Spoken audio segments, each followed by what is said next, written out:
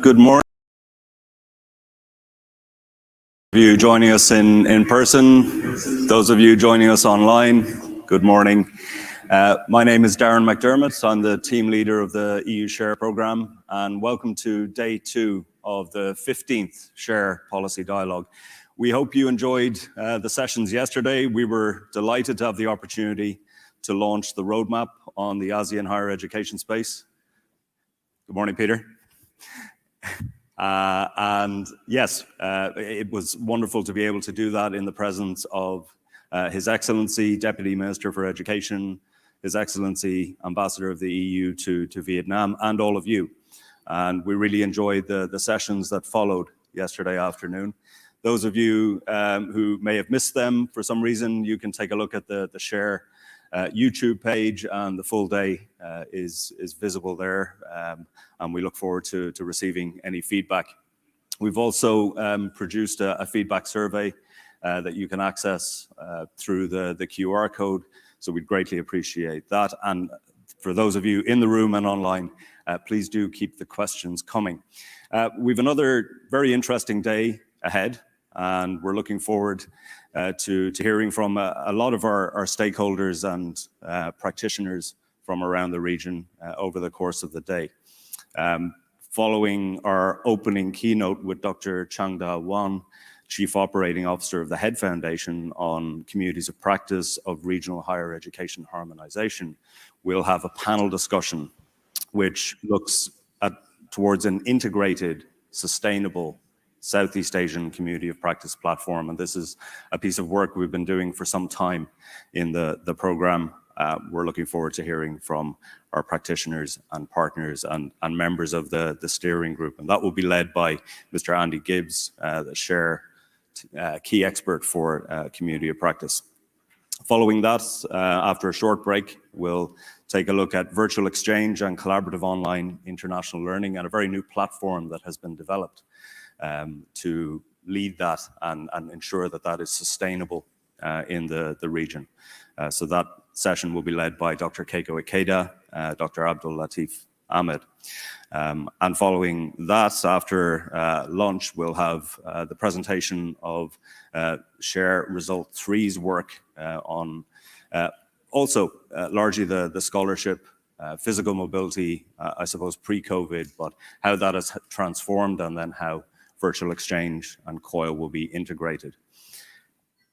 Leading off the day, or finalizing the day, will be a very interesting session on conceptualizing the future of international tertiary education. So a presentation of scenarios into the future. So we hope you'll join us. We hope you'll engage, ask questions, and provide your inputs to this process. We really value that, and we're looking forward to a very interesting day of discussions. So I'd now like to welcome our keynote, and our keynote is by Dr. Changda Wan, who's the Chief Operating Officer of the HEAD Foundation.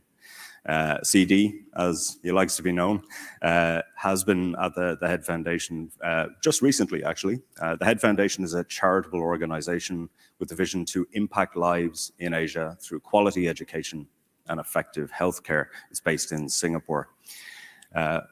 CD is originally from Malaysia. He's also the adjunct professor with the National Higher Education Research Institute, or IPPTN, at University Science, Malaysia. And he served as director prior to his current role. Apart from IPPTN, CD spent a year with Nazarbayev University in Kazakhstan and has extensive experience undertaking research, consultancy, and capacity building projects for various national and international organizations. CD, I've been familiar with the HEAD Foundation for some time. It was a great pleasure to learn that you were joining them. And it's a great opportunity to welcome you to the Share Policy Dialogue. Really looking forward to your keynote on communities of practice. Just to note, CD has agreed to take some questions, so please feel free to think about those if you're in the room, and we'll ask you to put them directly to CD. If you're joining us online, just put the questions in the comment box, and we will also address those. So CD, over to you. Thank you very much.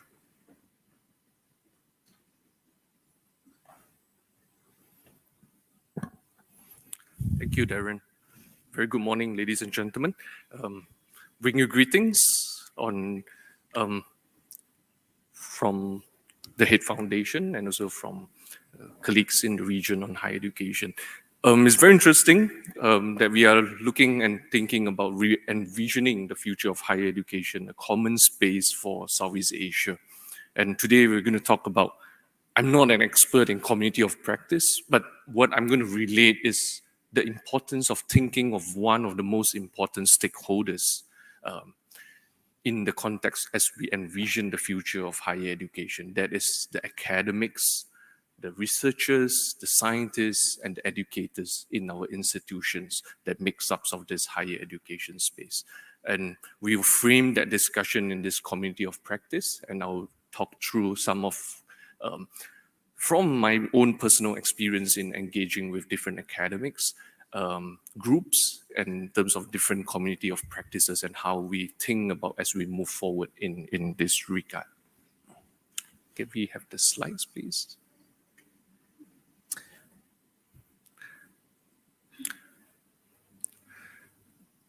Community of practice, I think many of us who have done education would have come across this very term that is a multi-purpose, very old context. It's not a new concept that we talk about, but it has been made famous by the two educationalists, Laff and Wenger. I think many of us who have studied or attend course on education would have come across this, the community of practice. The whole idea behind this is also rooted in many other theories of learning, such as pragmatism or social cultural theory. But what is key here is that I'm not going to go through the theoretical concept, but what is key here I want you to bear in mind as we discuss this community of practice is learning is a very important aspect of this discussion.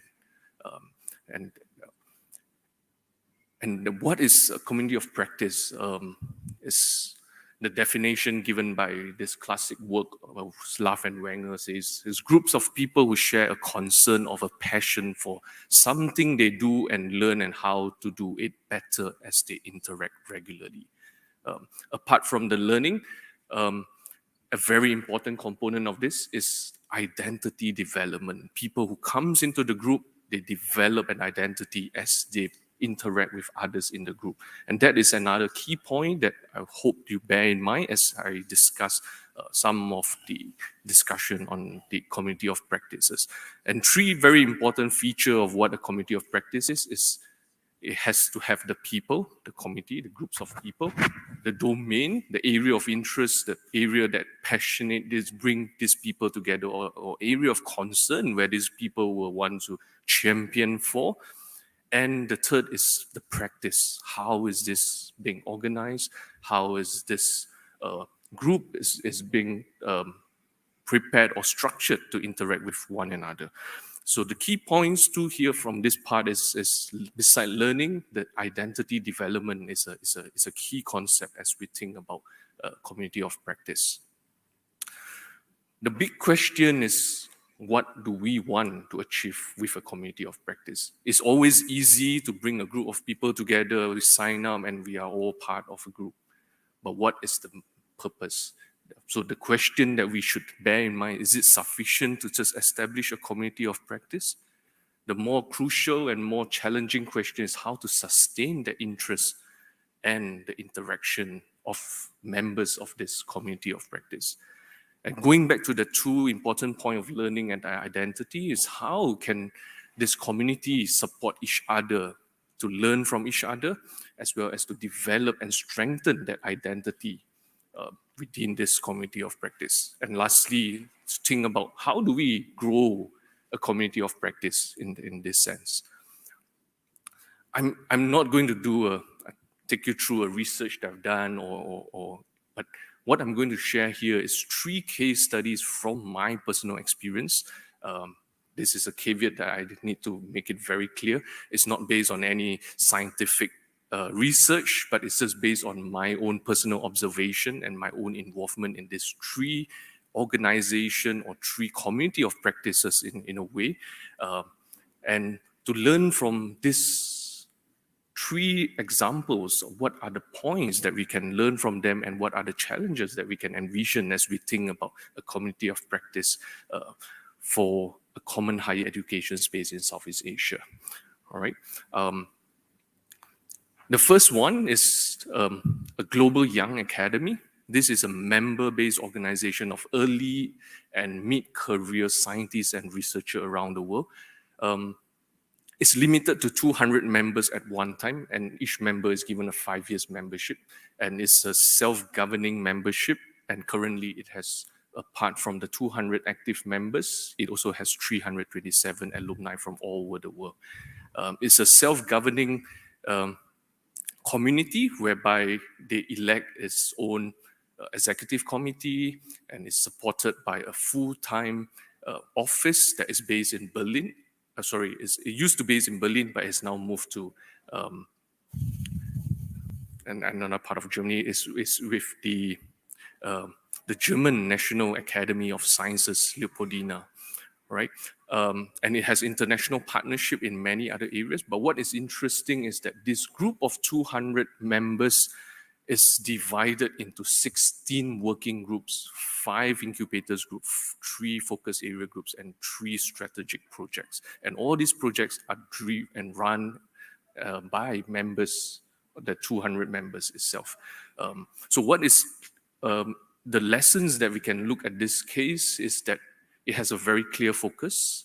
Its mandate is to influence and to make sense of the ecosystem where scientists and academics are working with, as well as it has multiple interest groups. So it's versatile enough to attract people from different interests, yet within the umbrella of research and science. It requires a very proactive leadership to champion this cause. And that is very important. And it's also supported very extensively with institutional support with full-time staff that is based in a German National Academy of Sciences. What is important is also the financial support given to this group is extensive, where members actually meets once a year for a physical annual general meeting somewhere. Like the last one, the in-person one was in Germany in 2019, and most of them are actually funded by the various partners to bring these young academics together. And what is perhaps challenging, or what would be the learning challenge to here, is that it's the interaction of these 200 members plus the 327 alumni is highly dependent on the in-person once a year meet. And that has slightly been affected by this COVID restriction where people can't meet. For the last 2 AGM is all done online. So that has, the interaction, the intensiveness has slightly petered on that sense. And one very important point to note is that it's also highly elitist because it's restricted to only 200 members at any one time. So they receive a lot of nominations and application, but they can only take in, according to the constitution, it's only 200 at any one time. So these are some of the challenges we also need to bear in mind as we think about a community of practice for Southeast Asia. The second is a national community of practice of practitioners, of people who have an interest in higher education development in Malaysia. This is a society that was established with a very focus not only on higher education, but also advocate evidence-based research in the development and discussion of higher education. Oftentimes, people can have big commentaries and say a lot of things about higher education, but what this society advocate for is that comments, statements, or any discussion on higher education must be based on evidence, based on research that would strengthen the whole discussion rather than just being an ad hoc commentary. So the membership is open to any Malaysian and including internationals. So it's an open society that is registered with the Registrar of Society Malaysia. It's again run by volunteers among its members, so it elects its own governing body. The moment the membership is about 100, with an active membership of about 20 to 30%. So within this society, or pendapat as we call it in the Malay acronym, there are 4 task force that looks at 4 different functions on how we can advance that discussion on higher education. So that includes, we have a task force looking specifically on how to translate some of the research that is being done in the universities and among the researchers to public. There is also a group that focuses on media advocacy, capacity building, and also public outreach in terms of educating the public about some of these discussions on higher education. The source of finance comes from the members, from donation, and it relies heavily on in-kind support from institutions because it's an independent society. It do not receive financial support from universities and institutions. So what is the key point here is that it has a clear focus, is further translated into various task force to activate that, but it's very volunteer driven. So it really depends on who is currently heading and championing that. The mode of interaction does not differ very much between the pre-COVID and the COVID, partly because these people already know one another before the COVID days when we used to have in-person discussions, conferences, and discussion. So the COVID with the lockdown and everything going online did not really affect interaction to a large extent. What is also crucial, and bear in mind the challenges, is that there is a lack of institutional and also financial support. So it relies heavily on donation from members and from the connection and networks that we have. The third one is a community of practice entirely virtual. This is a community of practice that was established by the Head Foundation through an online series, what we call the Making Headway. So Making Headway was a response of the foundation during the pandemic to reach out to support teachers and educators in the region, basically through webinars, through handbooks, especially helping educators to navigate the challenges of online digital learning as schools are closed down, how the educators then learn from one another as they move in addressing some of the concerns of changing classroom practices and things like that.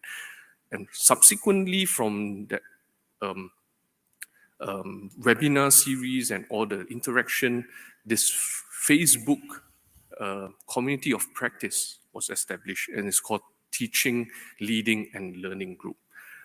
Currently, it has 1,000 over members on that group in Facebook, and it has to be administered by a dedicated team of staff in the foundation who looks at that.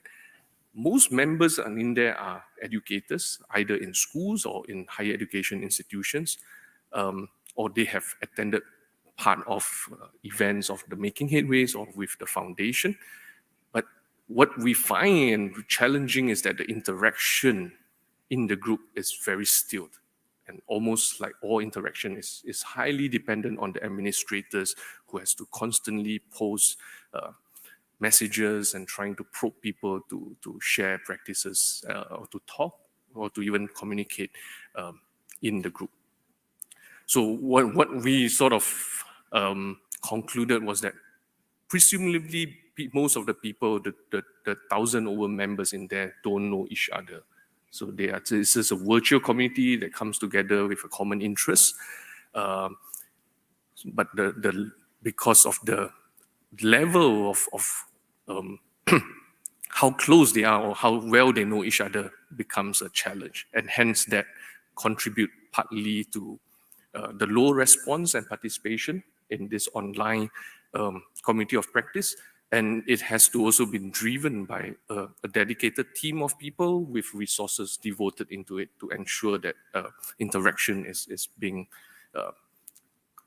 done and continue in that sense. So what are the sort of message that we can think about as we look at these 3 case studies? First of all, is I would highlight that there are 4 key ingredients as we think about how we envision the future of a community of practice in Southeast Asia. The first one is there is a need for buy-in.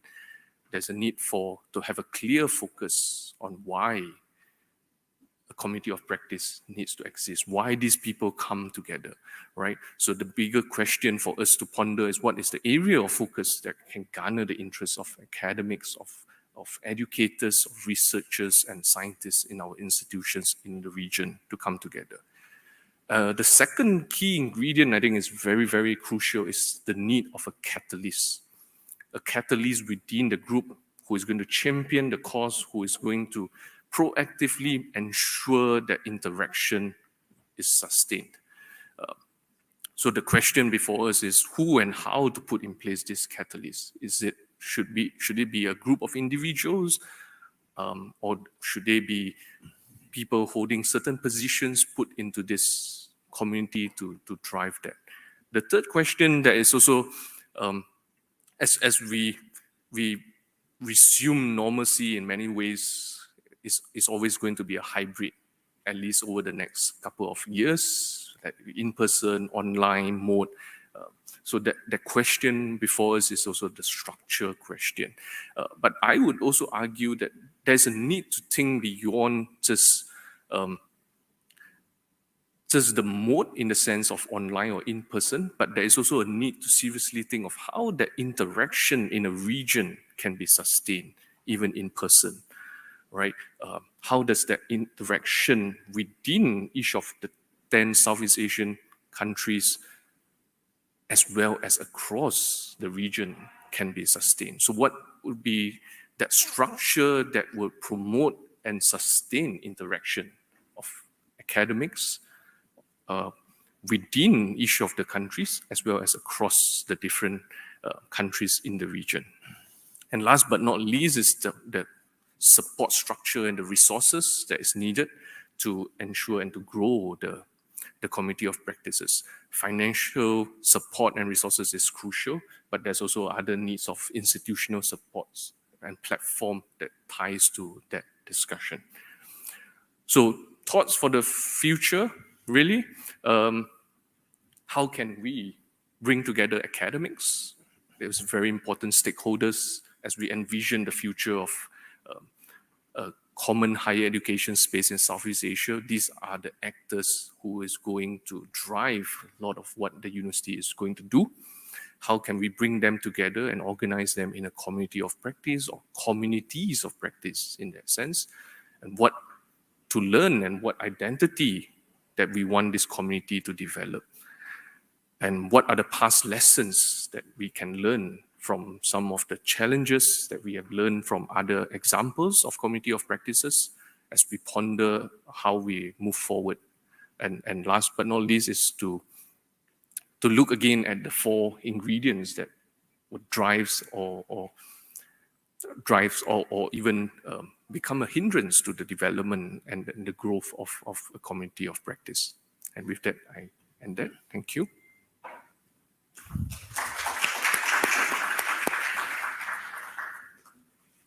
Thanks so much, CD. I think you've really covered all the bases there and unpacked a lot of questions for the follow-on panel discussion that will address communities of practice in the region.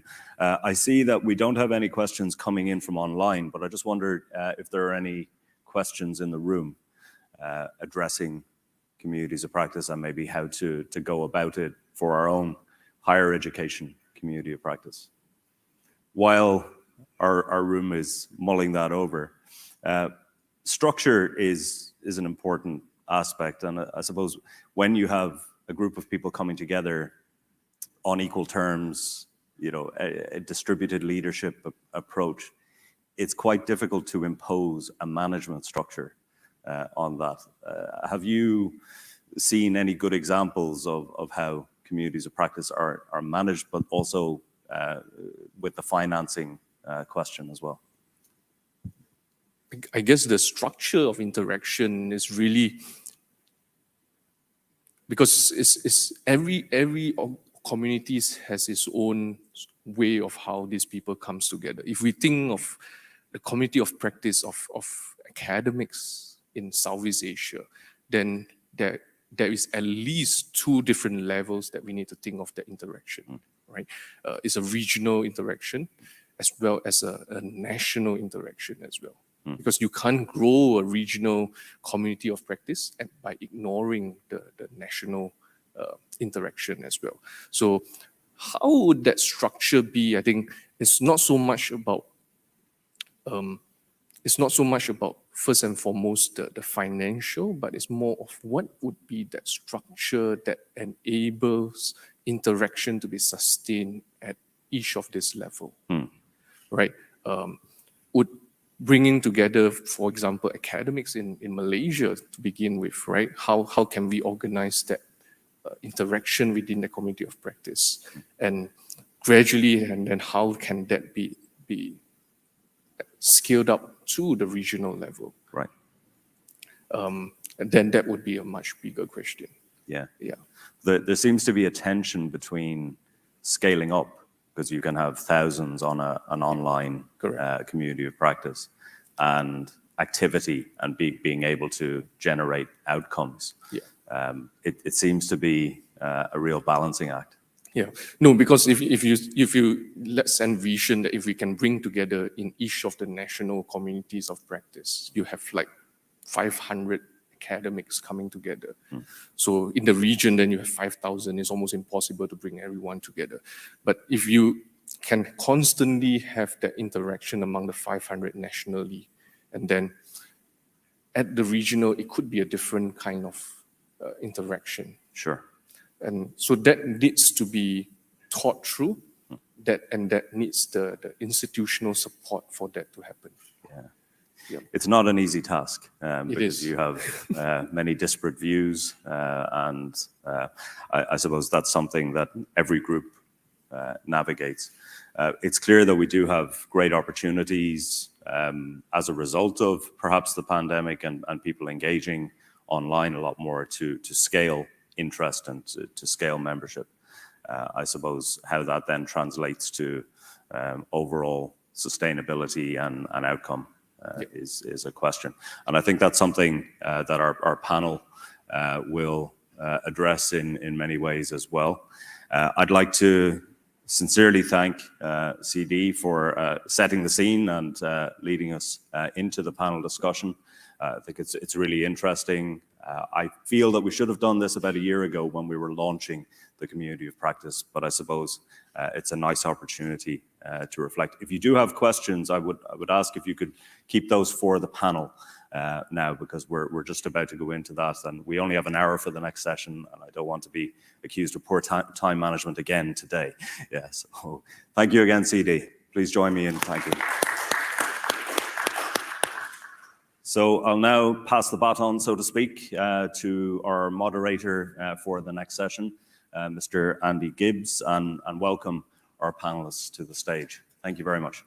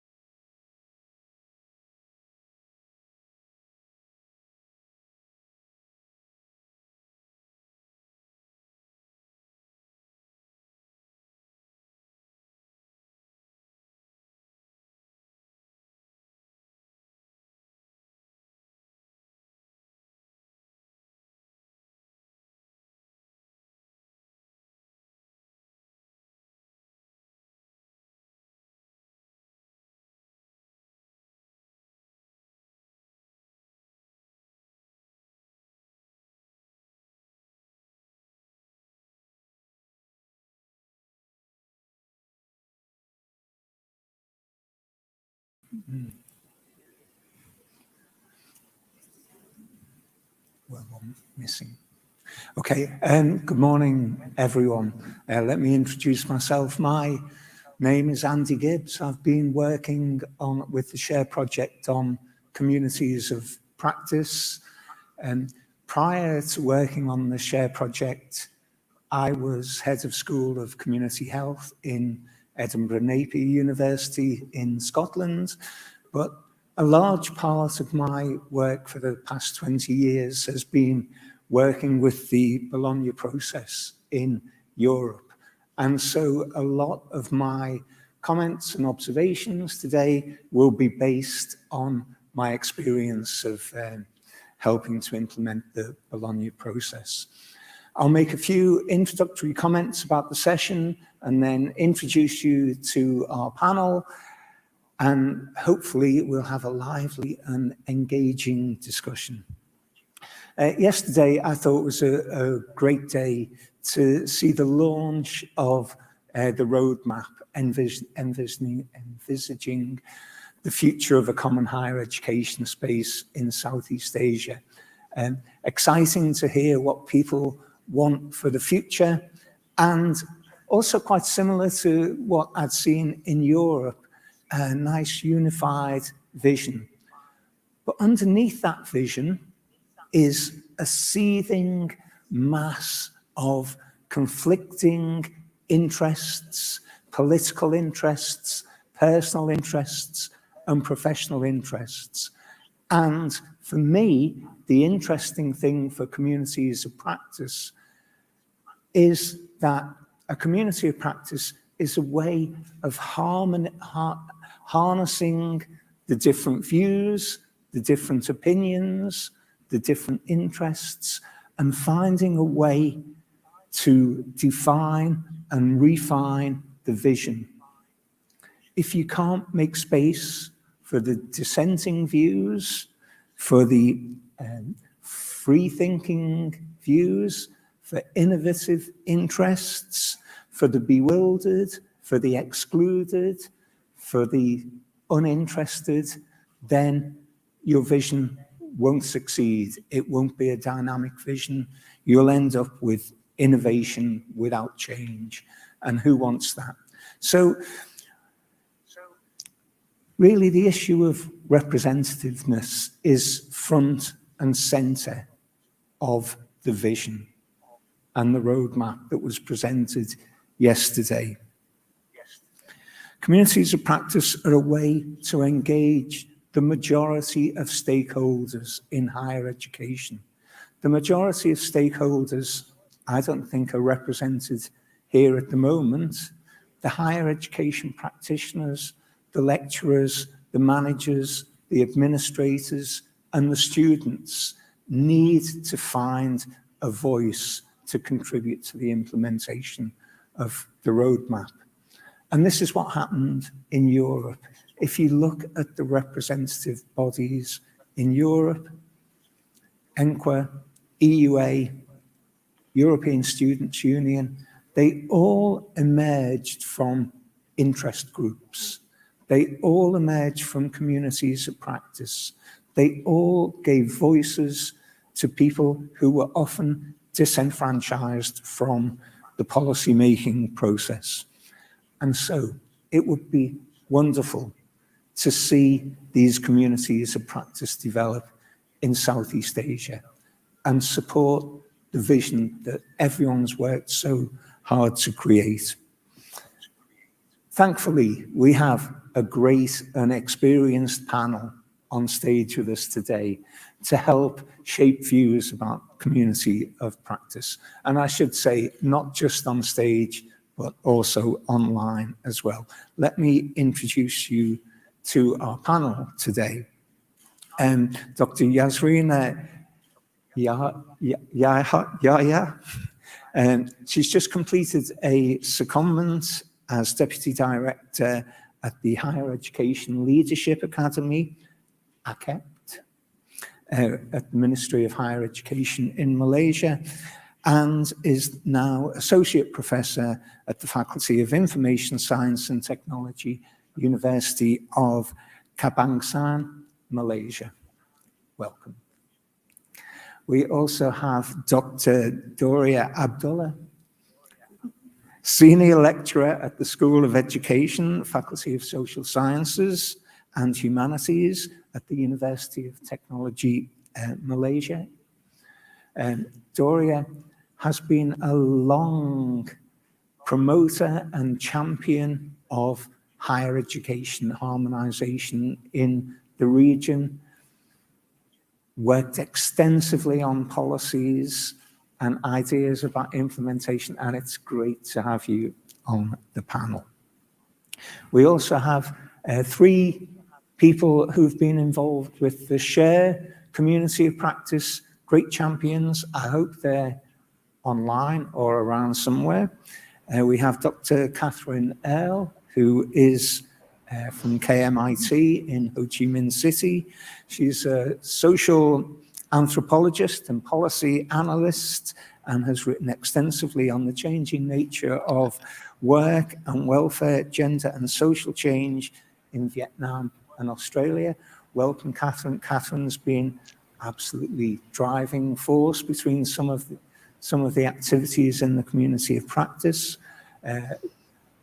Professor Fillmore Murillo is the Director of International Relations at Cameroon Soar Polytechnic Colleges, which has delivered a host of innovative and exciting mobility partnerships, and he's also a great contributor to the community of practice. And we have Dr. Ravikun, Vice Rector for International Relations and Research at Phnom Penh International University. Dr. Ravikun, you'd like to join on stage, please? Yeah, you're welcome. And finally, we have someone who was introduced yesterday, Philip Masterson, who is the officer in charge at Simeo Raihed and Senior Program Officer there, and represents the centre in various platforms throughout the region and leads and supports a number of policy dialogues. So again, vastly experienced in the region, and welcome to the stage, Philip. Also, just to note, the first panel with a predominantly female membership, so that's a great step forward. And can I hand to you, Yasrina, please? Thank you. Thank you very much, Andy. Testing? Oh, yeah, it's on. All right. Very good morning, and peace be upon you. Now, as Andy introduced me as Yasrina, I've just completed my, let me see, why is it this not working? My slide's not working. Okay, there you go. Now, it's one of the things I'm going to talk about is towards an integrated, sustainable Southeast Asian community. However, based on my experience at the Ministry of Higher Education and also in the University of Kebangsaan Malaysia, there are 2 case studies that I'm going to be presenting. Now, it's similar to what CD has spoken earlier, right? Now, one of the community of practice, a very small community of practice under the Ministry of Higher Education, which is under ACAP, it's called what we say Talent Excellence, Talent Management Excellence, which is called TEAM. Now, historically, how it started is based on interest and job that needs to be done. Because as you know, in Malaysia, when we want to appoint a vice chancellor, we need to do some kind of a profiling, to look at the competencies of the leaders. Now, in order to do that, we need to actually let the public universities know what is a competency-based talent management, and on top of that, we need to educate them. So that's the history part. So the members are actually people who are in charge of talent management in the university, be it an academic or non-academic, right? Now, how it seems to grow, because at the moment there's about 120 members, right? Now, what makes it grow is because of the activities. Partly, number one, we do have a professional certificate. Okay, so in order to make sure that everyone embrace CBTM, they've got to earn this certificate. So we open it to all the practitioners in the public universities who's in charge of talent, to actually enroll in this particular course. And then there are several activities that they need to do.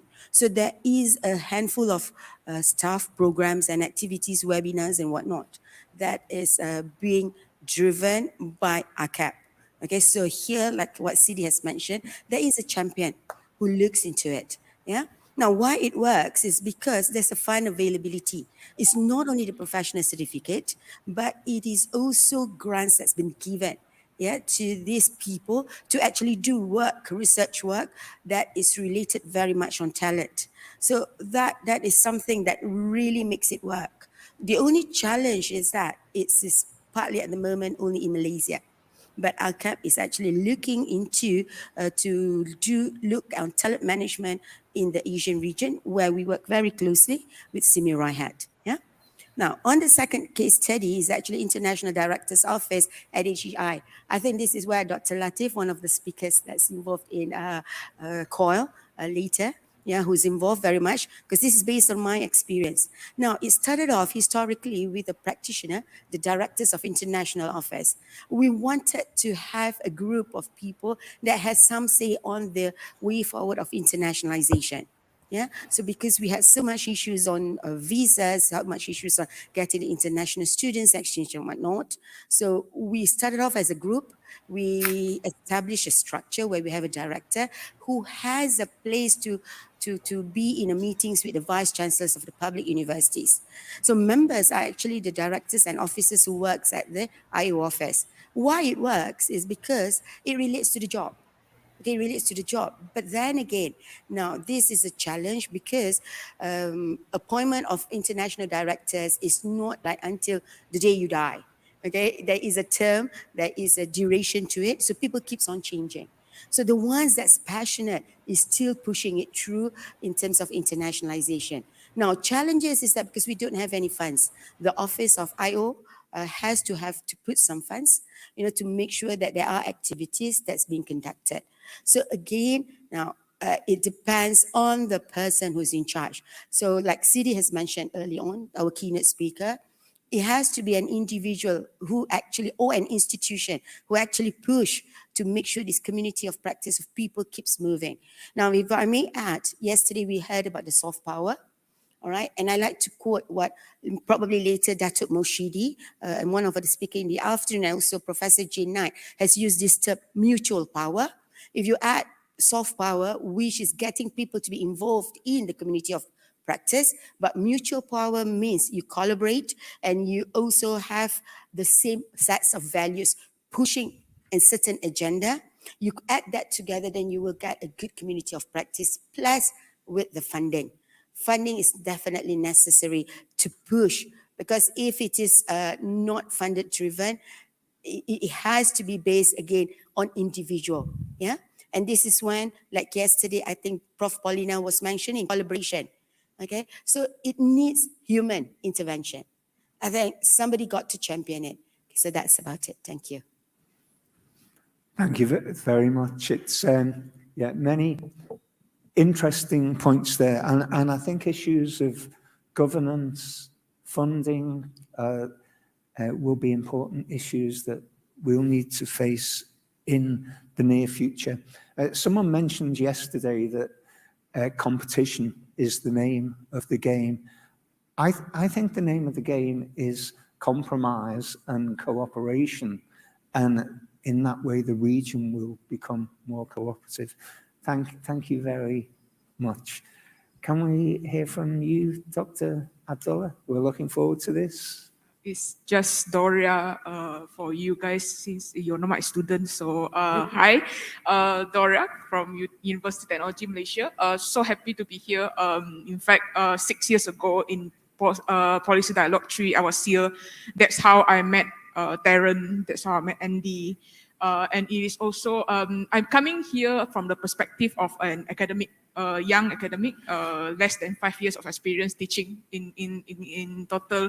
So my reflection is very much based on what I have to do in terms of teaching, research, engagement with the public. So I, rather than putting on new points to ponder, I would just have to build on to what Dr. Chanda has presented in the keynote session, as well as what Dr. Yazrina has built on in the session. So if I can take the brief 3-second, 8-minute stage time to put it on record that it was through communities of practice that I grew as an academic. I was indirectly brought in to look at internationalization activities. I get to know international officers, directors, and that's how my interest is grown and sustained through communities of practice, the sharing of knowledge, the sharing of experiences, the conversations that we talk about when we, especially addressing issues, because communities of practice are all about solving problems. From this stage, I would like to bring in Farid Zakaria's quote from 10 Lessons for Post-Pandemic World. We used to think big, but probably it's time for us to start thinking small. So for communities of practice, we do not have to go very ambitious. It's a common goal. What is it that we want to share? What is it that we want to solve? From as an academic, at the faculty level, we have these small groups of academics coming together called the active learning subgroup. So there's these subgroups are formed based on the teaching approaches that we want to explore as academics. So the good thing about it is there's a lot of groups around. And each group we have around 10 members. But the challenge here is that not all members will be active. Out of the 10 in the group, you might only have like 2 eager beavers to do activities, to talk about issues, find solutions together. Which brings me to my point. Reka yesterday used the word connector. Chanda used the word catalyst. I used the word champion because somebody has to take the lead and persevere, regardless of you only have 1 member participating in the team. The next point that Chanda highlights, which is very relevant, is identity formation. Theoretically, it's called ways of thinking and practicing. So, which is again another specific issue that we need to talk about, ways of thinking and doing about what specifically. And finally, I think, let me put this challenge to the regional organizations, looking at you, Philip, looking at RECA and some AUN. Yes, funding is required. But when you have passion, it can be online. This is how the internationalization cluster, under Chanda's directorship last year, we had this internationalization cluster grouping where a few of us, including Dr. Yazrina, get together. We only focus on 2 activities for the whole year. Number 1, a webinar, sharing of practices on teaching and learning of international students during the pandemic. So it's not just international students, that's a challenge. It's also online. How do we teach them? The second one is a bit more policy, a challenge for a lot of countries, including Malaysia, is whether education hub is still a relevant aspiration. So we brought in experts to talk about it, and then as a result, an issue paper was published under IPPTN. So I think those are my contributions for this particular session. Thanks, Andy. Thank you very much. There's well, I have a host of questions and things happening in my head following that presentation, but I think I'll pick up on what you said about the eager beavers in your group. And that was something that always amazed me about the Bologna process. When you started to talk about higher education harmonization, 999 people out of 1,000 would switch off and not be interested at all. And we spent a long time worrying about how to engage the people who weren't interested. And in the end, the conclusion was you don't need to. And if they're not interested, they're not interested. Work with the willing. And so, yeah, that I think that's a great point from that. Also, it's so great to see the issues about reflective practice, power, CD. You mentioned John Dewey, the educational theorist. I thought these names and approaches had disappeared from education, and it's great to hear them again and see them having some force and power. So thank you very much, Dory. We'll hear now from people who've participated in the SHARE community of practice, and hopefully I'm making a bid now to have a full session on the SHARE community of practice in the next policy dialogue, because some quite amazing things have happened there, I think, and some very particular views about how power should be exercised, how issues should be addressed have arisen. And well, first of all, let's hear from Dr. Catherine Earle about her experiences of the community of practice and see what she has to say. Catherine, over to you. Okay, thank you, Andy. How is my audio? Can you hear me okay? You sound great. Lovely, thank you so much. Thank you for inviting me this morning. I would like to share my experiences of the community of practice because it has been a really wonderful experience for me. I joined quite late. I didn't come on board until last year. And what I found was a really welcoming group and a very open group. So I'm a lecturer. I teach first year undergrads. And for me, it's quite hard to meet international officers and leaders and all the different roles in the universities, not to mention all the different universities in all the different countries. In the community of practice, everyone's just there. And as you say, it's not everyone, but the people who are there are so willing and so welcoming, that it was a really positive experience for me. So I want to talk about one of the initiatives that I've been involved in, which was co-facilitating a series of sessions on building regional partnerships. And at first we planned them to be quite structured, but they became rather informal discussions where we had these active small groups and the very focused connections with each other. And as Andy said, working with the willing. And it's sort of, I feel it's started something. It's in progress now, and we're hoping to have an event shortly that involves no language. So one of the issues is which language do we connect in? And we have a lot of people know English well, but maybe our students have less capacity in English. So we thought of having an online meetup that has no language. So it's visual or it's movement based, or we have some other kinds of games where people can join and feel included without worrying about this barrier of English. So that will come up soon. We're really keen to find how that goes, and I'm sure we can give you feedback about that later. So the other points I wanted to make was to reiterate my first point, that it's so welcoming and it enables something to happen that maybe you didn't think was possible. So for me, at lecturer level, I didn't really think it was possible to do something that I've now been able to do in the community of practice. So the open-endedness of it is what's really appealing to me, and the flat structure is really appealing to me too. So I wanted to mention that. I think I'll stop there, and I'm happy to answer questions about what I've spoken about. So thank you, Andy. Thank you. Catherine, can we hand straight to Fillmore and hear what you have to say, Fillmore?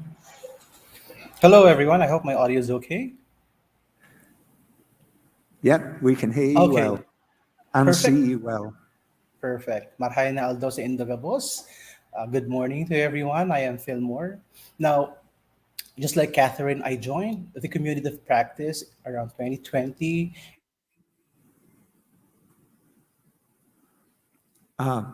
Fillmore is frozen. Okay. Am I okay now? Yeah, we can hear you again now. Yeah. Okay, thank you. So as what I've said, I joined the community of practice around 2022, 2020 actually.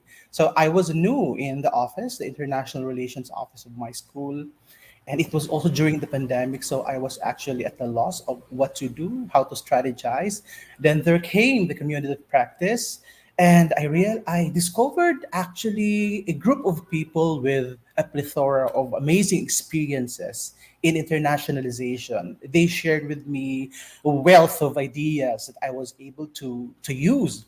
I remember during my first event with them, I told them that when you start partnership with other schools, it would be at a disadvantage when you are just only you're from a small school, not really a famous school.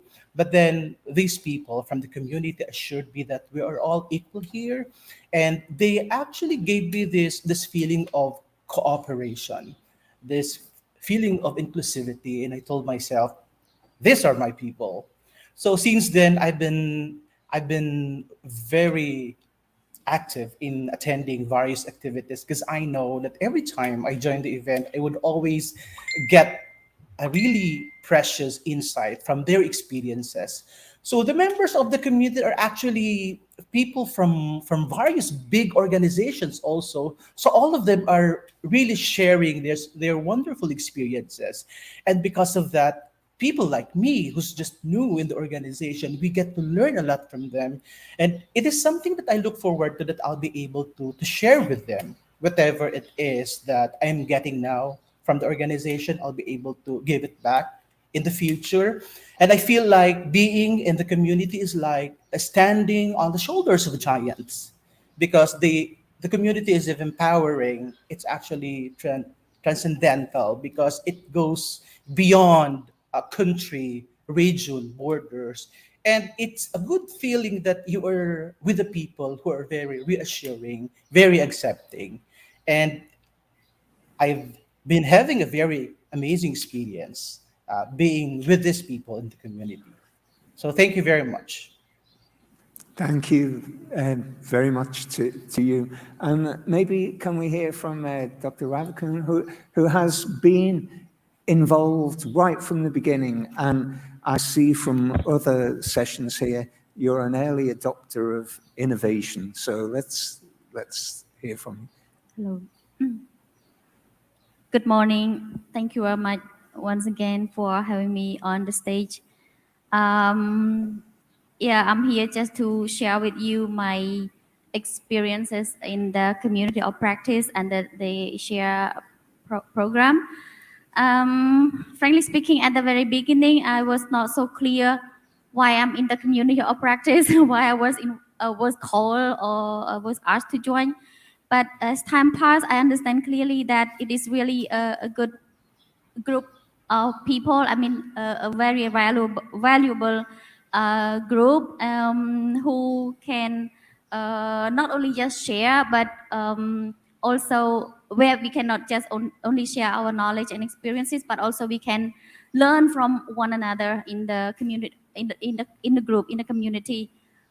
For me personally, I would say that the community of practice we have joined under this share project only help strengthen our connection with our partner university, because most of our team from the EU share partner university, and thanks to the community of practice, I could also start to build up connection with the Lasal University and the leadership of Dr. Loren, who is also the very active member in our community of practice.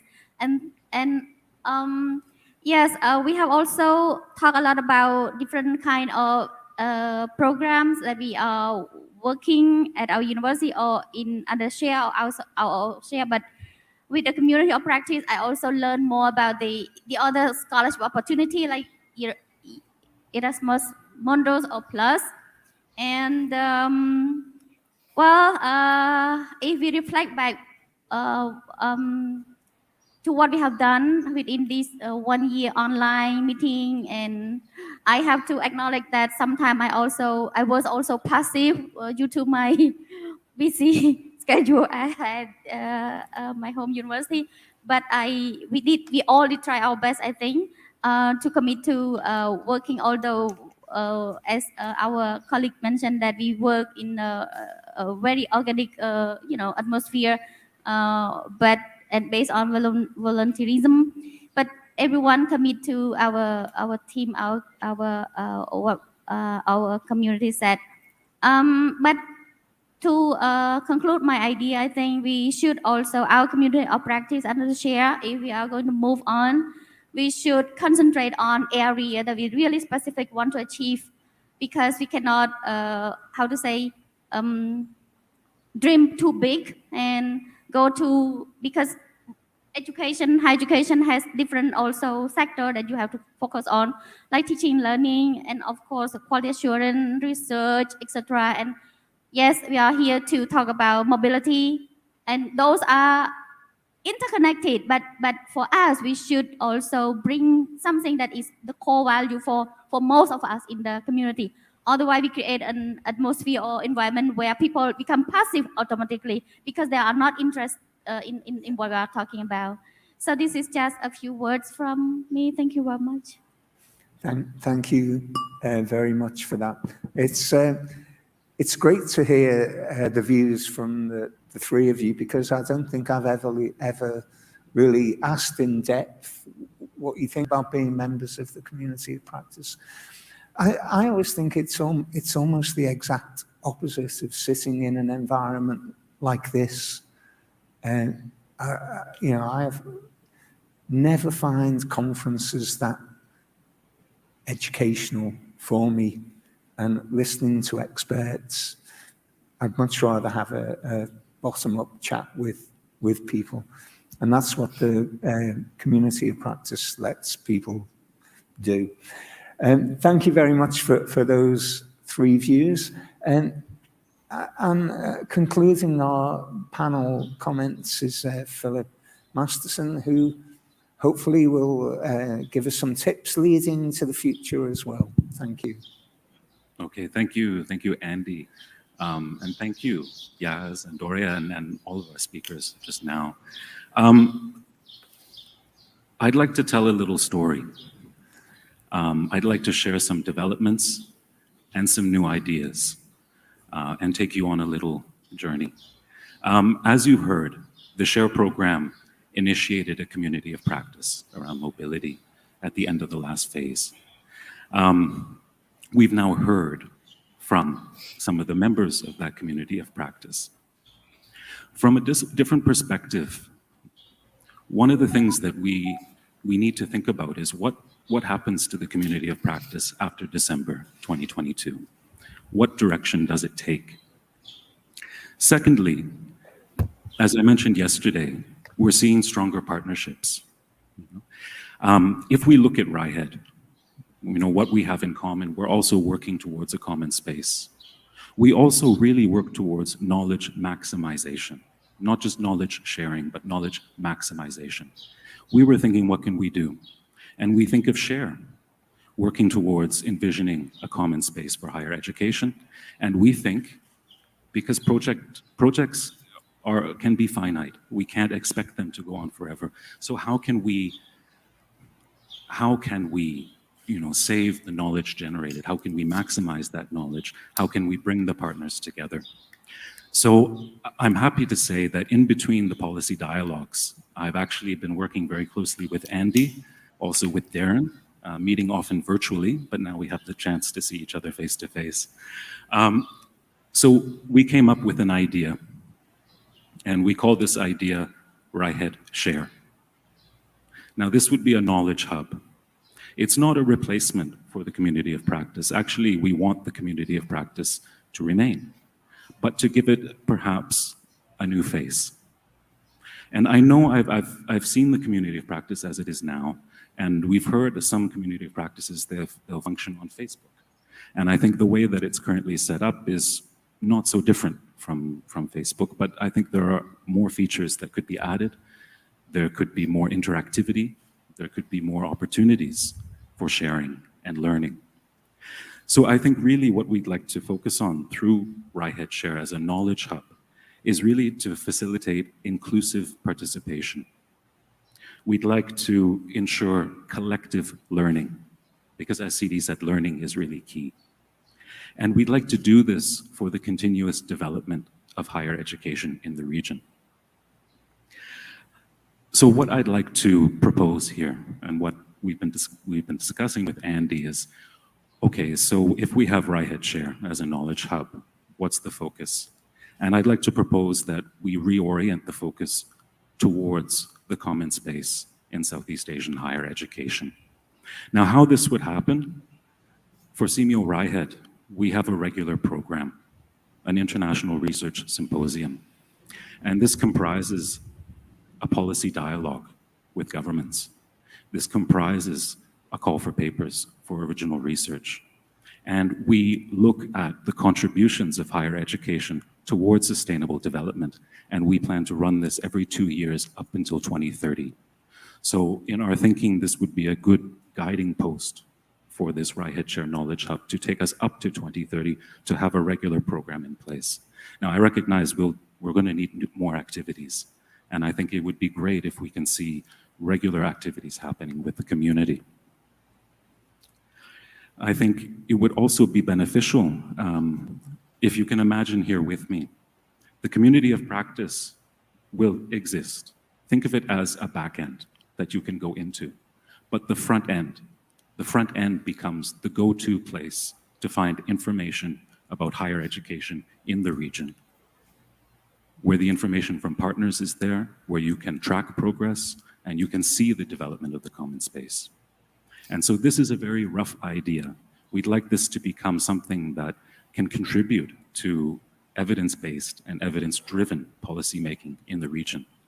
It can be a platform that's interesting, that brings in researchers, that brings in higher education leaders, that brings in practitioners, and that brings in all the partner organizations and other regional and international organizations interested in learning what's going on in Southeast Asia. So I think very briefly, I've tried to share the concept of what we've been discussing. We're still working on this, and we're going to be working on this later today, actually, to keep finalizing this. But I'm really happy to share this idea with you, to give you a broad perspective. And of course, we would love to hear also your thoughts. Thank you. Yes.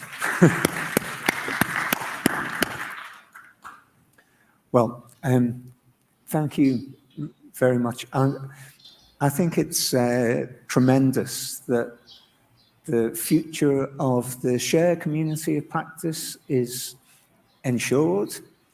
I think it's a fantastic commitment that you've made to protect the integrity of the community of practice and respect the work that people have already undertaken. I think it's just brilliant, the work that people have done in the community of practice to give it some attention. And I'm looking to you and our other colleagues. I'm looking online, by the way, to help us develop further and work with CMEO Raihet to make it an even bigger success.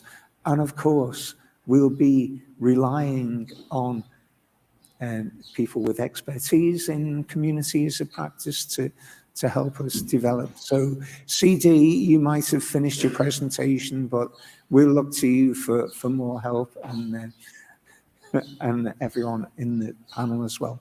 Can we see if there are any responses from the audience, first of all? Yes. Roger, please come and take a microphone. Is this one working?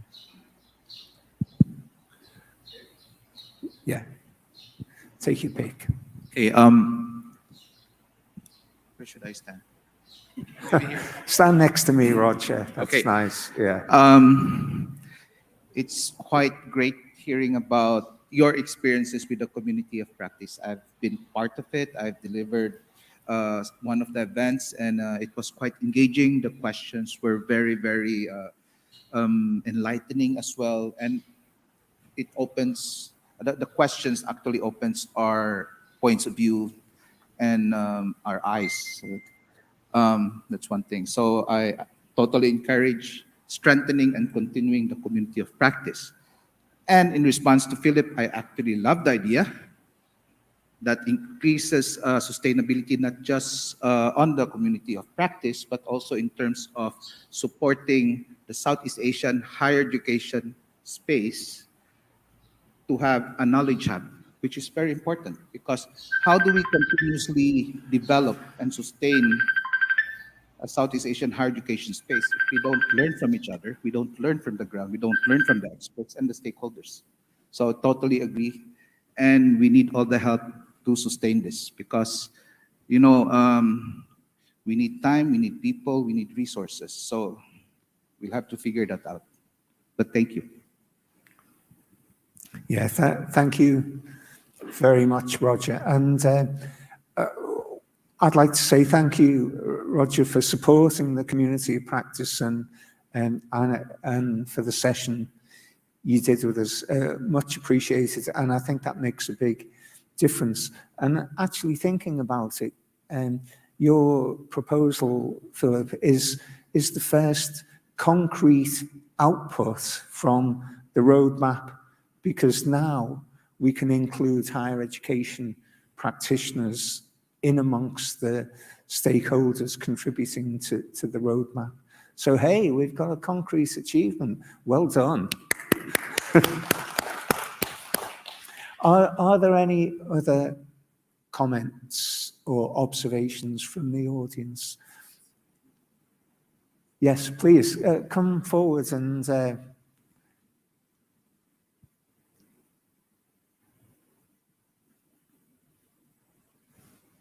yeah, you have to make an appearance on stage.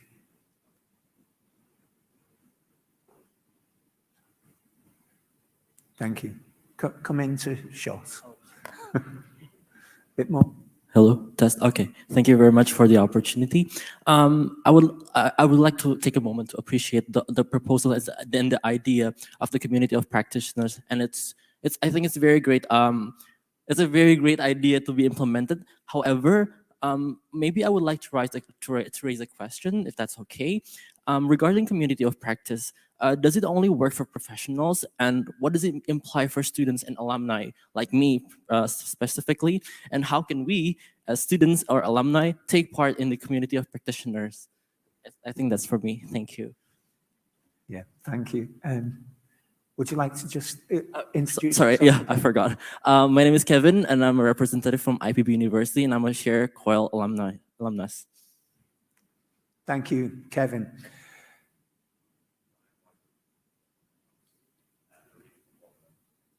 Yes. Yes.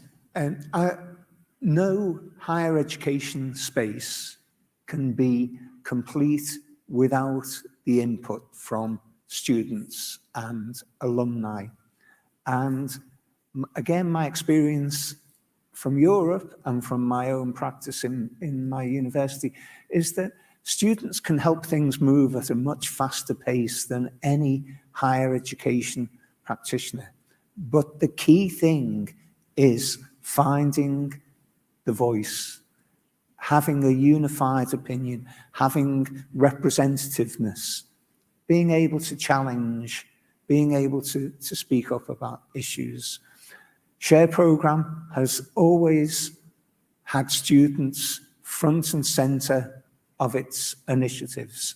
And I know plans are well advanced to include students in any representative groups in the future. Arif, would you like to say something about the plans for student involvement? I don't think it's my role, really.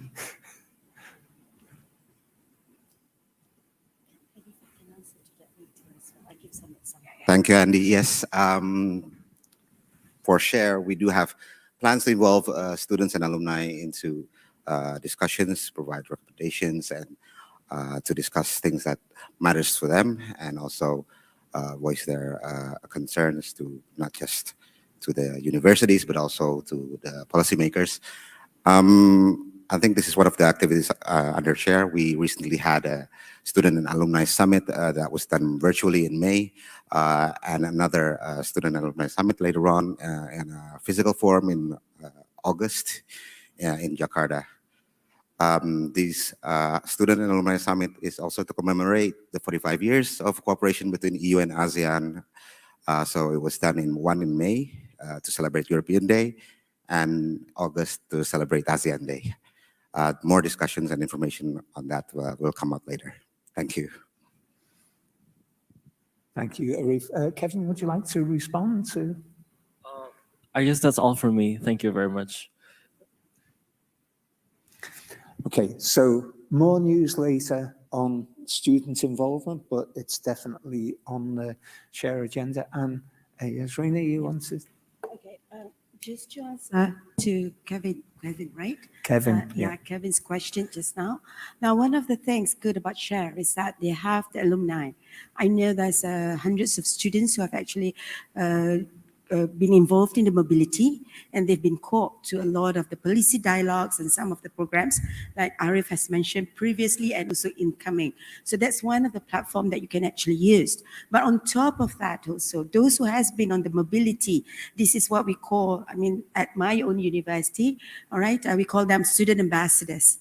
There's a huge amount students of ambassadors who have attended ASEAN University Network. It's just to tap into this group of people because they are involved in a lot quite of online activities. You know, they offered webinars where they're promoting their own university programs, and then they wanted to share to get experience from the seniors who has been on mobility, you know, how are the things to go about, what are the things that they need to look into.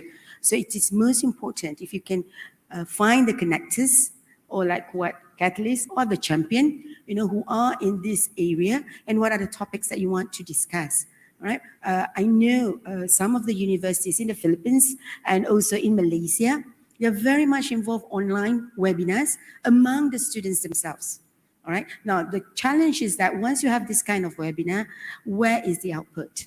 You know, where do you want to put it up? I think that's very, very important to have, because at the end of the day, the function of the community of practice is for your voice to be heard, all right? For it to be used to the community. So that's most very much relevant.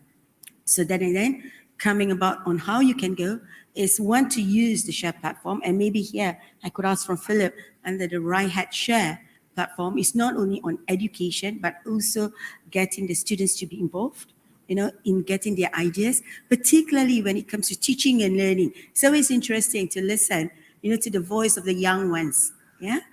Because you have a different perspective on how you want to learn compared to us, the Generation X or baby boomers, right? Yeah, so that's one of the things that you can take upon.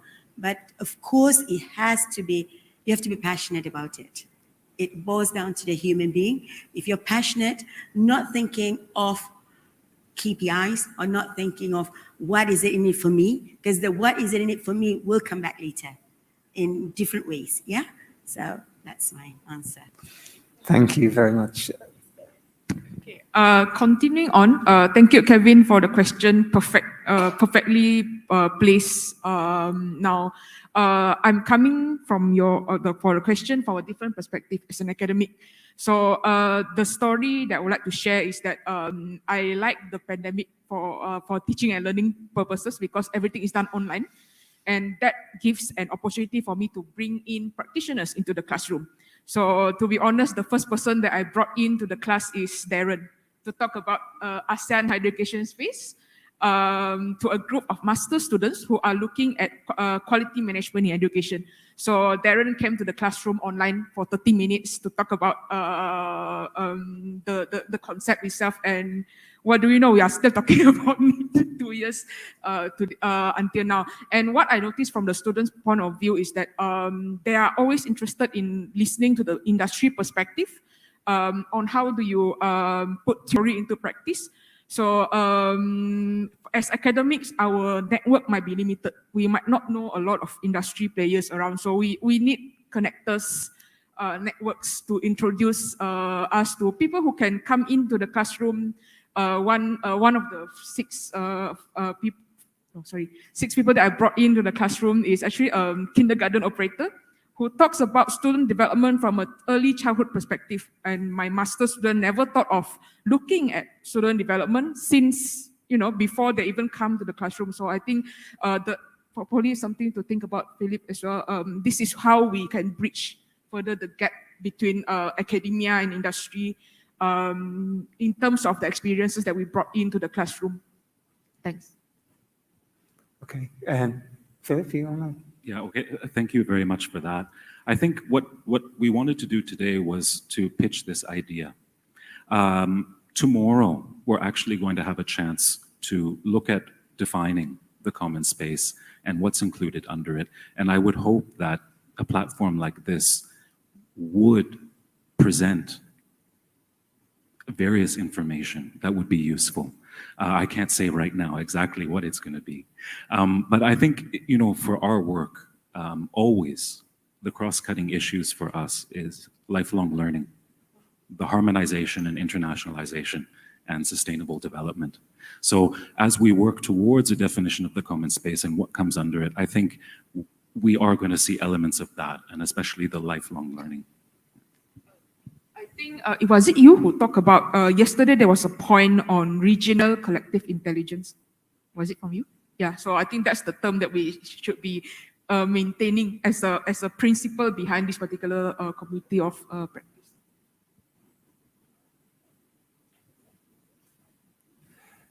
Thank you. Once again, thank you very much. To conclude this session from my side, I would like to say that it's very good to hear from Philip about the right head share.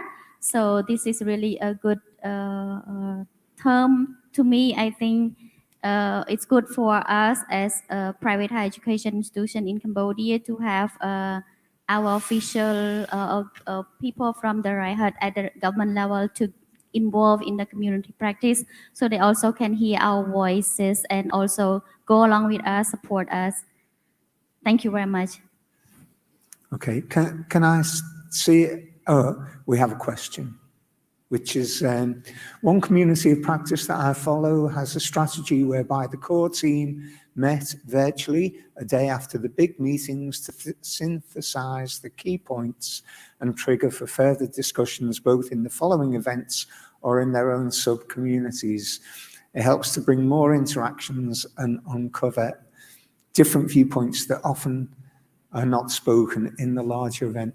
And that is from Iwan Fatani. Yeah, thanks very much for that point. Actually, it's quite fashionable to refer back to the last policy dialogue that was here 6 years ago. And I remember Darren and I sitting at the back of that policy dialogue saying, isn't it great that people come together, talk about these big issues with passion and dynamism, and then go home and never talk about them again? Wouldn't it be great if we had a forum that could follow up on the discussions? And I think if we were planning more policy dialogue events, we would set up these discussion forums and we'd leave them open for maybe 24 hours afterwards, because it's absolutely almost virtually impossible to speak in these sessions unless you have oodles of confidence. And yeah, that's why most people sit here silently, I guess. And we always thought it would be easier to talk online, for lots of reasons. You know, the English people, or natural English speakers, always speak more at these events than non-English speakers, and there needs to be ways to equalize that. Thank you for that point. And I was asking Catherine and Fillmore whether you had any reaction to the discussions or comments that you've heard today. I wonder, could I give a little reaction, Andy, given I was brought into the conversation somewhat, so but it's not the only thing I wish to respond to. I think because it's been a great session, really interesting points. I'd like to thank Philip, Simia Ryhead, for their trust and collaboration. Unfortunately, we don't have Dr. Romien and the rest of the Ryhead team with us, but I know they're here in spirit, and we're in regular contact in any case on all of the collaboration. And essentially this goes to the core of ownership and sustainability, but the continuance of a conversation that has been initiated, the continuance of collaboration that has been initiated, and a much more joined up approach, not only to the discussions that we're having, but to the initiatives, the strategies, the activities, more of a common sense for a common space. I would say, having been involved intermittently in the early days of SHARE, there was a lot to get through. There were an awful lot of result areas that needed time, and they may not have seemed that connected in the early days. But I think the missing piece certainly was that practitioner community engaging on those topics on a regular basis. It was happening in, I suppose, components of the program, but not necessarily across the whole program. And like any initiative like this, the pieces come together and we get more cohesion and continuity. So just to say, I wasn't being overly critical, Andy. I don't think you were either. Yeah. But it's been really a great thing for me to see in this policy dialogue, the connection between the previous policy dialogue and the discussions we were having before that.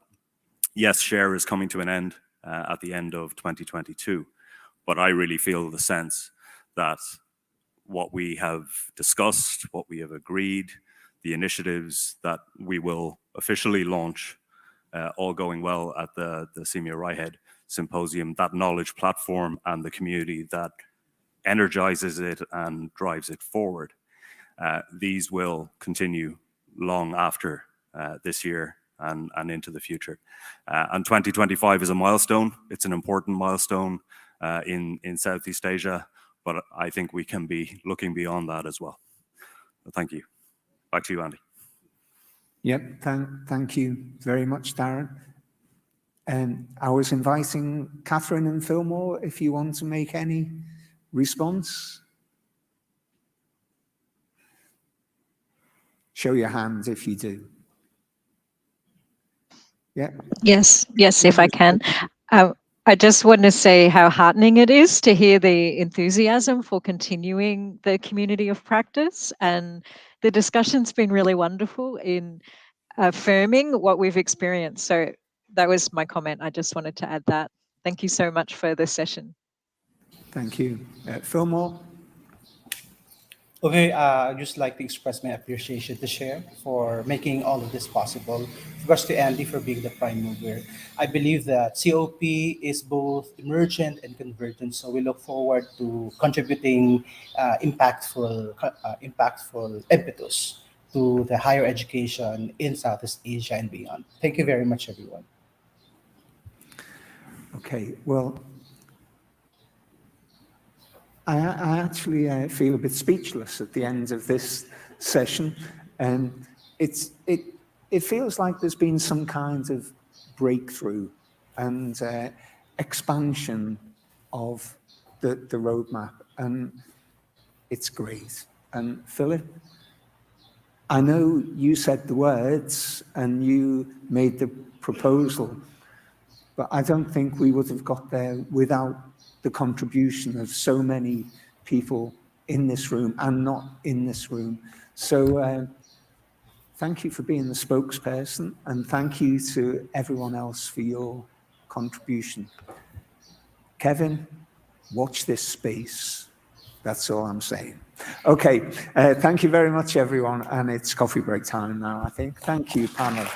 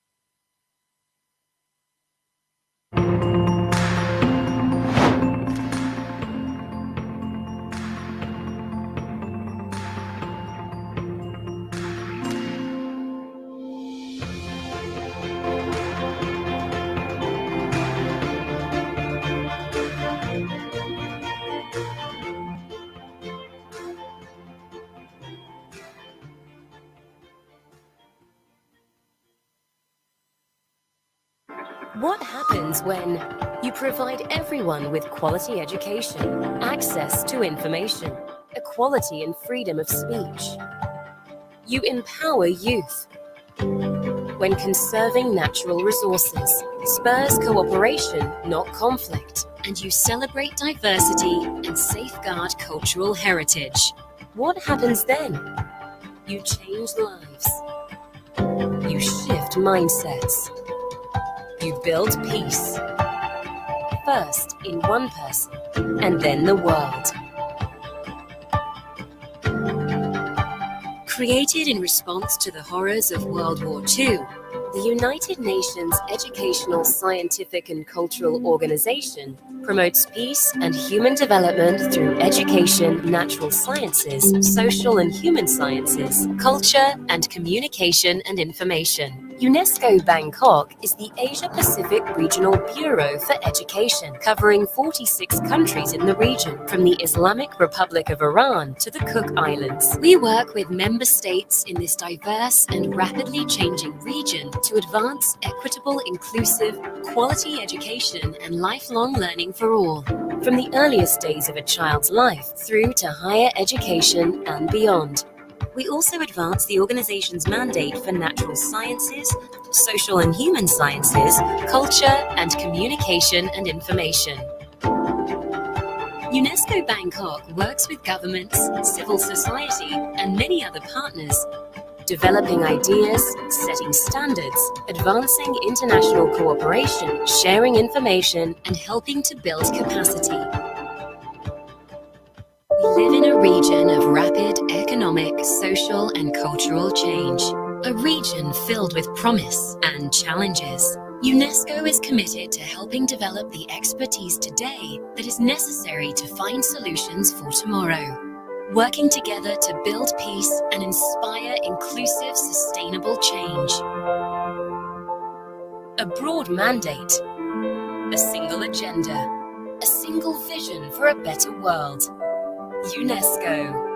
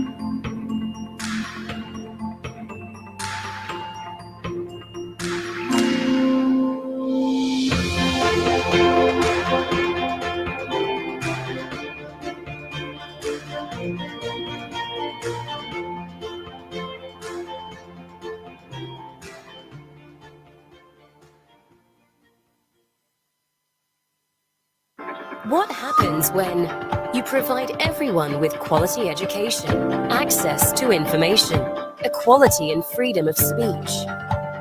You empower youth.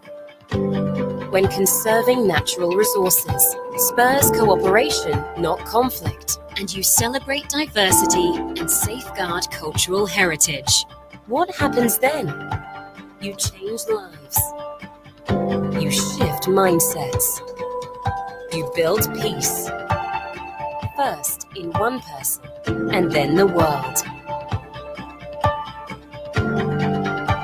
Created in response to the horrors of World War II, the United Nations Educational, Scientific and Cultural Organization promotes peace and human development through education, natural sciences, social and human sciences, culture, and communication and information. UNESCO Bangkok is the Asia-Pacific Regional Bureau for Education, covering 46 countries in the region, from the Islamic Republic of Iran to the Cook Islands. We work with member states in this diverse and rapidly changing region to advance equitable, inclusive, quality education and lifelong learning for all, from the earliest days of a child's life through to higher education and beyond. We also advance the organization's mandate for natural sciences, social and human sciences, culture and communication and information. UNESCO Bangkok You just works remove me, with okay? I might not, governments, yeah, because civil I might be society, and many other partners, disturbing things. developing ideas, setting standards, advancing international cooperation, sharing information, and helping to build capacity. We live in a region of rapid economic, social, and cultural change. A region filled with promise and challenges. UNESCO is committed to helping develop the expertise today that is necessary to find solutions for tomorrow. Working together to build peace and inspire inclusive, sustainable change. A broad mandate, a single agenda, a single vision for a better world. UNESCO.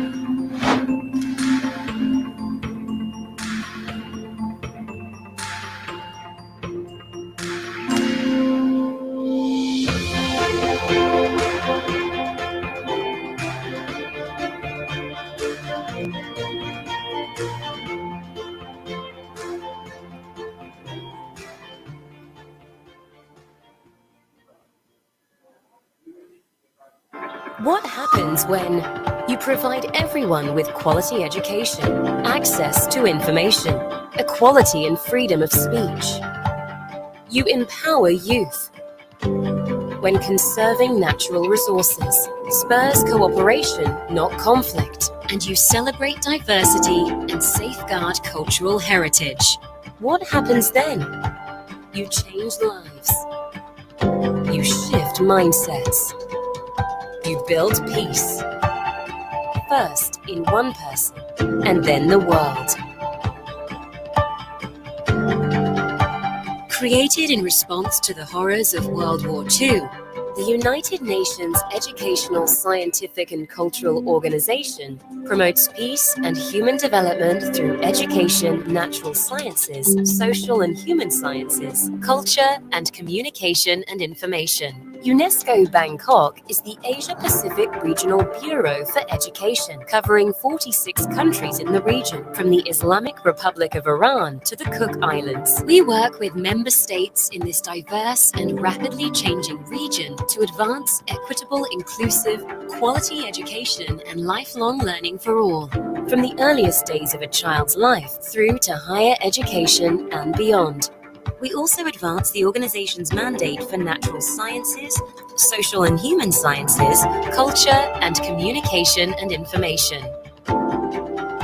UNESCO Bangkok works with governments, civil society, and many other partners, developing ideas, setting standards, advancing international cooperation, sharing information, and helping to build capacity.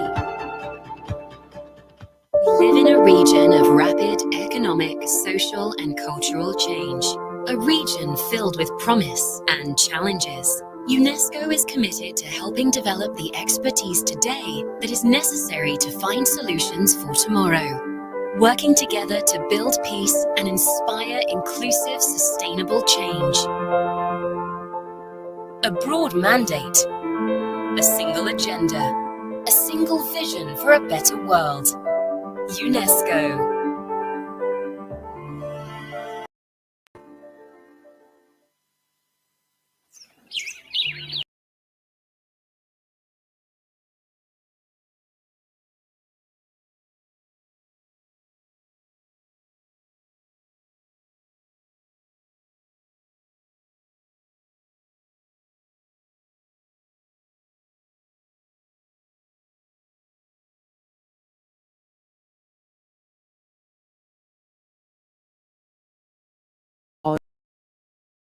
Today we'll be discussing a little bit more deeper of virtual exchange collaborative online international learning, or for short, VE COIL, but more specifically in Southeast Asia region.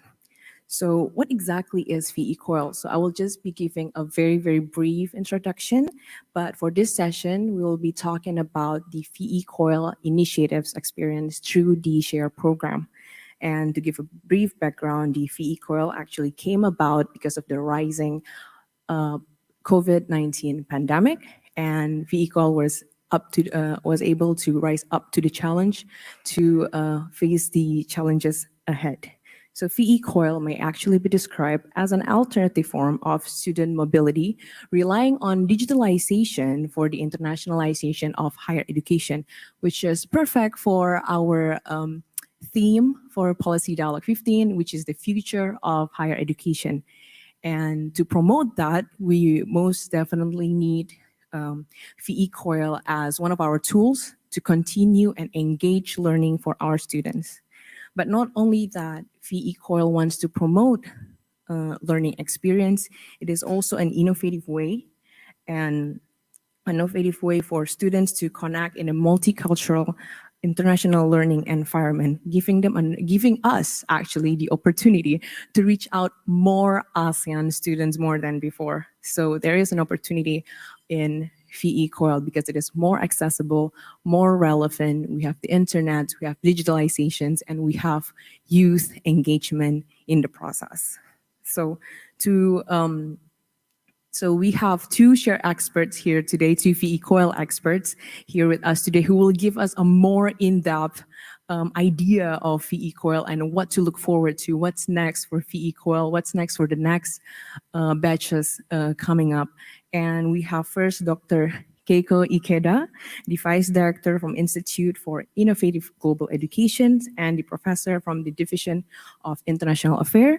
And Dr. Keiko Ikeda is also a COIL coordinator at Kansai University, Japan. Recently, she has taken the role as the principal project manager for the Inter-University Exchange Project funded by MEXT from 2018 until 2022. She has a PhD from the University of Hawaii at Manoa, specializing in Japanese linguistics, foreign language educations, and conversation analyst. She is a founding member of the National Academy for International Educations by IIE and a member of the expert group on inclusive learning and teaching in a digital world by Asia Europe Foundation since 2020. I actually got an opportunity to be Dr. Keiko apprentice in VE COIL and able to see a lot of proposals coming from the IRO. So getting a heads up from all of the IROs who have submitted their COIL proposal, it was amazing, and we got feedbacks coming from all of our experts. Next is Dr. Abdul Latif Ahmad, the Director of International Relations Centers from University Kebangsaan Malaysia Global. He is also the Associate Professor in the Center of Research in Media and Communication, Faculty of Social Sciences and Humanities. He obtained his PhD in Communication Study from the University of Queensland, Australia, and he is currently the Malaysian's Regional Vice President for the World Communications Association. His research interests includes intercultural communication and internationalization, which is perfect for VE COIL. And Dr. Latif has led research grants and consultancy projects from Toshiba International Foundation, Ministry of Youth and Sports Malaysia, Ministry of Higher Education Malaysia, Share EU, and the Central Bank of Malaysia. We recently just had our info session or virtual orientations for the new awardees and lectures, and of FEE Coil, and I'm always amazed at how Dr. Latif's able to engage the audience during the session. I was wide awake during his presentation of our FEE Coil experts. So without further ado, just giving an overview of today's session, we will be taking a look at what is FEE Coil all about. Yesterday was the crash course. Today is a lot deeper, along with an interactive session and what is next for the following batches for FEE Coil. So I'll pass the floor to Dr. Latif and Dr. Ikeda to enlighten us all. Hey, I hope you can hear me here. And thank you for introducing us, Astrid, and also for the audience who are joining us online. I hope you will enjoy what we're going to provide you. If you haven't heard about or learned about what COIL is, this is a good chance for you to encounter, and I hope you like that. So let's go with our slides and take from there.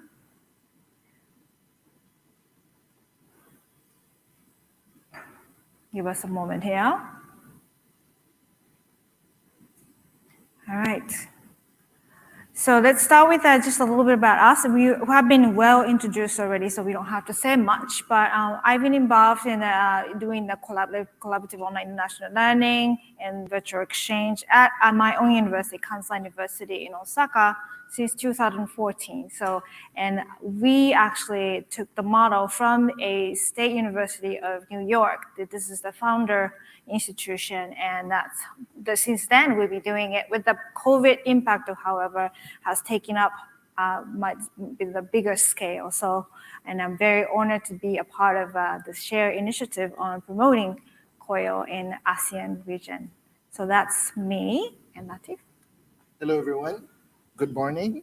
Hope you can hear me clearly here. It's it's an honor to be here today to be sharing about the COIL VE projects that we've been working on for the past year. Keiko and Darren and the team, Astrid and all the team has been a household name in my calendar as well, having lots of meetings and discussions, especially with regards to our study on mapping virtual exchange programs within the ASEAN region.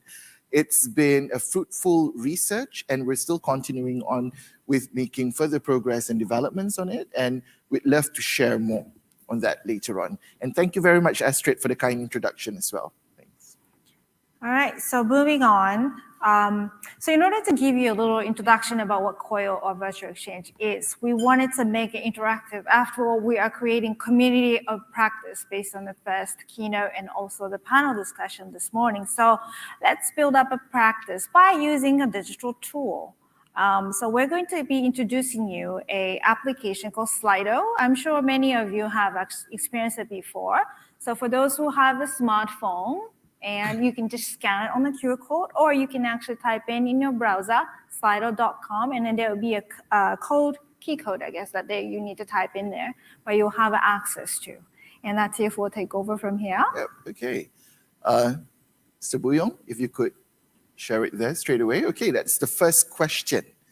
The first question is, what word would you associate COIL with? So collaborative online international learning is what COIL represents. And for some of you, you may be an expert in it already. Some of you, it might be something new. We're welcome to hear the different answers from different levels of expertise. It's only one word. Yeah. Not a definition. You don't have to write the whole paragraph or an essay. Still putting it as a surprise, so I'm not creating the word cloud just yet. And for those who are joining online, you can also join interactively with the people on site as well. That's the beauty of using a digital application to make it very interactive digital world, digital space. So we've still got 4 participants typing there, 5, and There's no right answer. Yeah, there's no right or wrong answer, so don't feel pressured by it. Oh, wrong answer, sorry, I should say. Yeah. So maybe I'll just show the results a bit. It's 10, and it can continue on to grow. So online is the big word here. Yeah, everyone went into the online mode. So COIL has been associated with the word online mostly. So we've got a community of practice going on here as well, isn't it? So Yeah. we've got cooperative learning, sharing, students, creativity, collaboration, networks. So that's another word that pops out, okay? Connection. And all these words are really... COVID. Yeah. Okay. We're going to save this, we're going to frame this up for the next policy dialogue. And, and so modern, sharing, opportunity, high flags. It's quite interesting as well, yeah? Creativity. Inclusivity. Inclusivity. Cooperation, collaboration. Access. Yeah. Great. I think from all these words here, it shows that, opportunity, collaboration, online network, it explains the meaning, and many of you have actually understood the concept as well. So we'll move on to the next question. Okay, so I have to look at your Oh, slides okay. in No, order to see. yeah. So we have a multiple choices for you. So COIL courses have typically been based on partnership between, we have several choices that you can choose, either one or multiple answers if you like. So a senior faculty member at one institution and a junior member at another is what the COIL course is developed by, or your university and the university outside the country is what we need. Or institutional partners that have already developed exchange and mobility projects or physical mobility projects will launch on a new course that is COIL. Or institutions located in the similar time zones. Or faculty members who have met previously at conferences or through a joint research. So the ones that you think are appropriate to identify how the core courses are being formed, please answer. We've got around 18 people who have answered. Maybe I'll just show the results. Good. Yeah, show the results. Okay, so many of you have answered on the first one, your university and university outside the country. That is correct. And also, just wanted to give you a answer, I guess, is that all of the above will actually qualify how to form a core course. Oftentimes you meet somebody at a conference and you might end up talking about, hey, let's join and do a collaboration with my class and your class. That might be a quick start as well. So all the answers you chose are correct. Next one. Yeah, okay. Let's go to the next question. Okay, next question asks you, what are the defining characteristics of a COIL course? 1, all teaching happens online. Students remain enrolled at their own institution. Faculty work together to develop the curriculum. Faculty agreed to use one joint syllabus. The course topic must be international or global. And this is either one or multiple answers. Wait for 10 more seconds or so. Yep, got 10 people. They're ready.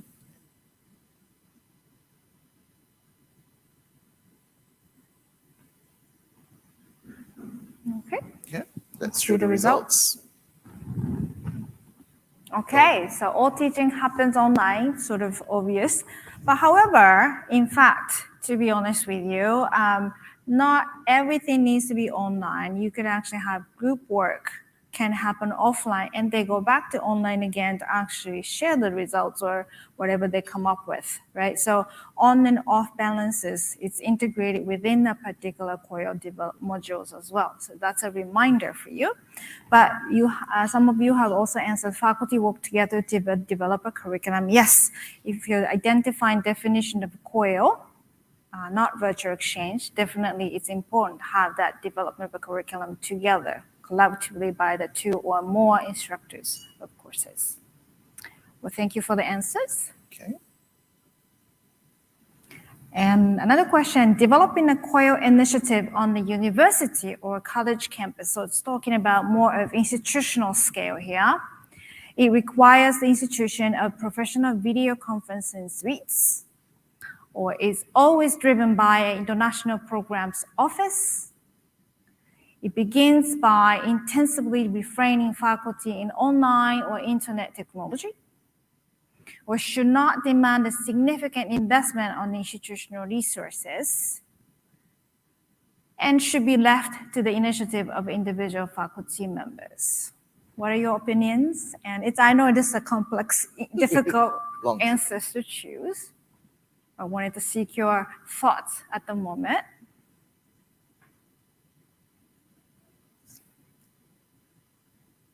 A lot of people are still pausing to think and answer. Still reading the long sentences there, yeah? Okay, why not I just show the results how it comes out. Okay, so faculty in online, there's another one, 56% of people answer should not demand a significant investment on institutional resources. In comparison to study abroad physical mobility, it is definitely a more accessible and a reasonable cost, but it's not free. That's something to remind us about. You know, installing a new practices always requires some kind of resources, be it a cash or money, or it could be in kind or human resources. So in some level, you will have to think about resources. Okay, that's it. All right, well, thank you for the answers. Yeah. Interesting to know. There's some people who are quite familiar with it. I learned about too. That's great. Thank you so much for that. And let's go on to share with you a little bit more about what COIL is and how it works out. All right, coming back to the slide one more time, please. Okay. So this is actually a model that SHARE has taken in for promoting a COIL over virtual exchange. We use the term COIL and virtual exchange in almost alternatively, but there is a slight differences to understand what COIL and then what the virtual exchange is. When you say COIL, it's a model we're talking about. There are more than 2 courses and courses that comes with a instructor and his or her class students. Right? And they actually collaborate together and they have each own syllabus. So they will actually form a third kind of a curriculum that has the collaborative learning component in it, and that forms a COIL. So if you are a student, one of your courses may decide to collaborate with an overseas class, and they give you a chance to work together in a virtual team with different peers from the overseas. And that would be a COIL for the student's point of view. And if a third party joins into the collaborative program, and without a teacher, just the students joining in, and then in the SHARE initiative, that's considered as virtual exchange. That's how we actually define COIL and virtual exchange. And that's a pretty good model. I think it's pretty clear cut to identify which one is which. Now I'm going to give you a little clip. It's a short one that'll give you an overview of how this collaboration will get formed and actually how the teachers and also students actually work within it. This is a clip created from Uni Collaboration, which is a European hub that promotes a collaborative online international learning of virtual exchange. And this just finished a few years ago, but in the program called Evolve. But this actually clip has a very nice capture, so I'll play that for you. Hopefully to play. With the sound, hopefully.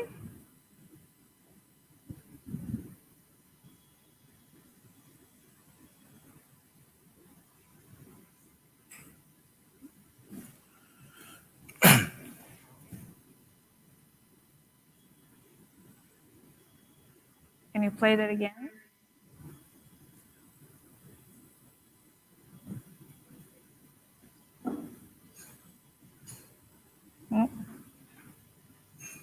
There you go.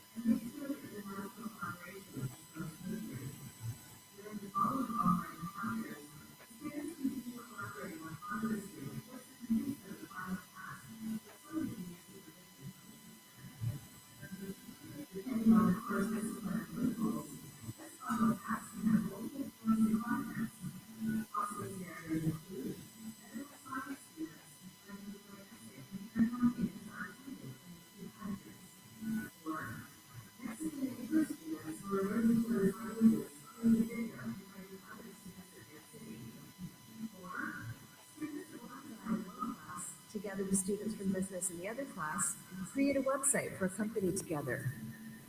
The possibilities are endless.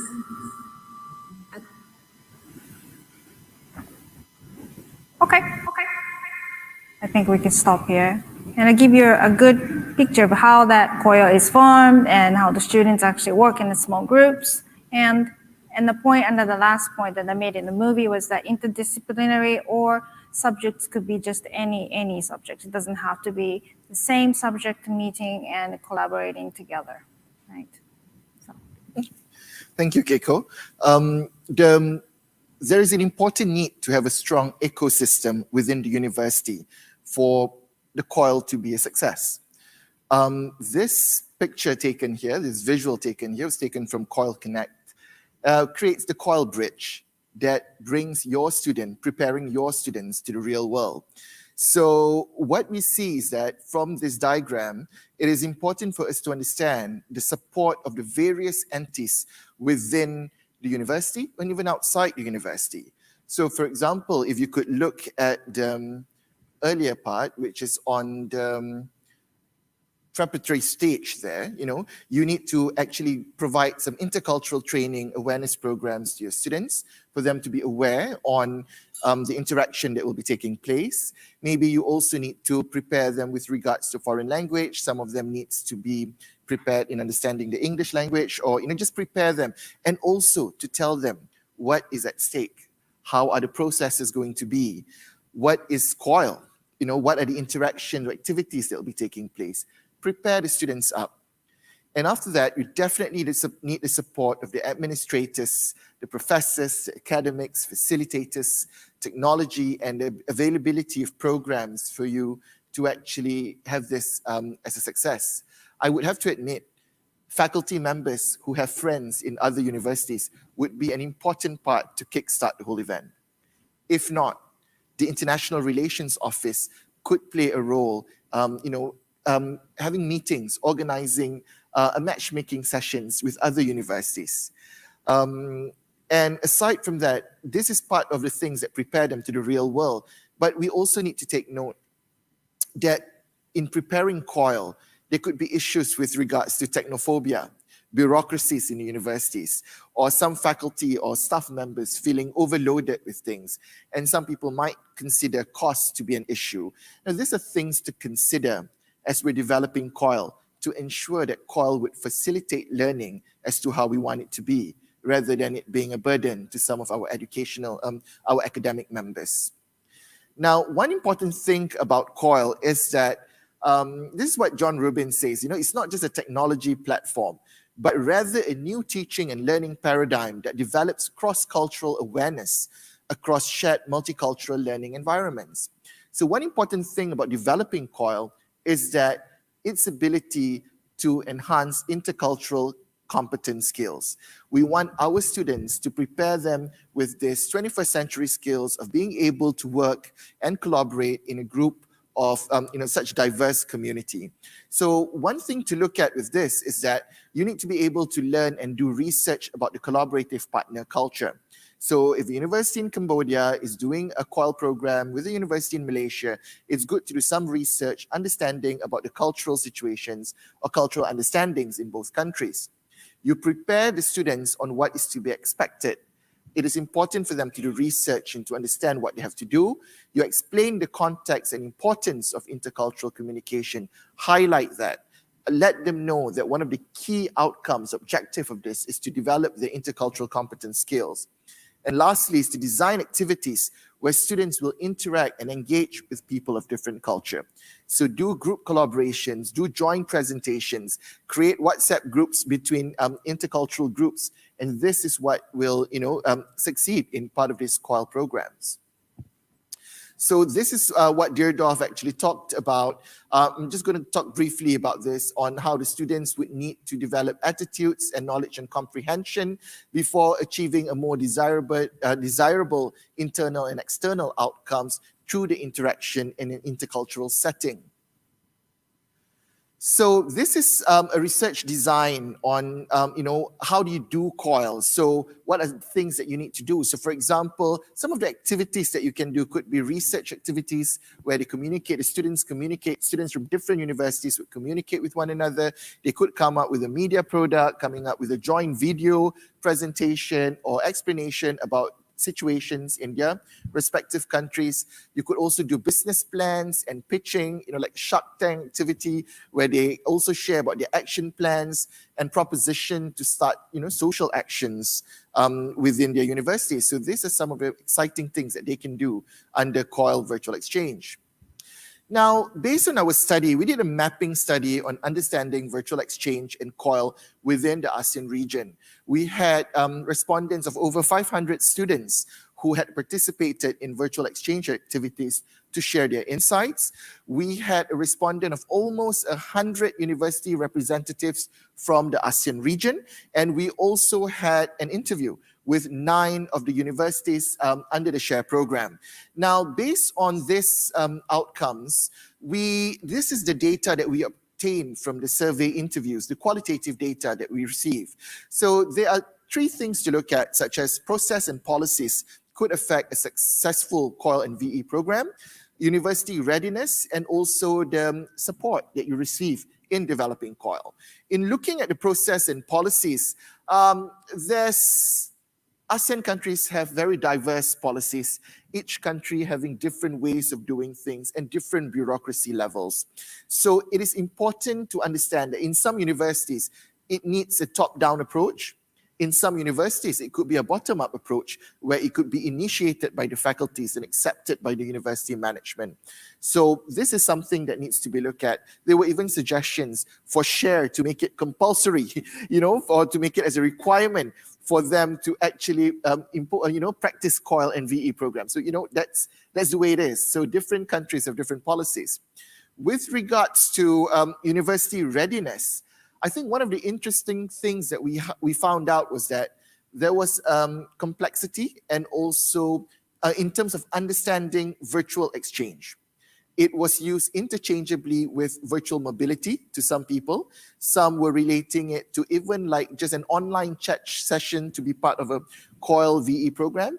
MOOC was there, online distance learning was there. So there was a need to have the conceptualization and definition of the terminologies to be straightened out in the beginning so that we are all talking about the same thing.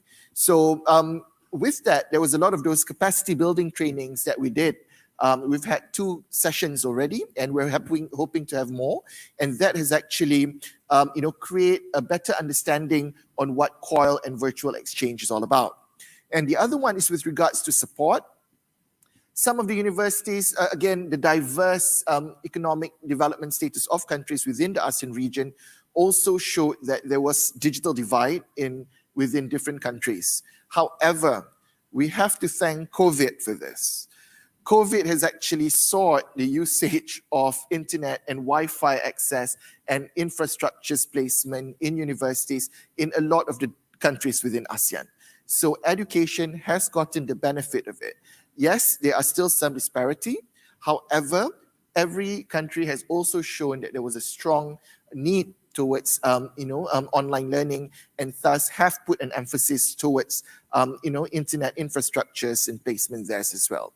So with regards to that, we also did an interview with the students, and the students actually mentioned that one of the highest reasons that they enjoy or benefits that they've had through the online or blended learning experience that they've had is the flexible schedule is the second one, and also their ability to study in any space that helps them to learn.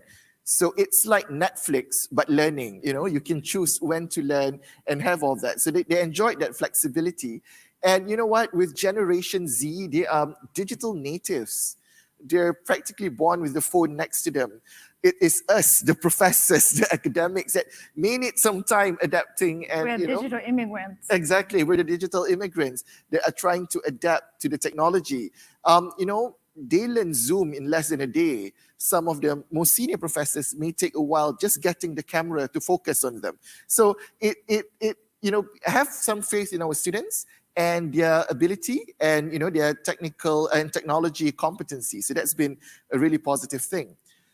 Based on our interviews based on our survey with the International Relations Office, with the university representatives, we noticed that a lot of them mentioned that the objective of having a virtual exchange or COIL program was actually for it to be a replacement towards physical mobility. Now, it's a start, but we do hope that along the way, they would also consider the second and third highest there, which is the internationalization and campus and intercultural competence as a key reason as to why COIL or virtual exchange program was actually, an objective of that study. And some of the benefits of COIL and VE were also on internationalization of curriculum. And they've also mentioned that it creates a stronger relationship with the partner universities. So they've got other activities that they've done. Some of the challenges in organizing virtual exchange was actually student involvement and participation, and also the different time zones that exist. This too allocates as the highest response from our university representatives. Now, it was quite interesting to note that a lot of the universities, when they were talking about COIL and virtual exchange, many were talking about the activities that they have with European and American universities, hence the time zones. So with this share program activities, it's actually opening up their eyes that, intra-ASEAN is just, a 1 hour time difference mostly. So there's a lot of potential and activities that's been done. And through the share activities, we've seen that there's so many activities that have taken place. Yeah? And that's quite a success. So maybe I'll pass over to Keiko with regards to the COIL and virtual exchange cases from the previous batches. Right. So with the share batches, there are a couple batches I introduced a little bit in yesterday as well, just giving you a little bit more facts from the 2 batches, and now the third, the 6 and 7, 8 batch is going on right now. Some of the courses are going to be added to this number as well. But giving you just about 2 scholarship batch periods, there were in the batch 6, there was 5 different courses formed by the 6 collaborating universities. And I'm highlighting a name or a topic of a COIL course here. You'll notice there is sometimes in a pair you have 1 title, and then others may have 2 titles. That means if you have 1 title, that means it created a new virtual exchange program, a new course. And then if you have 2 titles listed there, that means that they had their own syllabus, they had their own course on their own, and they created what's called a COIL standard model collaboration.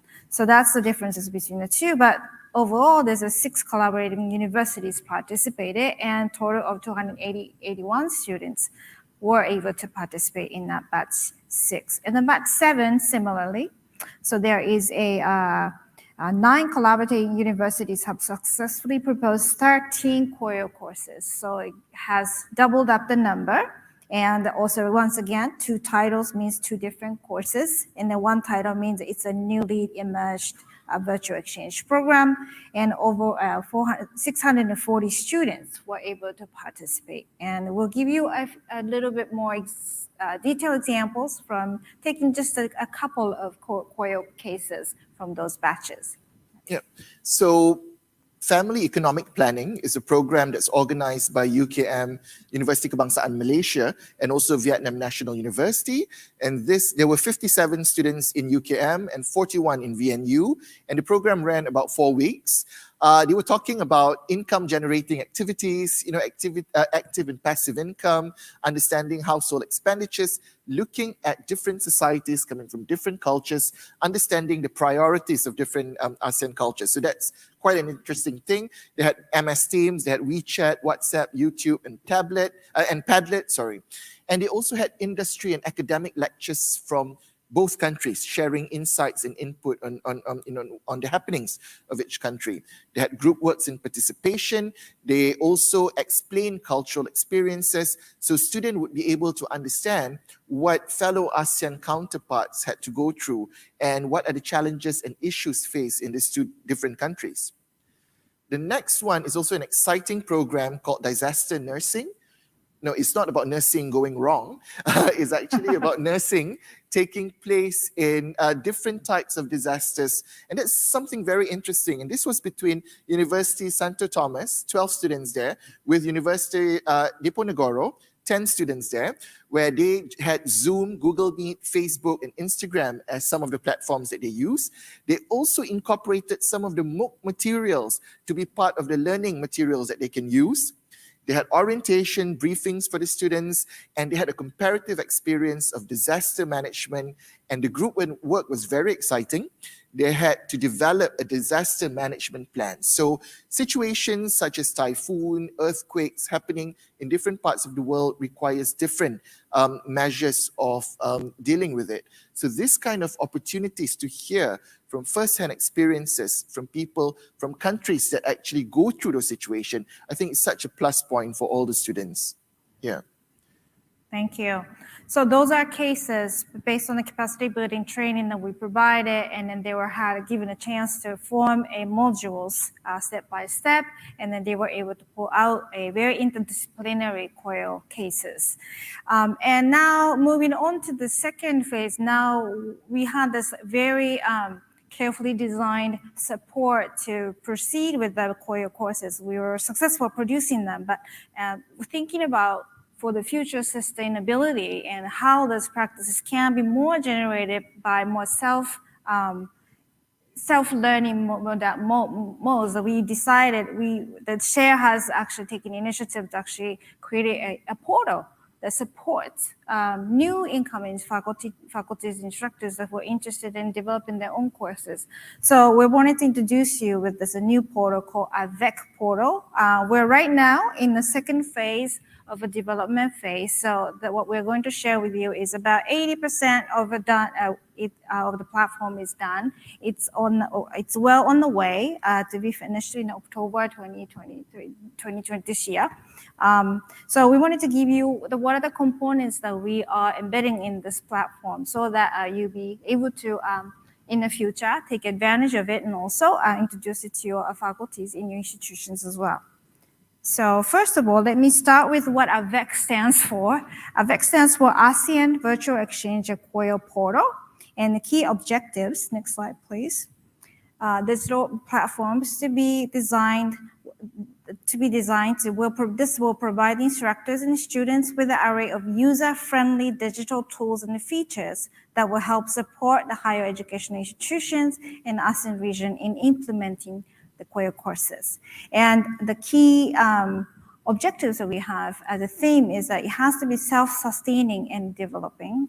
And also it's scaling further with some level of autonomy. Autonomy is going to be the key for the next step forward. And also it decentralizing the practice control while assuring quality. So we wanted to make sure COIL courses can be formed, but with the high quality. So the portal will provide information resources that need to be. Okay, next slide, please. So for the solution that we are hoping that this portal will provide is to create a portal which a faculty or supporting staff or can get oneself familiarized with the new pedagogy, which is COIL Virtual Exchange, and expose themselves to a good preceding example cases, and train oneself to obtain the skills and competence they need to get it started, and find a partner overseas to start one's first COIL Virtual Exchange, so finding also a partner within the digital portal, and finally communicate with others who are into the same thing. So again, building a community of practice through the portal. All right. So this is the front page or entry page of AVEC portal we're building at the moment. And then let me give you a 5-minute of a grand tour of what this portal looks like. The first I'm going to introduce is the over left, very on the left hand, it's called Course Directory. Next slide, please.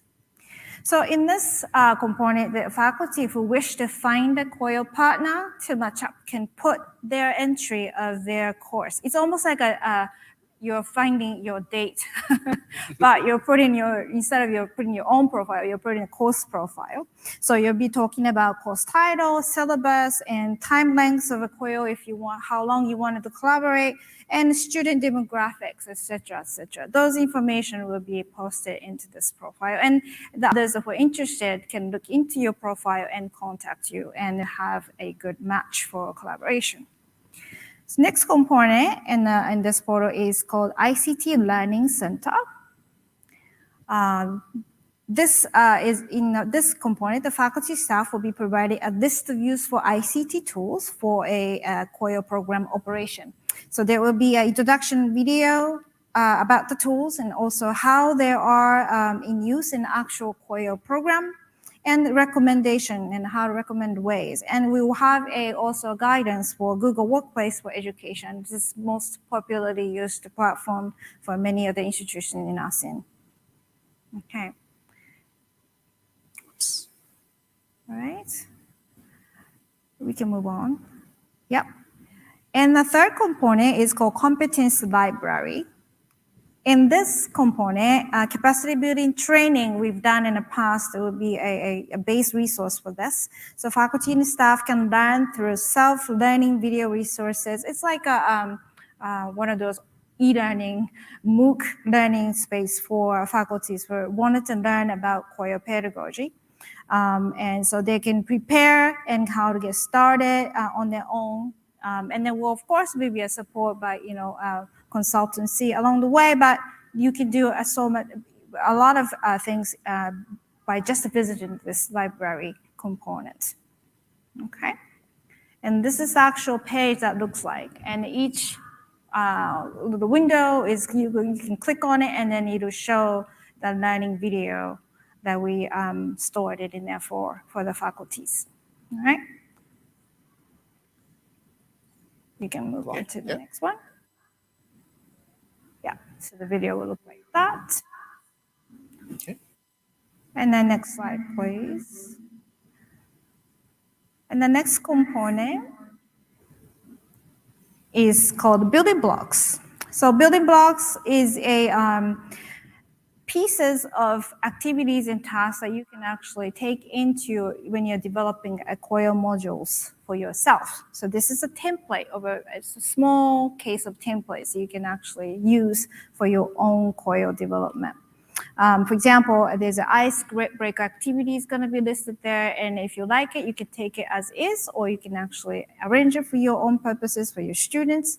There's going to be a component that enhances intercultural sensitivity training, learning for students as well. There's going to be rubrics that you can actually apply for assessment for your COIL module development as well.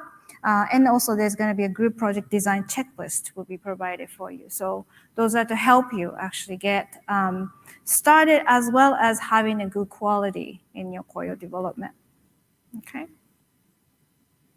For the time purposes, would just skip on the video, perhaps. And there's another component called report. In here, we'll be listing good practices that come from the community, that once they finish their COIL courses, and they will be reporting, and we'll be putting out highlights of the report in here so that the ones who are coming in as new, they can have a look at the report and learn what the other teachers have done in the past in their own COIL courses, and steal the good ideas if you can, or develop from there if you want to. So these are the good resources for the teachers. Okay. And the last component that we have after the report is a digital credential component. This is a part under still in the progress, but we all wanted to put this as one of the components for digital portal to tie with the other active actions that are taking place in the share.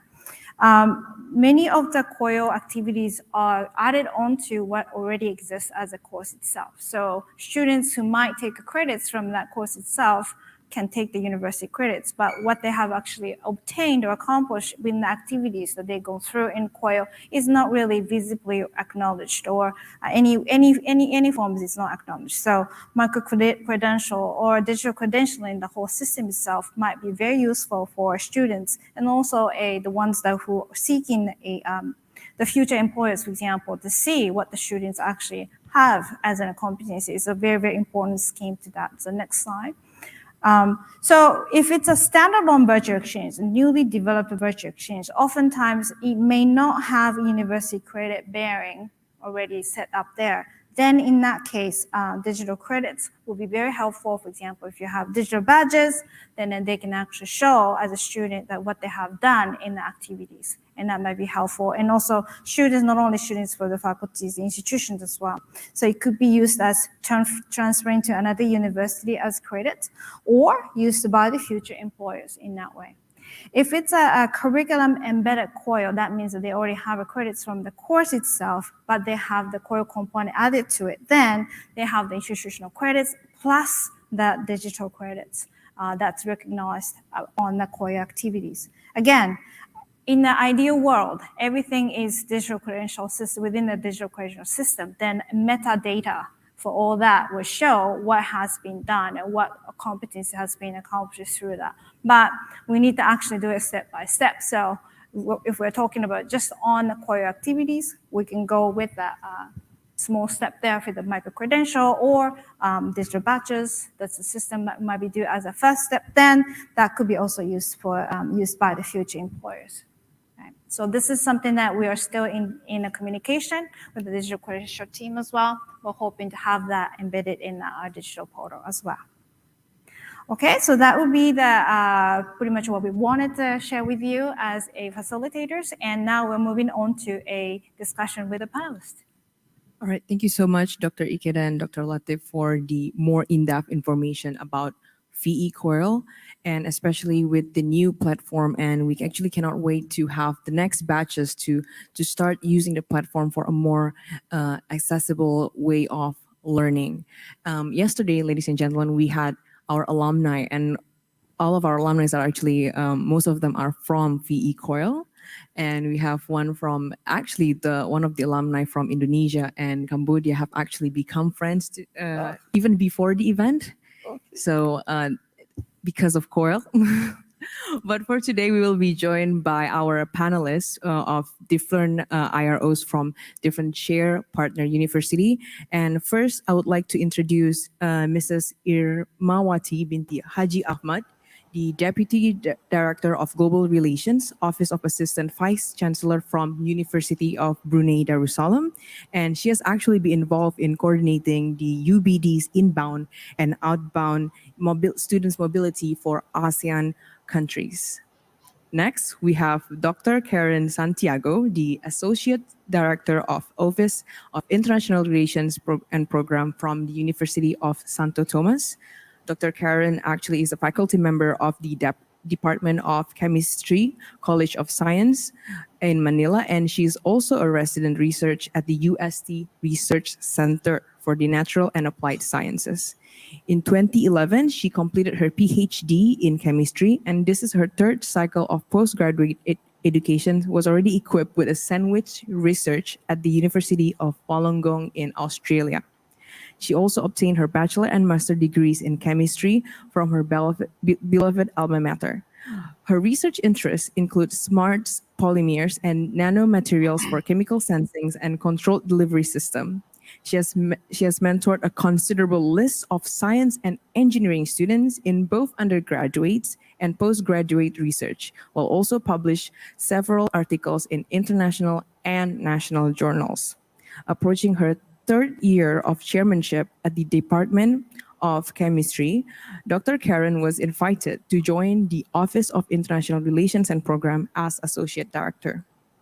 Our next panelist is Ms. Christine Sferrer, the Director of External Linkage and International Affairs from Tarlac College of Agriculture, the Philippines. Since 2021, she is also the Vice President for Luzon University Mobility in Asia and the Pacific Philippines. Moreover, in the regional field, she is the vice chairman of the China ASEAN Big Data Industry University Research Alliance. Dr. Ferrer had participated in the Global Academic Leadership Program for state universities and college presidents and CHED official in 2021. She has actively participated in Flexible Learnings Foundation led by Texas International Education Consortium since 2020, and Dr. Ferrer had received her doctorate in education from Pangasinan State University in 2009. Last but not least from our panelists is Associate Professor Dr. Wardatul Akmam Din, the Deputy Director of Center for Internationalization and Global Engagement from the University of Malaysia, Sabah. Dr. Warda and her team at University Malaysia Sabah aspire to share and promote knowledge on partnership within Southeast Asian countries to improve the quality of education through collaboration study and online study. By profession, she is actually the lecturer in the field of teaching English as the second language for 24 years. And her research interests include applied linguistics, innovation in ESL pedagogy, and the teaching and learning of ESL writing. So to lead us for this Q&A session with the panelists, I will hand over to our experts to lead the session.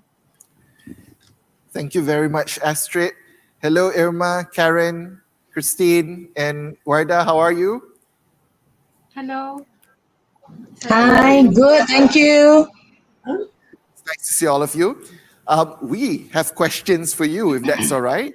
And, we have a series of questions, and we would love for you to share your feedback and your experience, yeah?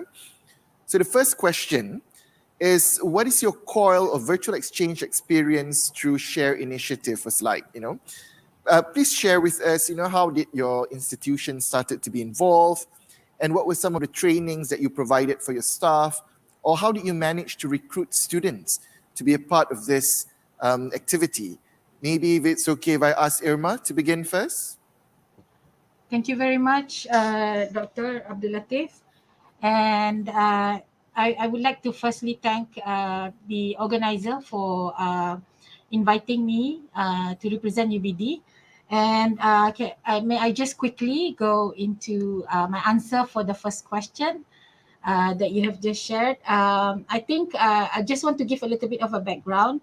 I believe on COIL and virtual exchange, we have to be at UBD. We have to be thankful to the pandemic, because when the pandemic happened at the early point, we had to actually call back 300 of our students who were abroad for their study exchange, and we have to negotiate with our partner universities in order to enable the students to continue their exchange virtually. And Alhamdulillah, that was agreed upon, and our student came back to Brunei before all the borders, international borders were closed, and the student continued to go on their virtual exchange and completed the semester in the virtual mode. And at the same time, UBD also welcome already their inbound student from the international universities, from our partners. And we gave the option for these students to actually return to their home country and continue to study with UBD on an online format or virtual format. And I suppose this is a very important turning point for UBD in terms of virtual exchange. So through that, we continue through the couple of semesters while we are still in the pandemic, and where UBD had to transfer or transit into full online learning. We offered virtual exchange to our partner universities, and our students were able to go on virtual exchange with our partner universities as well. Initially, there was a very small number of students who were very hesitant about this. However, as we introduce it again to the next semester, the attitude changed, and a lot of students were happy to go on virtual exchange. And then as well, they were also looking for programs that were offered virtually. I suppose this gives them a lot of accessibility. And in terms of virtual exchange as well, I believe UBD have done something, a virtual exchange with partner university even before COVID, because we have a program called the Global Classroom, whereby we partner with our faculty partners with a sister faculty running on similar programs where the student have got scheduled activities on a regular weekly basis to sit for lectures that are taught by lecturers from each university. So this is some form of already, I suppose, virtual exchange. It is already virtual exchange, but the beginning of COIL activity for UBD and its partners. However, I think at the same time, during the pandemic, and SHARE has given us the opportunity through the University of Santa Thomas, whereby one of our faculty members have embarked on the COIL program development together with partners at University of Santa Thomas, and then develop a program under share-funded collaborative international online learning called Probing Food and Biomolecules. So this program was a 6 weeks, COIL project running from February to March in 2022.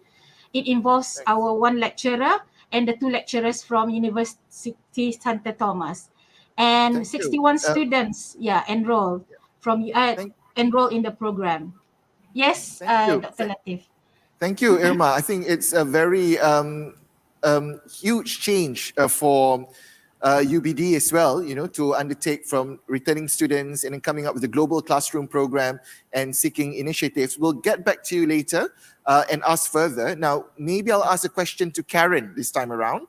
Karen, what are some of the enabler factors that you have in your university to actually integrate COIL or virtual exchange programs in campus? So, how did COVID-19 influence have with regards to the initiation and also the sustainability afterwards? So thank you for that question, Dr. Latif. A pleasant morning to everyone, to our dear colleagues in Hanoi and our dear colleagues in the virtual space. So there are so many factors that we consider as enablers. Number one in the list, of course, the COVID.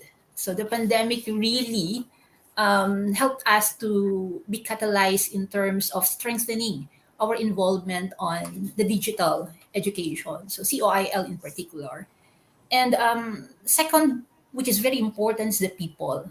So when I say people, it's composed of several, a number in the list. We have, of course, the lecturers. They are very important because they are very much involved in designing and, of course, the implementation of the COIL. The IROs, the international relations officers, are very important as well because they do the mediation in terms of connecting with the concerned stakeholders, in both internally and externally, for the processing of documents and even the documentations itself. The SHARE team, very important. The members of the consortium comprising the SHARE for all the workshops, the valuable tips and comments that you have provided. So allow me to take this opportunity to thank Dr. Latif and Dr. Kaiko for all the valuable comments provided on our submitted COIL proposals. I believe it's not just UST, but also the partner university who benefited from your comments. And of course, the students. They're very important because they mirror the success of the programs that we implement. So aside from the two things that I have already mentioned, COVID people, the institutional support is very important. Definitely the IT system, the development, the enhancement of the IT system is very important. So modesty aside, in UST, we are very lucky because we have its strong LMS system that is in place. It is actually existing for almost 2 decades already. And therefore, when COVID hit, it was not difficult for us to transition to full digital or distance teaching and learning.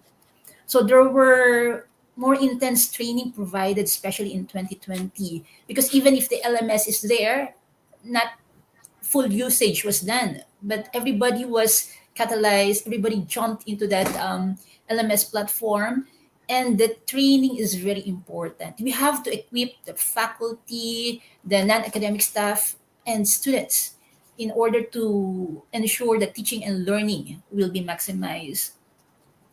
So the assistance of other administrators like the registrar, the finance officer, they're very important. The curricular offerings. It is very essential that our courses would be at par of what is being offered overseas.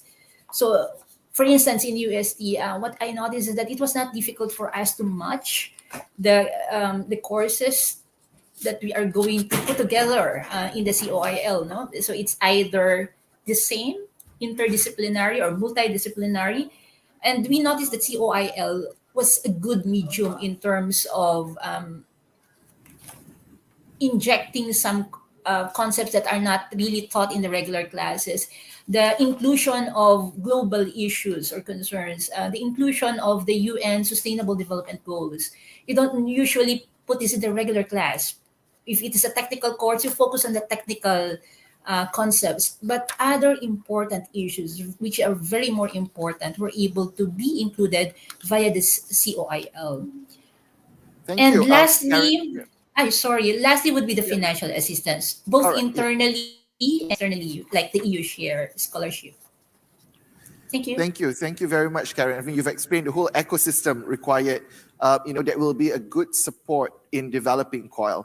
I think early on, you may need some support and guidance, some, training workshops, but as it kicks off, and it may create a multiplier effect where you have various champions within the university who could have many, many more COIL programs. Thank you very much, Karen, for sharing that input. If I would pass the next question, and maybe I'll address this question both to Warda and also Christine. Can you share the impact of COIL and virtual exchange to your university, to your students, to your faculty, your staff members, and also how has it changed? Did it bring new meaning to learning, new concept of learning, or in terms of curriculum development? And how are people's perception or acceptance of all this? Maybe we'll give around 4 to 5 minutes each to both of you. Shall I start? Okay, yep. All right, okay. A very good, I think, afternoon and also good morning to everyone who are here today. I think the existence or the COVID-19 has taught us a lot of things, and it has led to a lot of shifts especially in the teaching and learning, right? With the increasing inclusion of international, intercultural, and global dimension in the university curricula, especially by this Share VE Call program, definitely bring new challenges and potential opportunities, I would say, among culturally diverse students.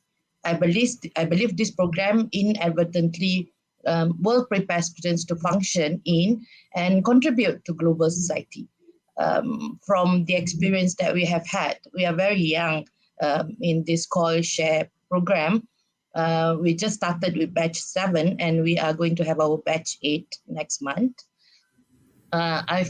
We can see that the students who were involved, the one in Cambodia and the one at UMS, the students definitely gain new kind of knowledge, new kind of skills, and disposition in order to function successfully in this program. Okay, due to this scenario too, the role of the learner has changed significantly. Analyzing the students' comments, thank you, Datu, for gleaning all this via his discussion with the students and also with the lecturer, Mr. Mat Saleh. We managed to glean that their perception of the program indicated that the change in the teacher-student role was noted and made explicit, and the positioning of the student as the driver, okay, actively taking charge of their progress in their learning is also very apparent and obvious. at the start of the first group with the Phnom Penh International University Cambodia, we, on the other hand, the management, were also, we were very concerned on how, our students should measure up with internationally. That was our main concern then. However, we were surprised when many of our students demonstrated confidence in academic self-efficacy, which I think definitely will have far-reaching impact on their future, especially in their employment. I think that should be it, Prof. Latif.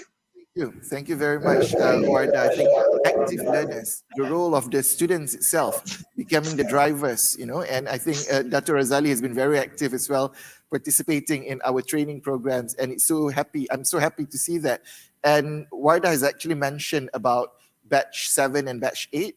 I thought I'd make a quick announcement saying that batch 9 of the COIL VE program the calling will start soon. There will be a call for that, right, Astrid? That's correct. It will take from the end of September until the end of October. Okay, so if you're listening to this, you've got to start preparing the curriculum and find your partner already. Everyone's in the COIL VE mode, I hope. Thank you very much.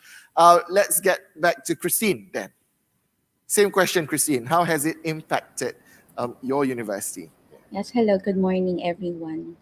The inherent benefits of COIL or virtual exchanges, such as exposure to another perspective and the opportunity to collaborate across borders, is just perfect for most of our contemporary concerns as educators and academic leaders. At Tarlac Agricultural University, we have set up our innovation laboratory for global and digital citizenship education, which we call iLab, a facility funded by the Commission on Higher Education. It is our hub in implementing virtual mobility and internationalization programs. The project has been replicated now in about 20 universities across the country. In this project that we call iLab, we conduct virtual programs such as Global Discourse Series in key disciplines, then the Global Cross-Sectoral Dialogues that aim to provide an avenue to discuss sustainability issues, and the International SDGs Bootcamp for educators and students, where we gather some of the best minds in Southeast Asia and the Pacific to tackle out of most common problems and provide prospective solutions as we highlight the global goals or targets.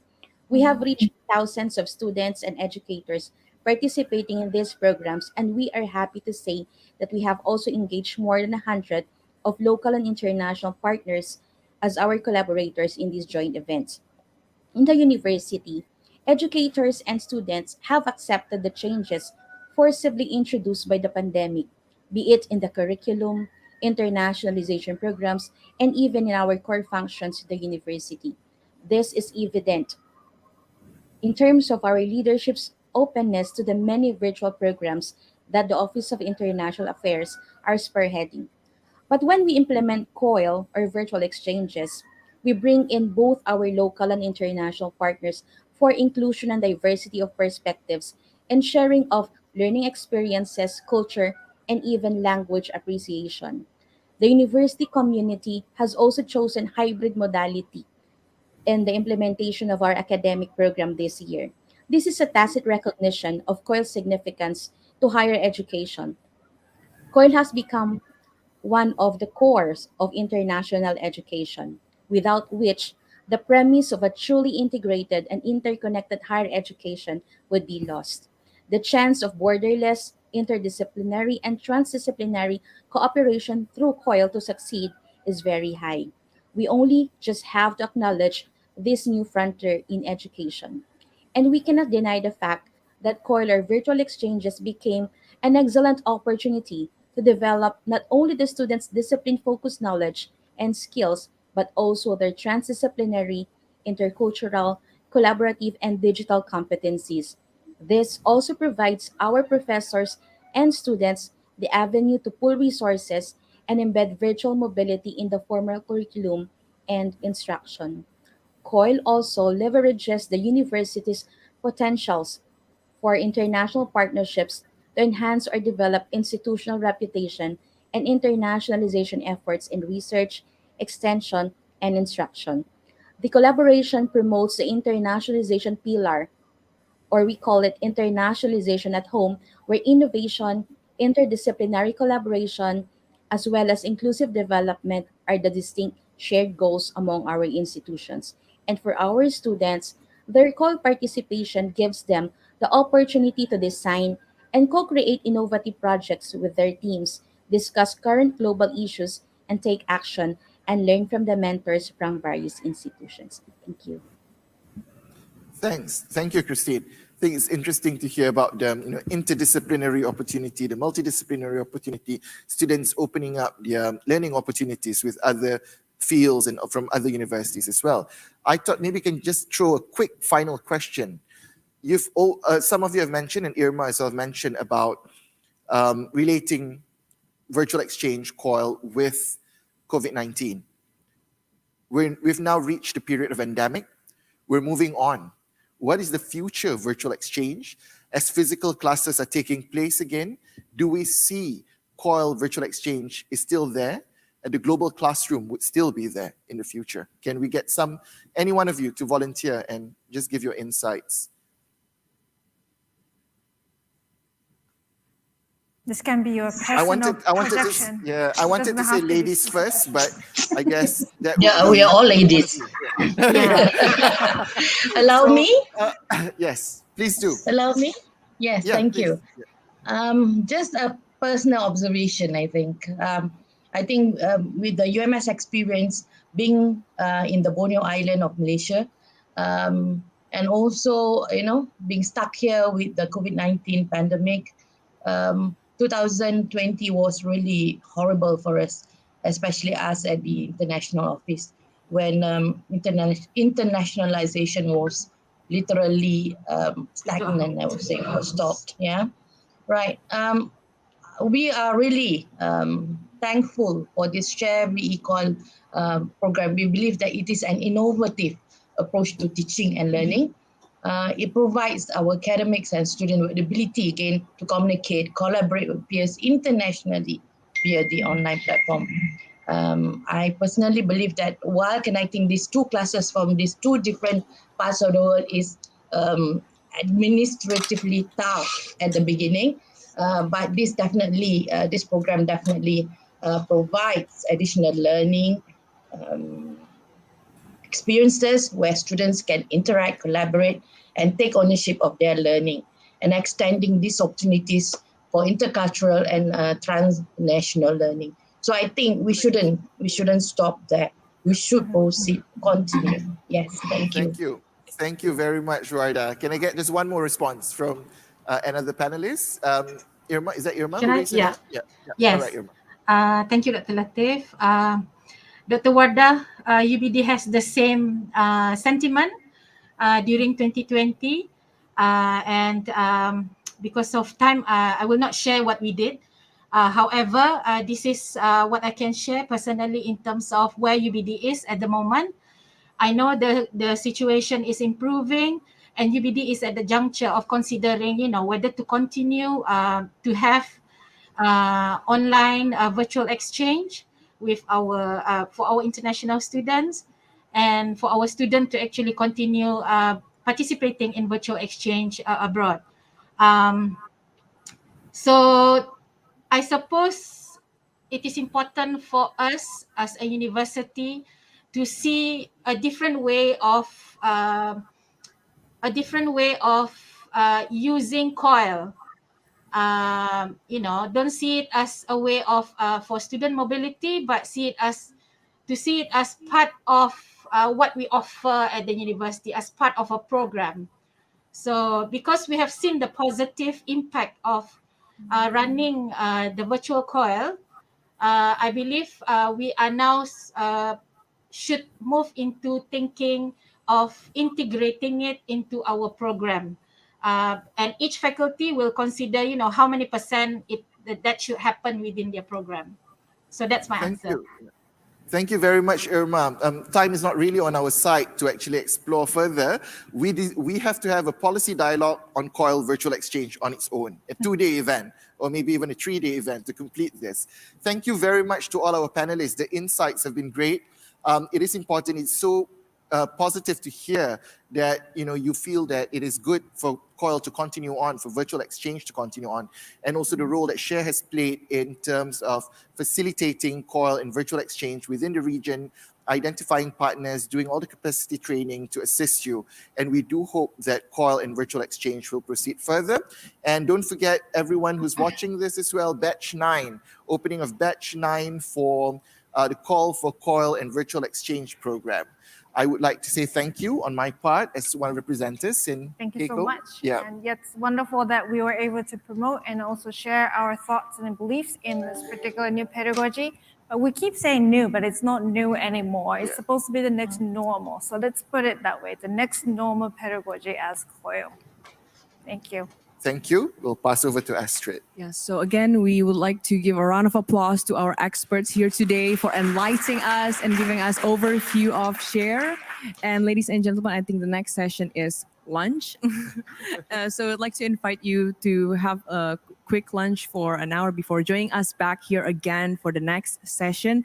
Thank you so much for listening, and we hope you have a great lunch and also a great remaining day of today. Thank you. And thank you all of the panelists for also joining us here today. Thank you. Yeah. Timing's excellent.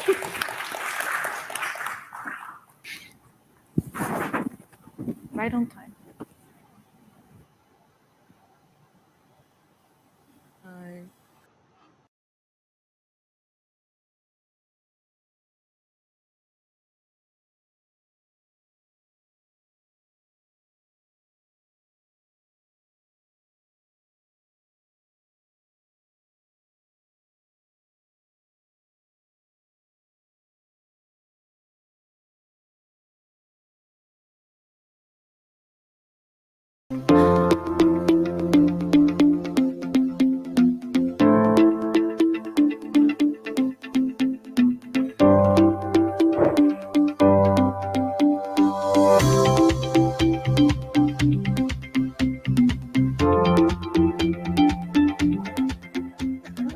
The SHARE program is an efficient mechanism for strengthening academic cooperation between the EU To all and delegates, and ASEAN, the lunch is served especially at the in restaurant higher on the first education floor, on the ground floor. And for those who are traveling to Hanoi, please submit your boarding pass and all the receipts for the reimbursement today so that we can prepare the reimbursement and give it to you tomorrow. You can submit it to me after lunch or during the afternoon break or at the end of the session. Thank you.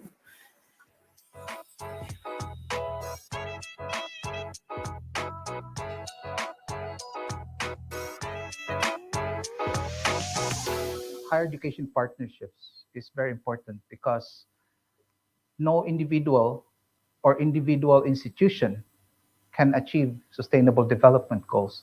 The only way for us to achieve the sustainable development goals and to enhance the contribution of higher education is through partnerships, not only in the region, not only in the ASEAN region, but also in other regions.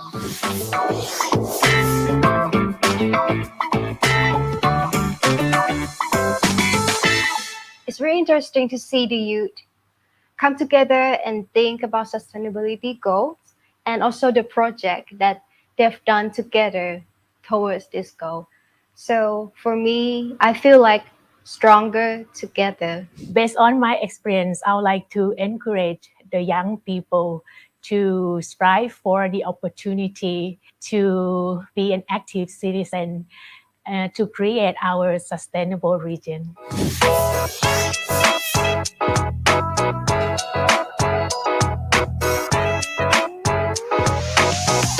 It is a platform that is very inclusive and it allows us to discuss various issues, especially the most prominent one, which is the sustainable development of the region. So this platform is very important and it's very timely because we are facing with multiple challenges, including the COVID-19, plus the climate change, the social inequalities, the economic crisis. So I think it's very important we come together for that.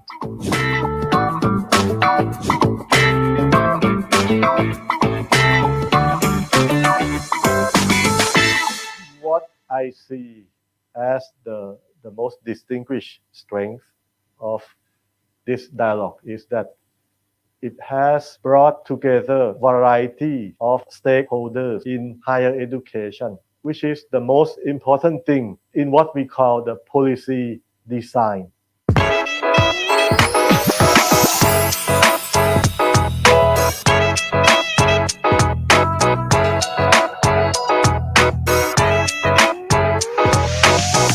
We want to transform, we want to grow, we want to do the best for our learners in Southeast Asia. So I think it's been really rewarding to see so many different stakeholders understand this shared purpose and what we need to do to move forward together to achieve the 17 Sustainable Development Goals and the central importance of higher education to deliver on that promise.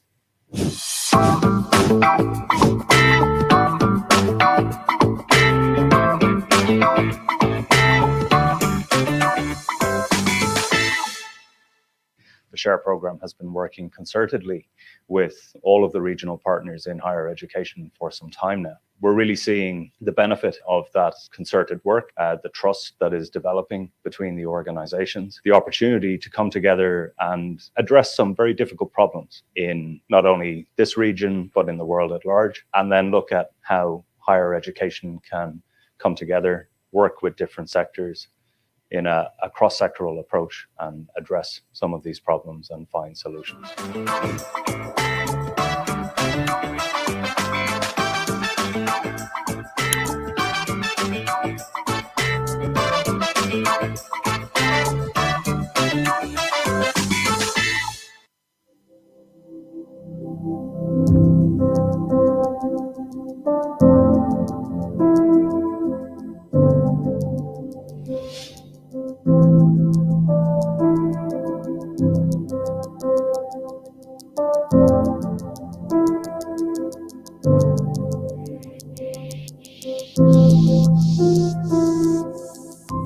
Thing that I found most memorable after my mobility period is networking, because I guess Share not only give us scholarship, but also give us opportunity to meet more people or more students around the Asian countries.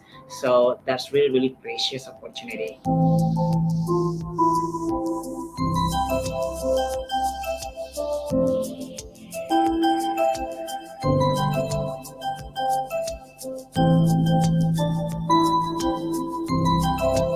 My exchange contributed to feeling or being a part of the ASEAN community by letting me gain friends from these countries, as well as exposing myself to the ASEAN Secretariat and also making me realize about the differences and the similarities of our cultures and languages, and also looking forward to the future plans of being in the ASEAN region.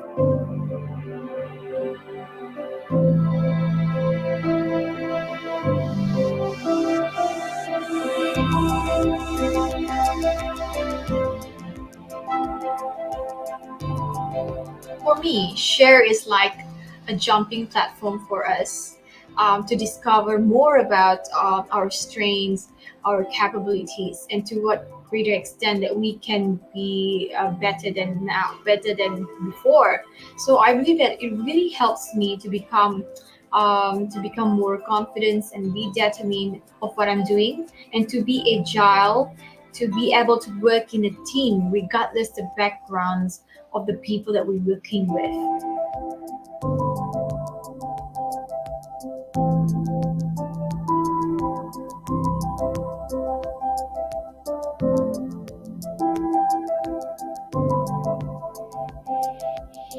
Now I'm working in Vietnam, but just a couple of years back, I was working in the Kingdom of Thailand. I'd say that Share somehow contributes to the formation of identity, which goes beyond and above national boundaries.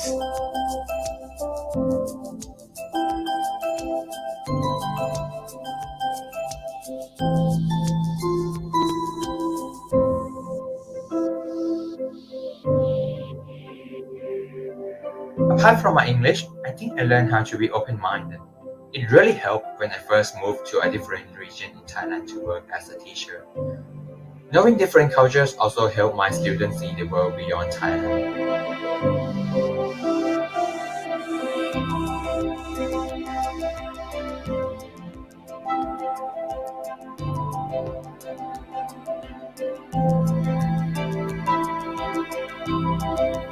During Share Mobility program, I joined Islamic community trip as well as many other trips with my Burmese, Korean, Indonesian, and American friends from different states, villages, and culture, which inspired me to work with a diversity of people from different background and culture, which I am doing today as a community outreach manager in an international IT company with a diverse employee and a work environment.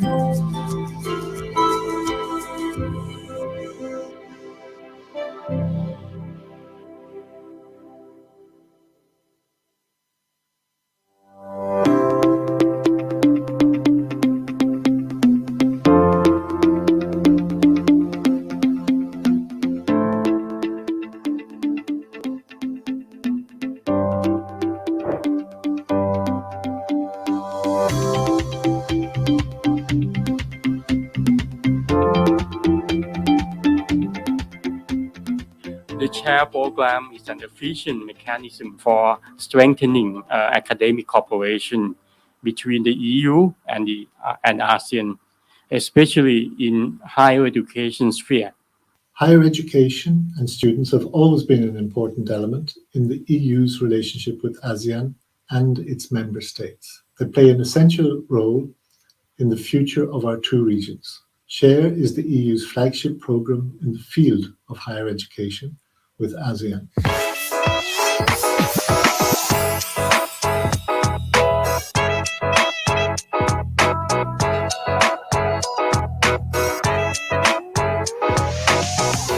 Higher education partnerships is very important because no individual or individual institution can achieve sustainable development goals. The only way for us to achieve the sustainable development goals and to enhance the contribution of higher education is through partnerships, not only in the region, not only in the ASEAN region, but also in other regions.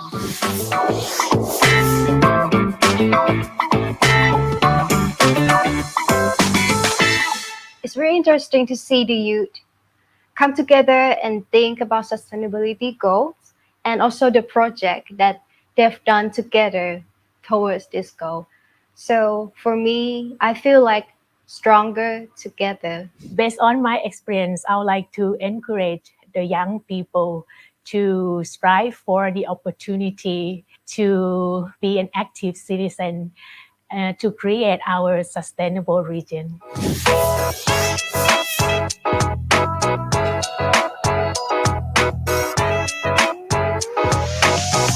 It is a platform that is very inclusive and it allows us to discuss various issues, especially the most prominent one, which is the sustainable development of the region. So this platform is very important and it's very timely because we are facing with multiple challenges, including the COVID-19, plus the climate change, the social inequalities, the economic crisis. So I think it's very important we come together for that.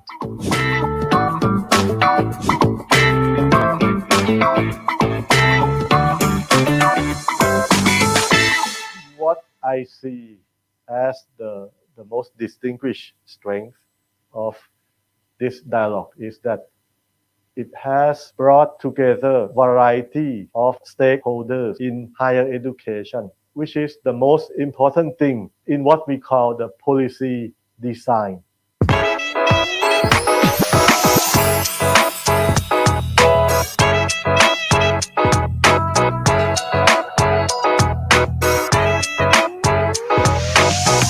We want to transform, we want to grow, we want to do the best for our learners in Southeast Asia. So I think it's been really rewarding to see so many different stakeholders understand this shared purpose and what we need to do to move forward together to achieve the 17 Sustainable Development Goals and the central importance of higher education to deliver on that promise.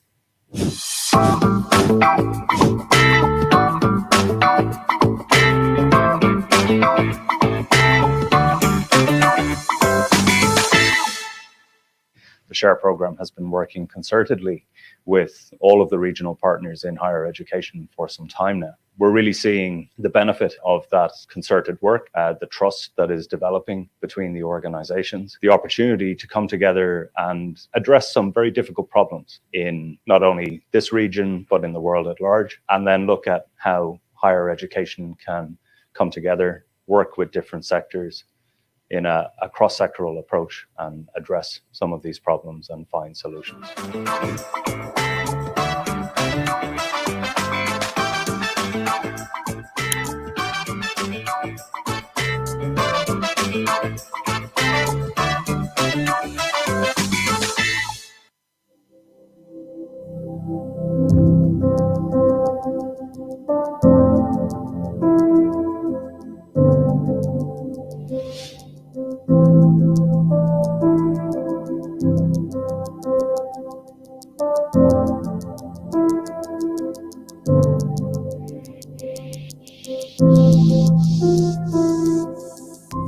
Thing that I found most memorable after my mobility period is networking, because I guess share not only give us scholarship but also give us opportunity to meet more people or more students around the Asian countries. So that's really precious opportunity.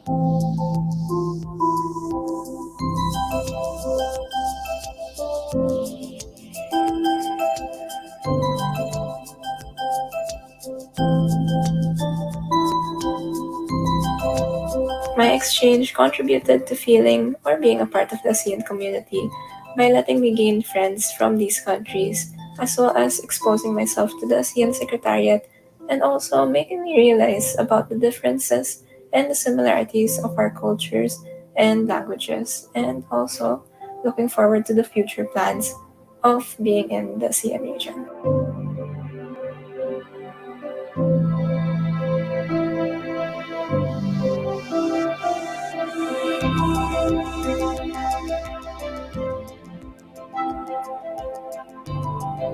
For me, Share is like a jumping platform for us to discover more about our strengths, our capabilities, and to what greater extent that we can be better than now, better than before.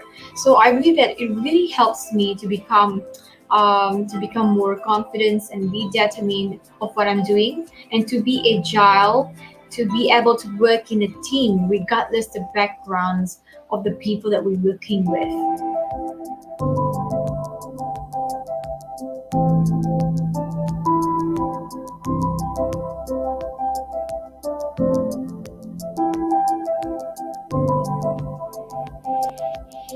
Now I'm working in Vietnam, but just a couple of years back, I was working in the Kingdom of Thailand. I'd say that Share somehow contributes to the formation of identity, which goes beyond and above national boundaries.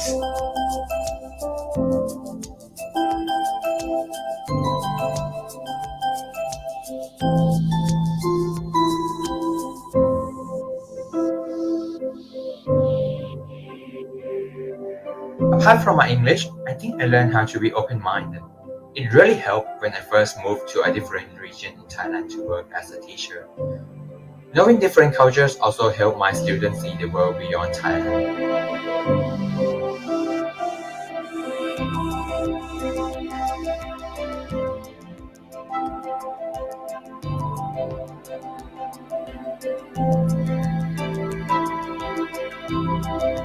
During Share Mobility Program, I joined Islamic community trip as well as many other trips with my Burmese, Korean, Indonesian, and American friends from different states, villages, and culture, which inspired me to work with a diversity of people from different background and culture, which I am doing today as a community outreach manager in an international IT company with a diverse employee and a work environment.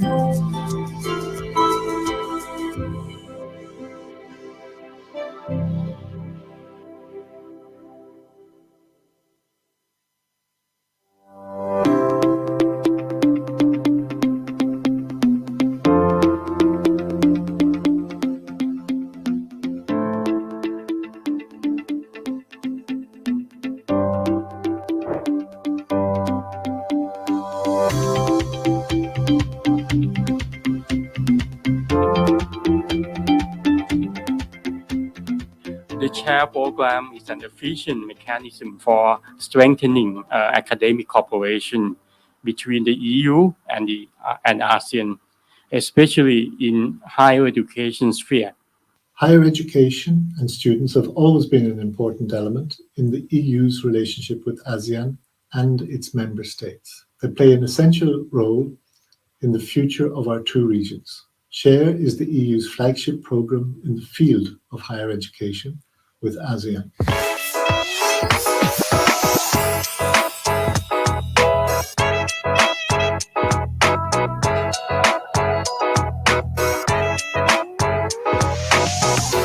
Higher education partnerships is very important because no individual or individual institution can achieve sustainable development goals.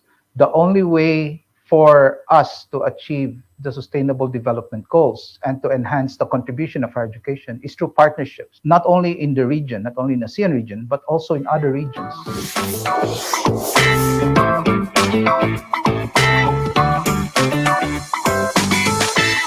It's very interesting to see the youth come together and think about sustainability goals and also the project that they've done together towards this goal. So for me, I feel like stronger together. Based on my experience, I would like to encourage the young people to strive for the opportunity to be an active citizen to create our sustainable region.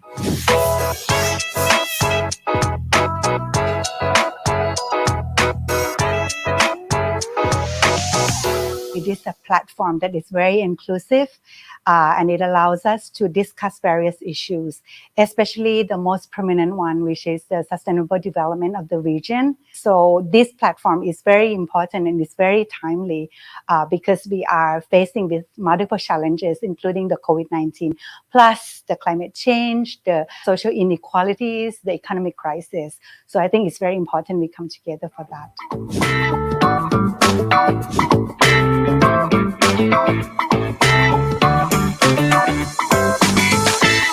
What I see as the most distinguished strength of this dialogue is that it has brought together variety of stakeholders in higher education, which is the most important thing in what we call the policy design.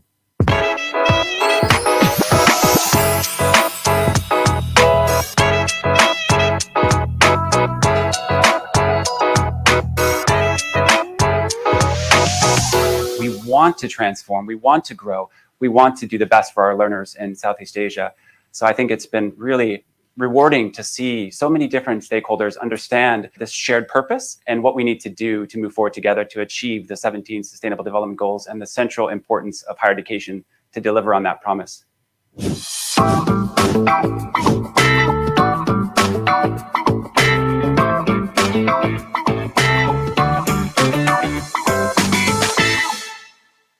The SHARE program has been working concertedly with all of the regional partners in higher education for some time now. We're really seeing the benefit of that concerted work, the trust that is developing between the organizations, the opportunity to come together and address some very difficult problems in not only this region, but in the world at large, and then look at how higher education can come together, work with different sectors in a cross-sectoral approach and address some of these problems and find solutions.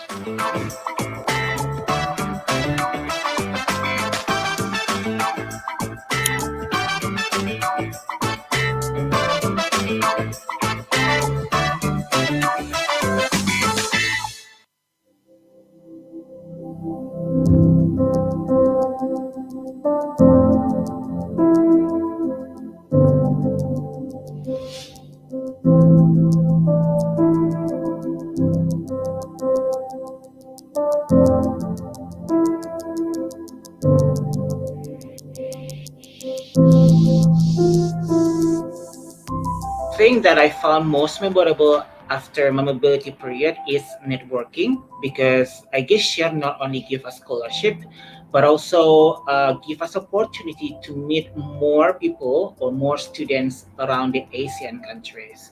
So that's really, really precious opportunity.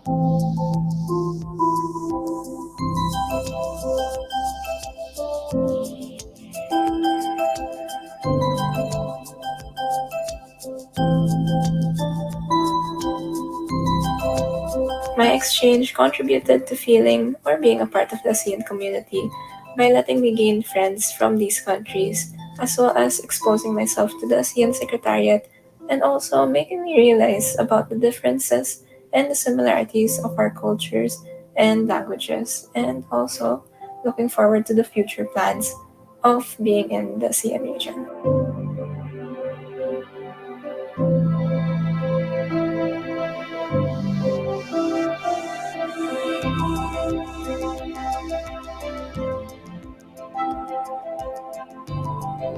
For me, Share is like a jumping platform for us to discover more about our strengths, our capabilities, and to what greater extent that we can be better than now, better than before.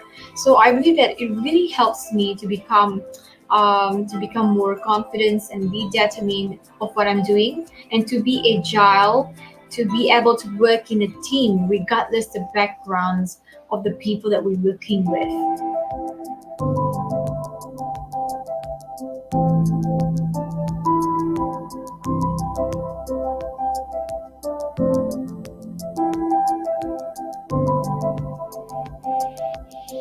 Now I'm working in Vietnam, but just a couple of years back, I was working in the Kingdom of Thailand. I'd say that Share somehow contributes our to the formation of identity, which goes beyond and above national boundaries.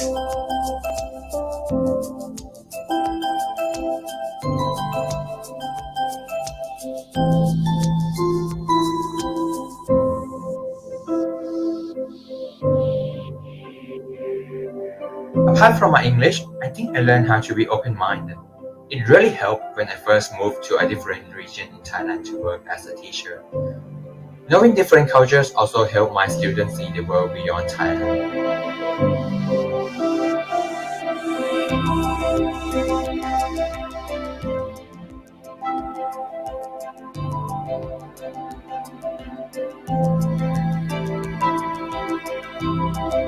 During Share Mobility program, I joined Islamic community trip as well as many other trips with my Burmese, Korean, Indonesian, and American friends from different states, villages, and culture, which inspired me to work with a diversity of people from different background and culture, which I am doing today as a community outreach manager in an international IT company with a diverse employee and a work environment.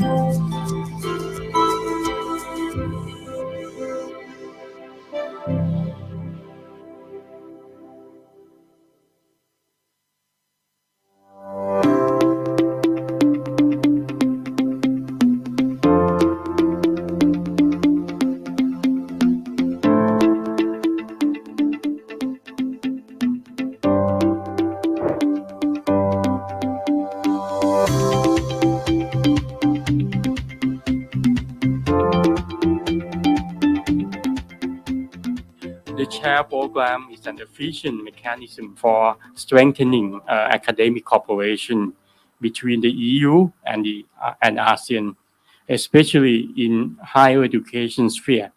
Higher education and students have always been an important element in the EU's relationship with ASEAN and its member states. They play an essential role in the future of our two regions. SHARE is the EU's flagship program in the field of higher education with ASEAN.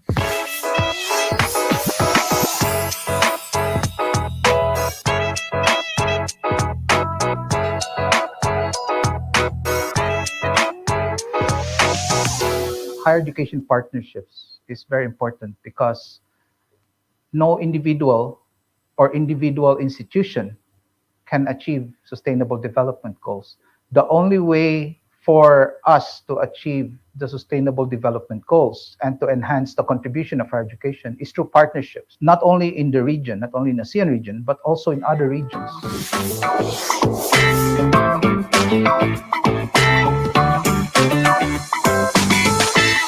It's very interesting to see the youth come together and think about sustainability goals and also the project that they've done together towards this goal.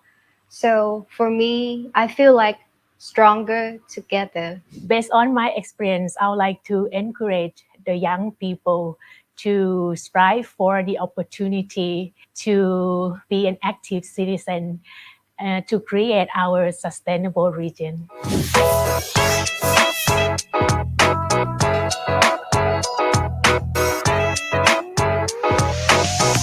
It is a platform that is very inclusive and it allows us to discuss various issues, especially the most prominent one, which is the sustainable development of the region. So this platform is very important and it's very timely because we are facing with multiple challenges, including the COVID-19, plus the climate change, the social inequalities, the economic crisis. So I think it's very important we come together for that.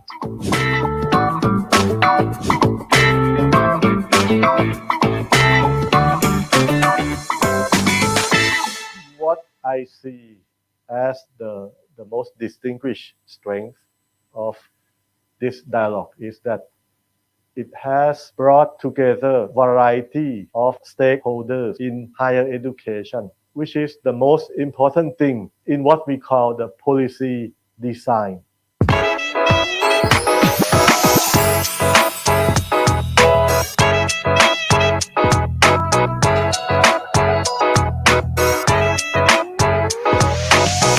We want to transform, we want to grow, we want to do the best for our learners in Southeast Asia. So I think it's been really rewarding to see so many different stakeholders understand this shared purpose and what we need to do to move forward together to achieve the 17 Sustainable Development Goals and the central importance of higher education to deliver on that promise.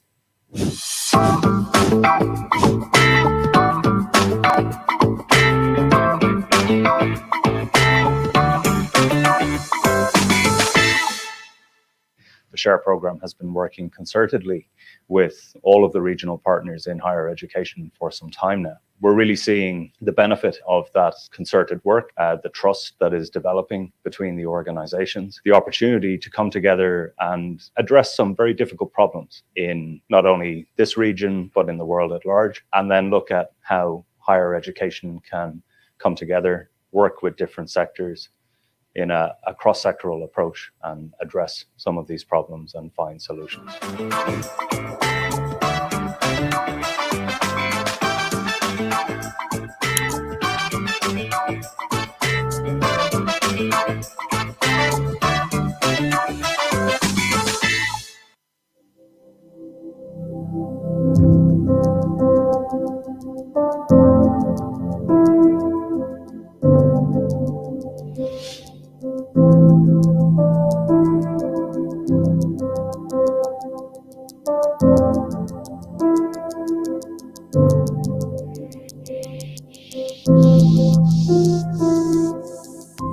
Thing that I found most memorable after my mobility period is networking, because I guess Share not only give us scholarship, but also give us opportunity to meet more people or more students around the Asian countries. So that's really, really precious opportunity.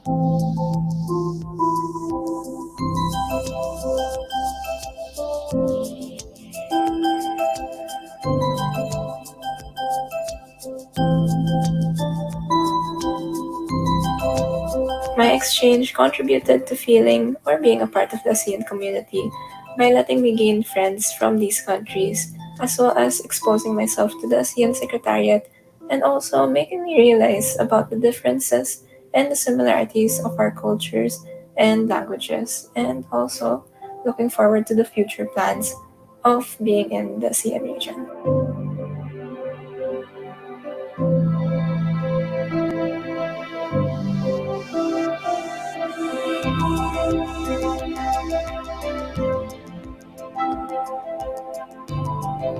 For me, Share is like a jumping platform for us to discover more about our strengths, our capabilities, and to what greater extent that we can be better than now, better than before.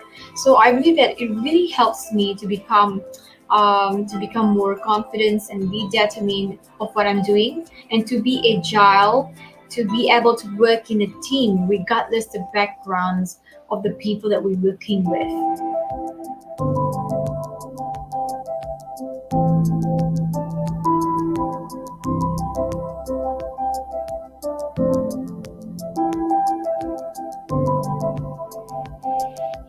Now I'm working in Vietnam, but just a couple of years back, I was working in the Kingdom of Thailand. I'd say that share somehow, right, contributes our to the formation of identity, which goes beyond and above national boundaries.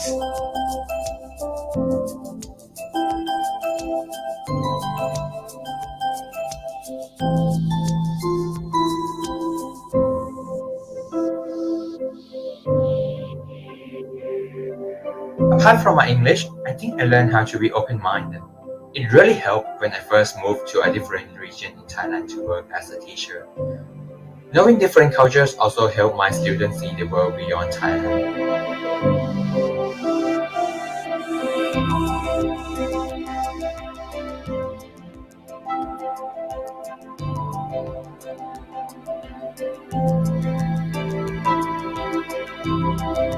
During Share Mobility program, I joined Islamic community trip as well as many other trips with my Burmese, Korean, Indonesian, and American friends from different states, villages, and culture, which inspire me to work with a diversity of people from different background and culture, which I am doing today as a community outreach manager in an international IT company with a diverse employee and a work environment.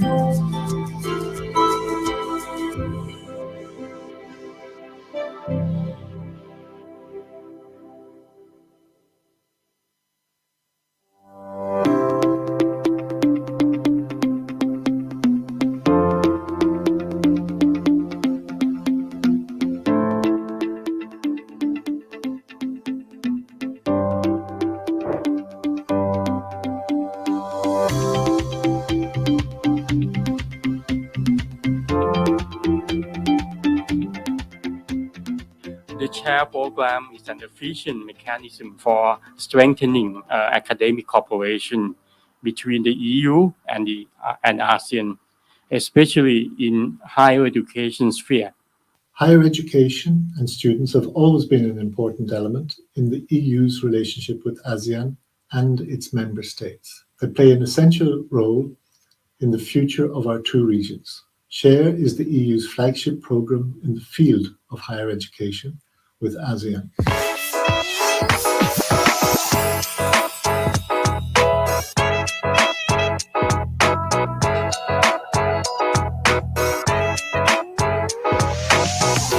Higher education partnerships is very important because no individual or individual institution can achieve sustainable development goals. The only way for us to achieve the sustainable development goals and to enhance the contribution of higher education is through partnerships, not only in the region, not only in the ASEAN region, but also in other regions.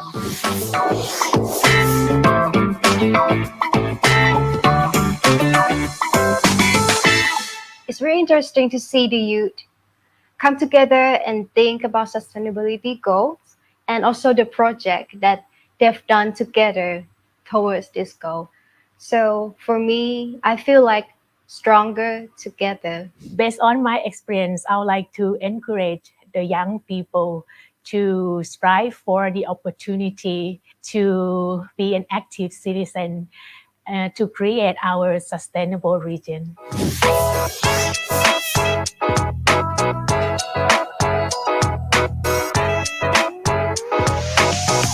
It is a platform that is very inclusive and it allows us to discuss various issues, especially the most prominent one, which is the sustainable development of the region. So this platform is very important and it's very timely because we are facing with multiple challenges, including the COVID-19, plus the climate change, the social inequalities, the economic crisis. So I think it's very important we come together for that.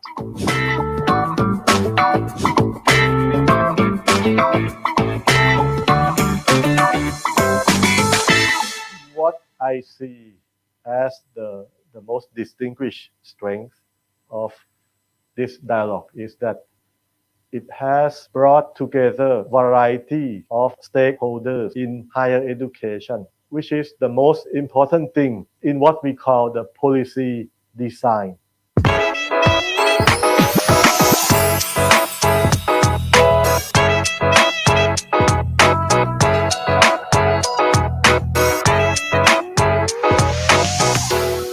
want to transform, we want to grow, we want to do the best for our learners in Southeast Asia. So I think it's been really rewarding to see so many different stakeholders understand this shared purpose and what we need to do to move forward together to achieve the 17 Sustainable Development Goals and the central importance of higher education to deliver on that promise.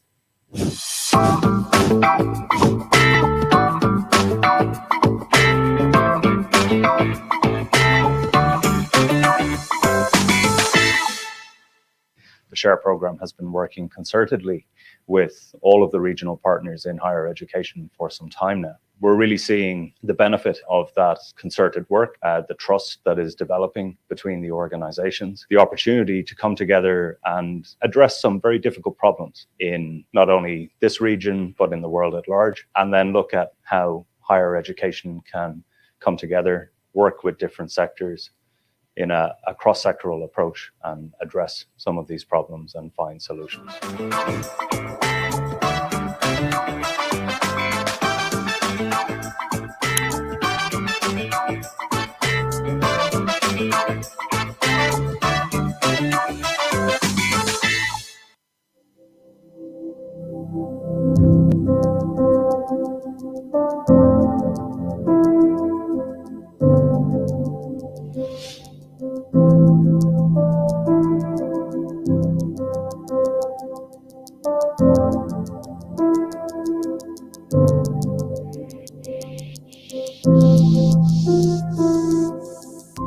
Thing that I found most memorable after my mobility period is networking, because I guess share not only give us scholarship but also give us opportunity to meet more people or more students around the Asian countries.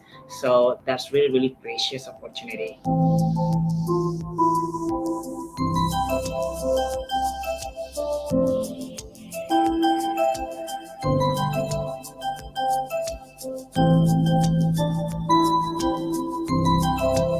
My exchange contributed to feeling or being a part of the ASEAN community by letting me gain friends from these countries, as well as exposing myself to the ASEAN Secretariat and also making me realize about the differences and the similarities of our cultures and languages, and also looking forward to the future plans of being in the ASEAN region.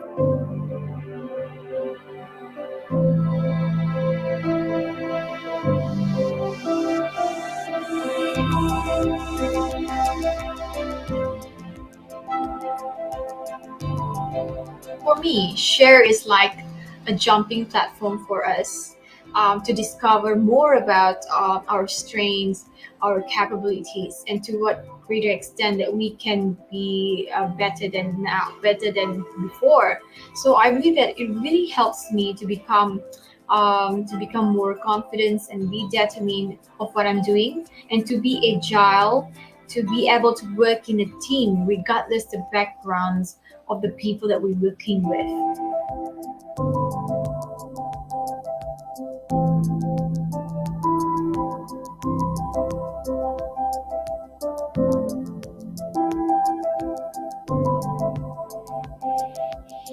Now I'm working in Vietnam, but just a couple of years back, I was working in the Kingdom of Thailand. I'd say that Share somehow contributes to the formation of identity, which goes beyond and above national boundaries.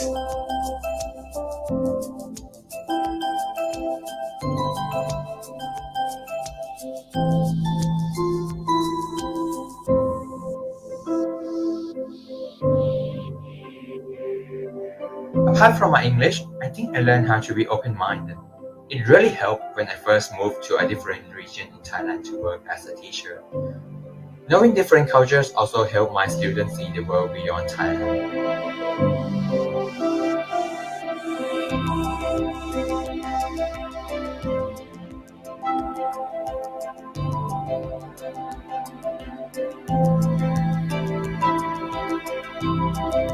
During Share Mobility program, I joined Islamic community trip as well as many other trips with my Burmese, Korean, Indonesian, and American friends from different states, villages, and culture, which inspire me to work with a diversity of people from different background and culture, which I am doing today as a community outreach manager in an international IT company with a diverse employee and a work environment.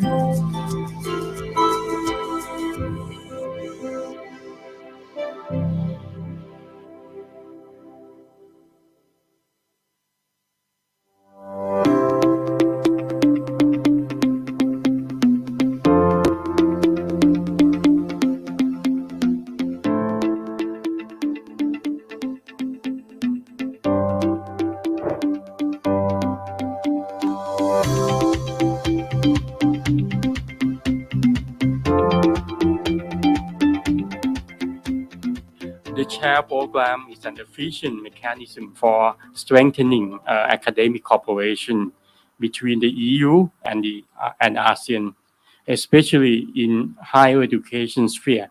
Higher education and students have always been an important element in the EU's relationship with ASEAN and its member states. They play an essential role in the future of our two regions. SHARE is the EU's flagship program in the field of higher education with ASEAN.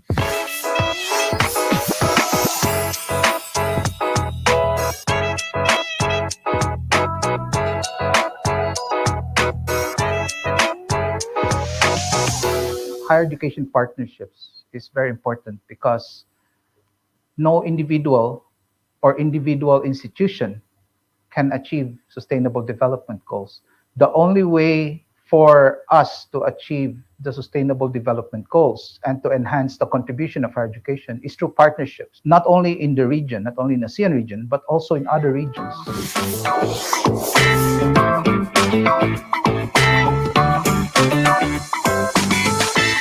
It's very interesting to see the youth come together and think about sustainability goals and also the project that they've done together towards this goal.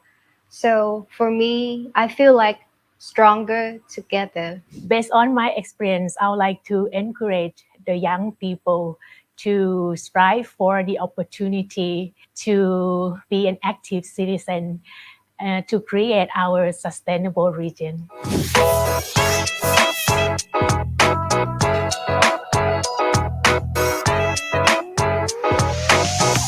It is a platform that is very inclusive and it allows us to discuss various issues, especially the most prominent one, which is the sustainable development of the region. So this platform is very important and it's very timely because we are facing with multiple challenges, including the COVID-19, plus the climate change, the social inequalities, the economic crisis. So I think it's very important we come together for that.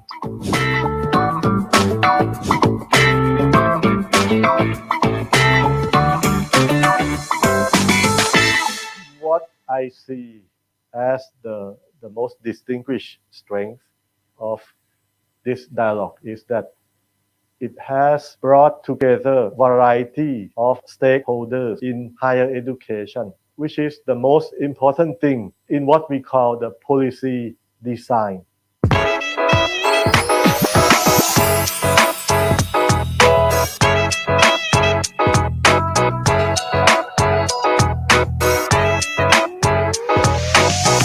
We want to transform, we want to grow, we want to do the best for our learners in Southeast Asia.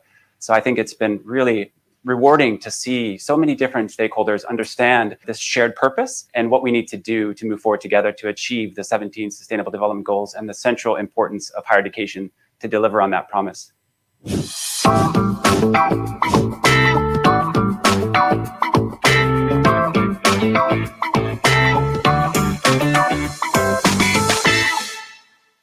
The SHARE program has been working concertedly with all of the regional partners in higher education for some time now. We're really seeing the benefit of that concerted work, the trust that is developing between the organizations, the opportunity to come together and address some very difficult problems in not only this region, but in the world at large, and then look at how higher education can come together, work with different sectors in a cross-sectoral approach and address some of these problems and find solutions.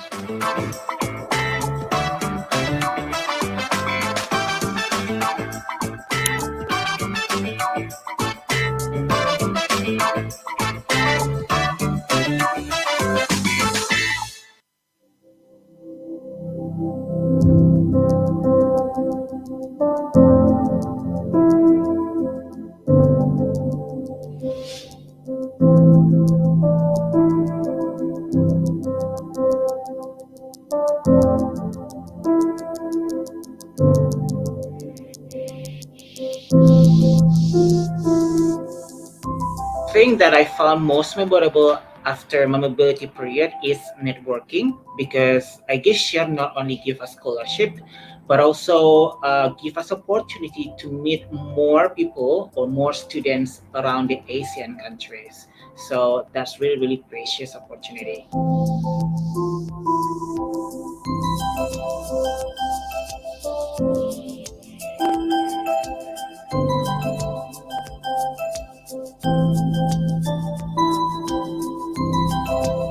My exchange contributed to feeling or being a part of the ASEAN community by letting me gain friends from these countries, as well as exposing myself to the ASEAN Secretariat and also making me realize about the differences and the similarities of our cultures and languages, and also looking forward to the future plans of being in the ASEAN region.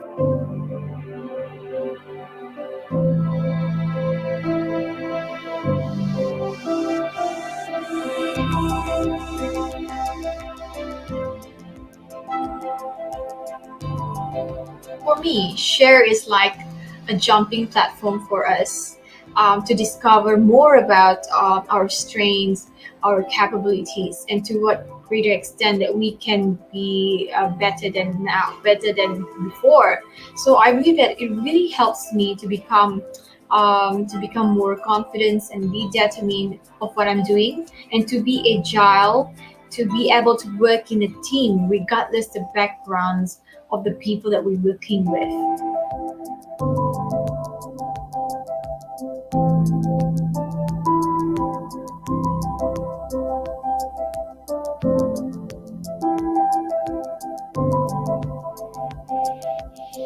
Now I'm working in Vietnam, but just a couple of years back, I was working in the Kingdom of Thailand. I'd say that Share somehow contributes to the formation of identity, which goes beyond and above national boundaries.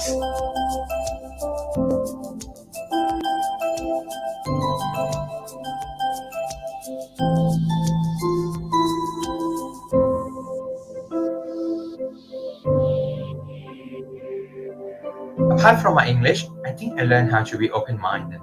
It really helped when I first moved to a different region in Thailand to work as a teacher. Knowing different cultures also helped my students see the world beyond Thailand.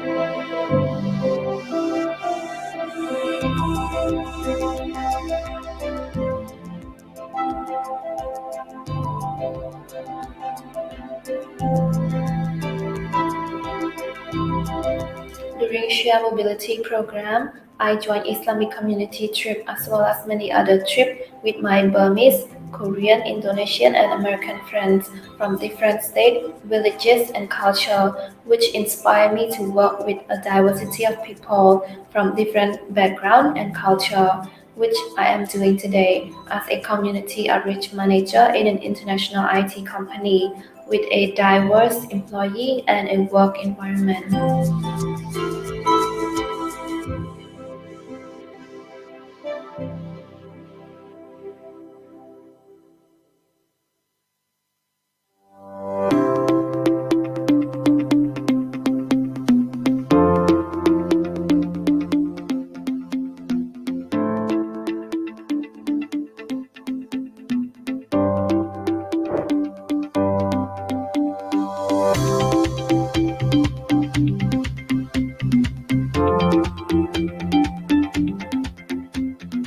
The SHARE program is an efficient mechanism for strengthening academic cooperation between the EU and ASEAN, especially in higher education sphere. Higher education and students have always been an important element in the EU's relationship with ASEAN and its member states. They play an essential role in the future of our two regions. SHARE is the EU's flagship program in the field of higher education with ASEAN.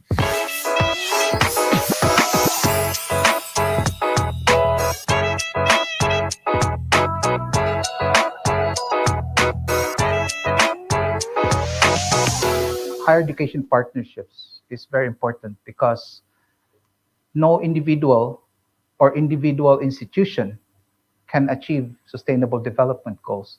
The only way for us to achieve the sustainable development goals and to enhance the contribution of higher education is through partnerships, not only in the region, not only in the ASEAN region, but also in other regions.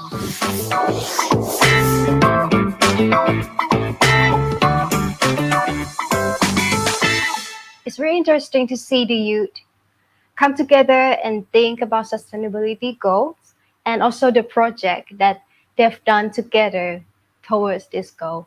So for me, I feel like stronger together. Based on my experience, I would like to encourage the young people to strive for the opportunity to be an active citizen to create our sustainable region.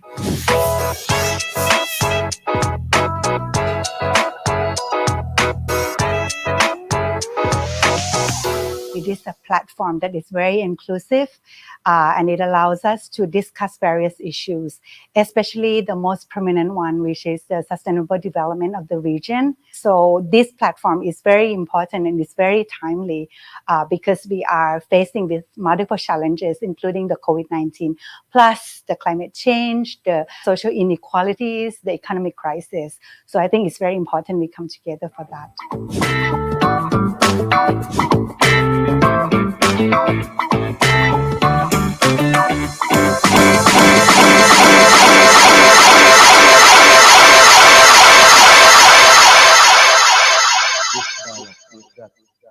It has brought together a variety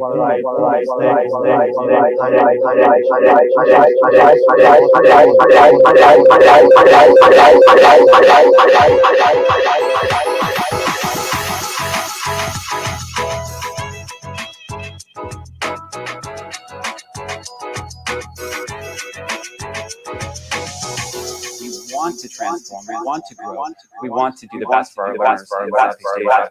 So I think it's been really rewarding to see so many different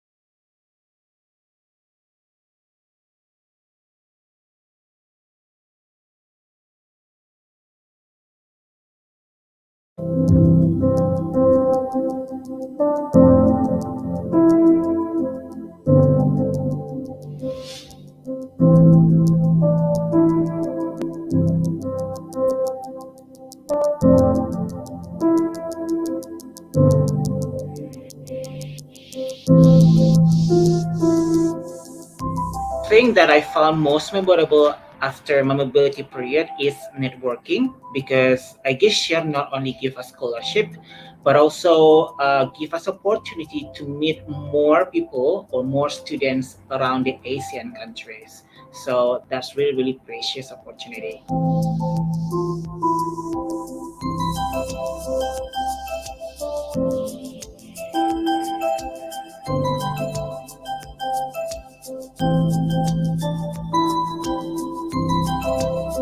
My exchange contributed to feeling or being a part of the ASEAN community by letting me gain friends from these countries, as well as exposing myself to the ASEAN Secretariat and also making me realize about the differences and the similarities of our cultures and languages, and also looking forward to the future plans of being in the ASEAN region.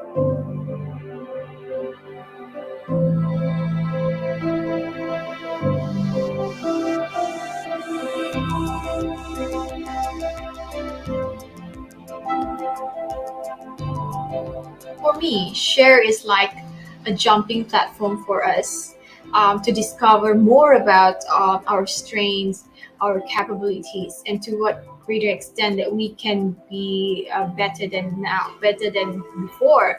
So I believe that it really helps me to become more confident and be determined of what I'm doing, and to be agile, to be able to work in a team regardless the backgrounds of the people that we're working with.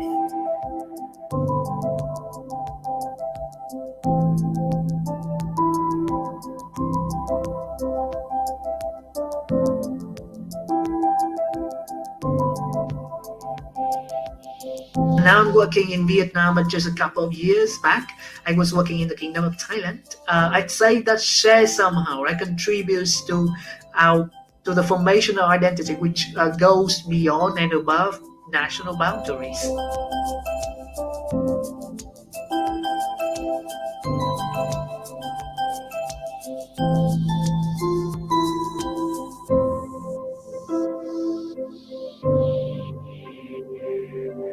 Apart from my English, I think I learned how to be open-minded.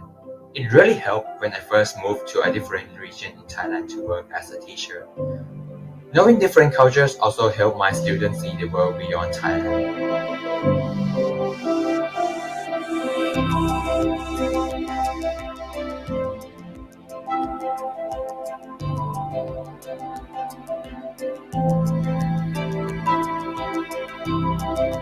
During Share Mobility program, I joined Islamic community trip as well as many other trips with my Burmese, Korean, Indonesian, and American friends from different states, villages, and culture, which inspired me to work with a diversity of people from different background and culture, which I am doing today as a community outreach manager in an international IT company with a diverse employee and a work environment.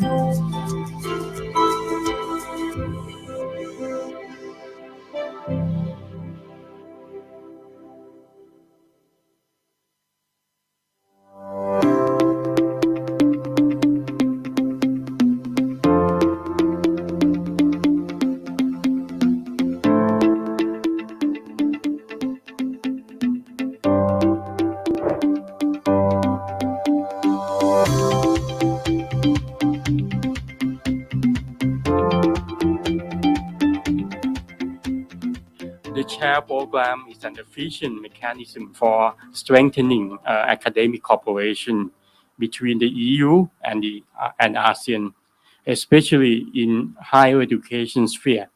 Higher education and students have always been an important element in the EU's relationship with ASEAN and its member states. They play an essential role in the future of our two regions. SHARE is the EU's flagship program in the field of higher education with ASEAN.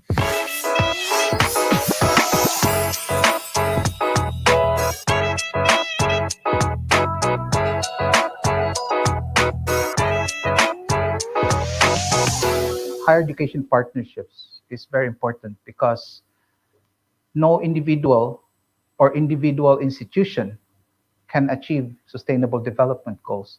The only way for us to achieve the sustainable development goals and to enhance the contribution of higher education is through partnerships, not only in the region, not only in the ASEAN region, but also in other regions.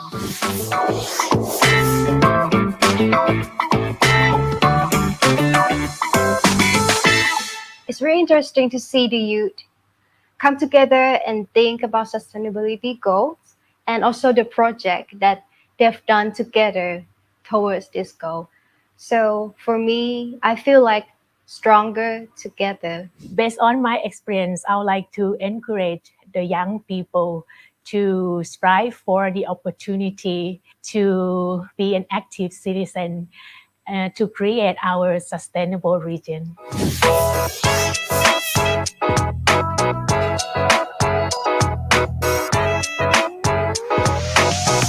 It is a platform that is very inclusive and it allows us to discuss various issues, especially the most prominent one, which is the sustainable development of the region. So this platform is very important and it's very timely because we are facing with multiple challenges, including the COVID-19, plus the climate change, the social inequalities, the economic crisis. So I think it's very important we come together for that.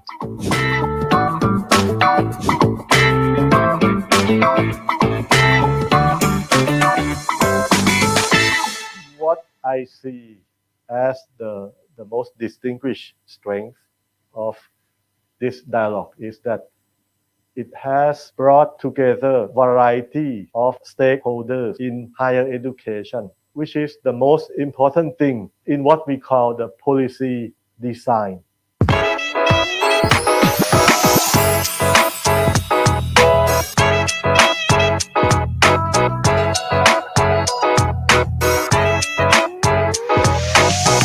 We want to transform, we want to grow, we want to do the best for our learners in Southeast Asia. So I think it's been really rewarding to see so many different stakeholders understand this shared purpose and what we need to do to move forward together to achieve the 17 Sustainable Development Goals and the central importance of higher education to deliver on that promise.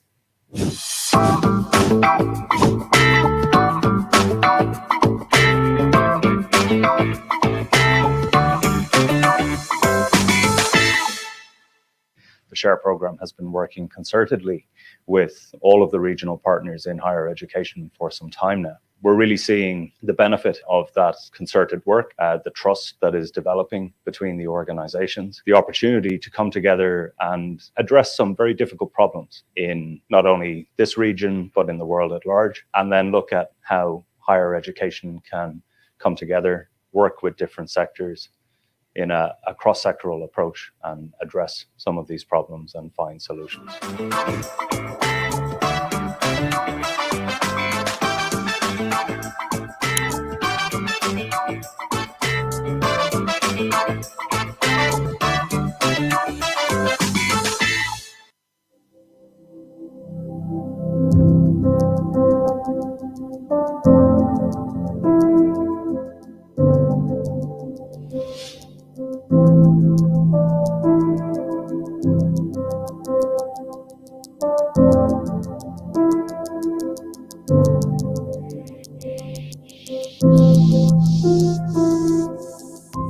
Thing that I found most memorable after my mobility period is networking, because I guess share not only give us scholarship but also give us opportunity to meet more people or more students around the Asian countries.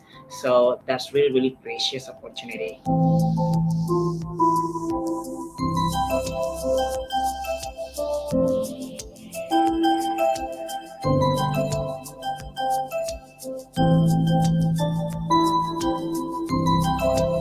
My exchange contributed to feeling or being a part of the ASEAN community by letting me gain friends from these countries, as well as exposing myself to the ASEAN Secretariat and also making me realize about the differences and the similarities of our cultures and languages, and also looking forward to the future plans of being in the ASEAN region.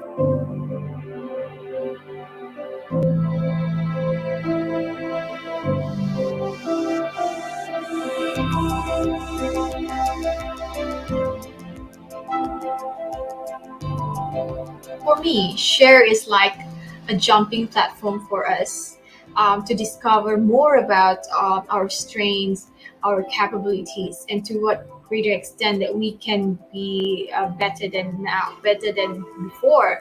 So I believe that it really helps me to become more confident and be determined of what I'm doing, and to be agile, to be able to work in a team regardless the backgrounds of the people that we're working with.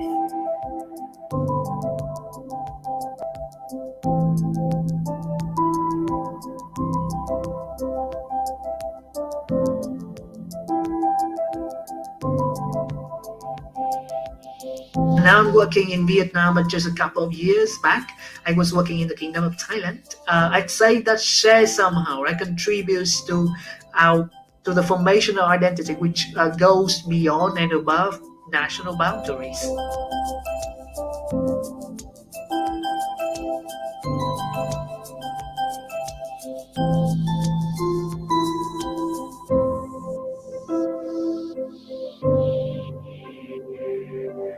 Apart from my English, I think I learned how to be open-minded. It really helped when I first moved to a different region in Thailand to work as a teacher. Knowing different cultures also helped my students see the world beyond Thailand.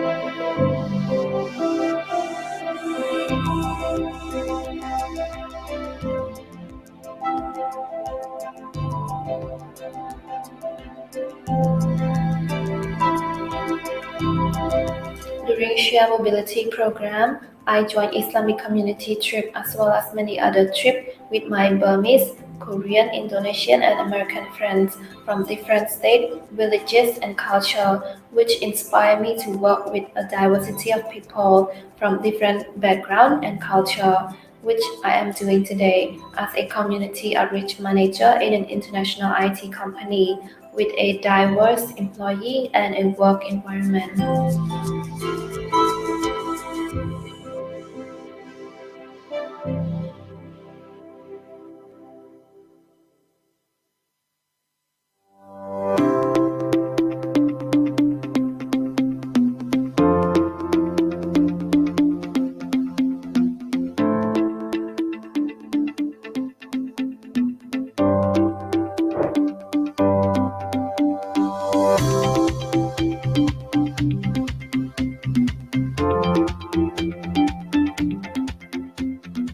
The CHAIR program is an efficient mechanism for strengthening academic cooperation between the EU and ASEAN, especially in higher education sphere. Higher education and students have always been an important element in the EU's relationship with ASEAN and its member states. They play an essential role in the future of our two regions. SHARE is the EU's flagship program in the field of higher education with ASEAN.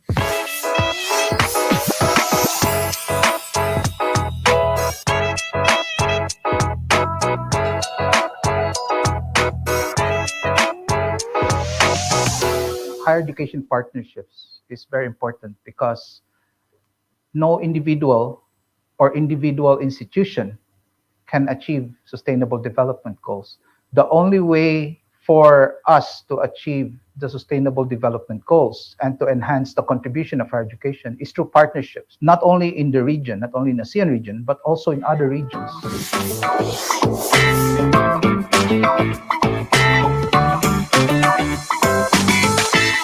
It's very interesting to see the youth come together and think about sustainability goals and also the project that they've done together towards this goal. So for me, I feel like stronger together. Based on my experience, I would like to encourage the young people to strive for the opportunity to be an active citizen to create our sustainable region.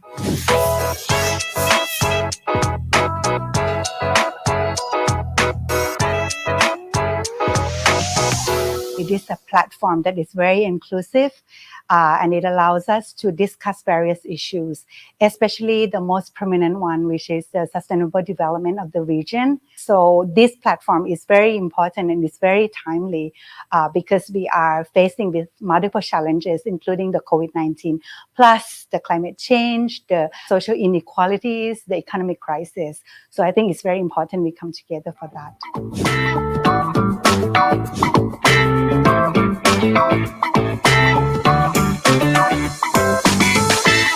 What I see as the most distinguished strength of this dialogue is that it has brought together variety of stakeholders in higher education, which is the most important thing in what we call the policy design.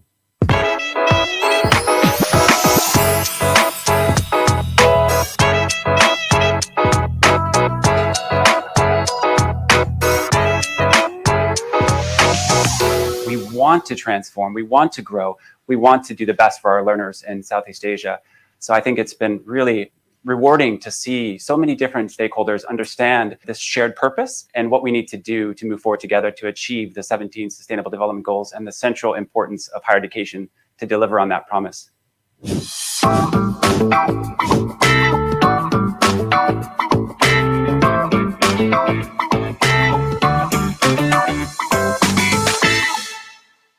The SHARE program has been working concertedly with all of the regional partners in higher education for some time now. We're really seeing the benefit of that concerted work, the trust that is developing between the organizations, the opportunity to come together and address some very difficult problems in not only this region, but in the world at large, and then look at how higher education can come together, work with different sectors in a cross-sectoral approach and address some of these problems and find solutions.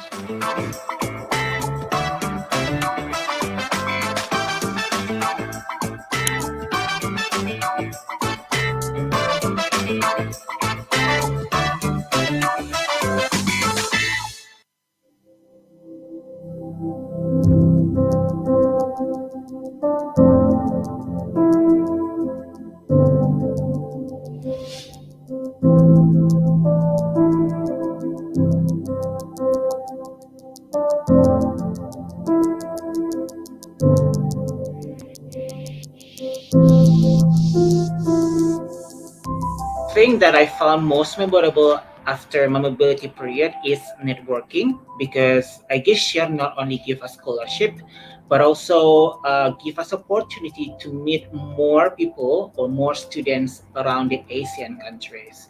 So that's really precious opportunity.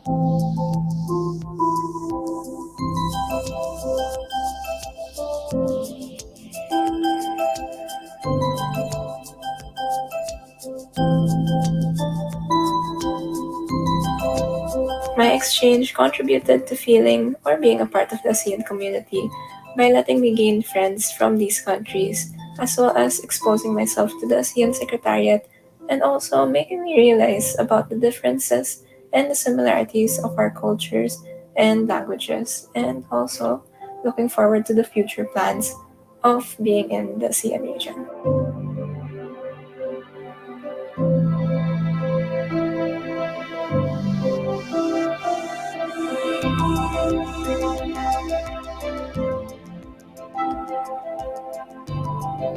For me, Share is like a jumping platform for us to discover more about our strengths, our capabilities, and to what greater extent that we can be better than now, better than before.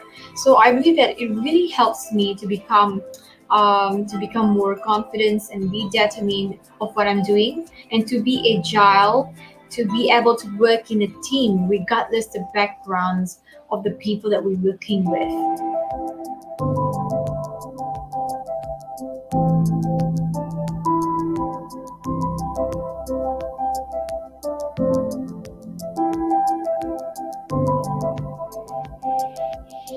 Now I'm working in Vietnam, but just a couple of years back, I was working in the Kingdom of Thailand. I'd say that Share somehow contributes to the formation of identity, which goes beyond and above national boundaries.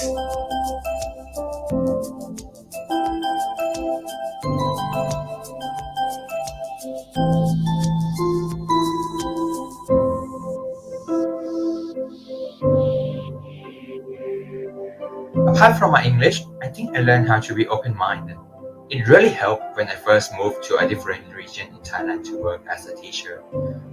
Knowing different cultures also helped my students see the world beyond Thailand.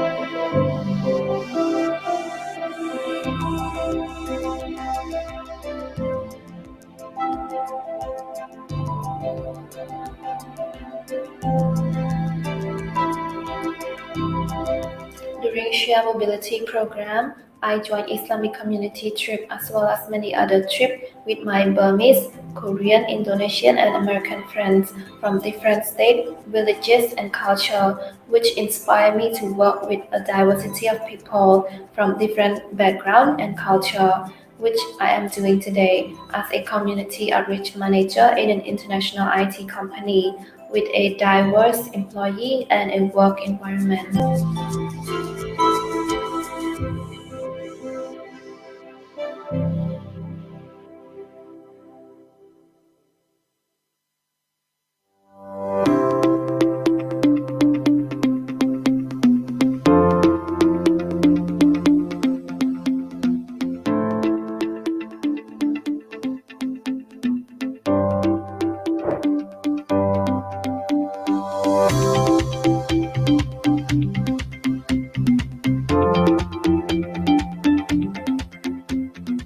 The CHAIR program is an efficient mechanism for strengthening academic cooperation between the EU and ASEAN, especially in higher education sphere.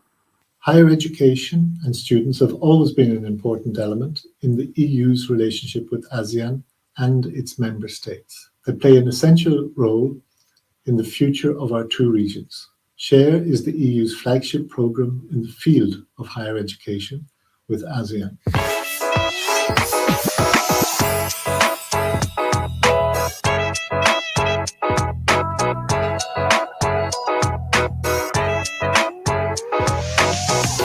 Higher education partnerships is very important because no individual or individual institution can achieve sustainable development goals. The only way for us to achieve the sustainable development goals and to enhance the contribution of higher education is through partnerships, not only in the region, not only in the ASEAN region, but also in other regions.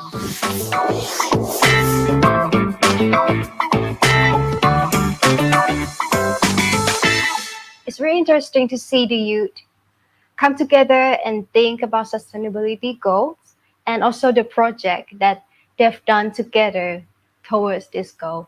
So for me, I feel like stronger together. Based on my experience, I would like to encourage the young people to strive for the opportunity to be an active citizen to create our sustainable region.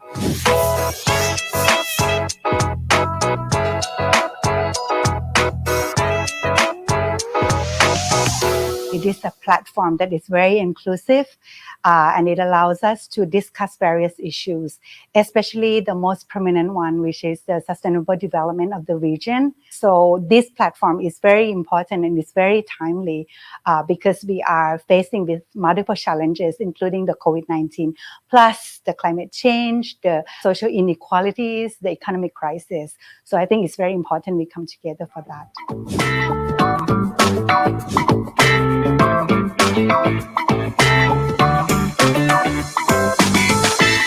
What I see as the most distinguished strength of this dialogue is that it has brought together variety of stakeholders in higher education, which is the most important thing in what we call the policy design.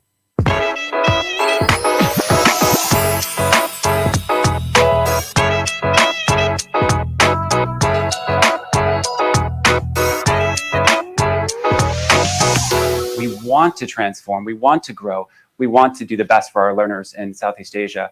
So I think it's been really rewarding to see so many different stakeholders understand this shared purpose and what we need to do to move forward together to achieve the 17 Sustainable Development Goals and the central importance of higher education to deliver on that promise.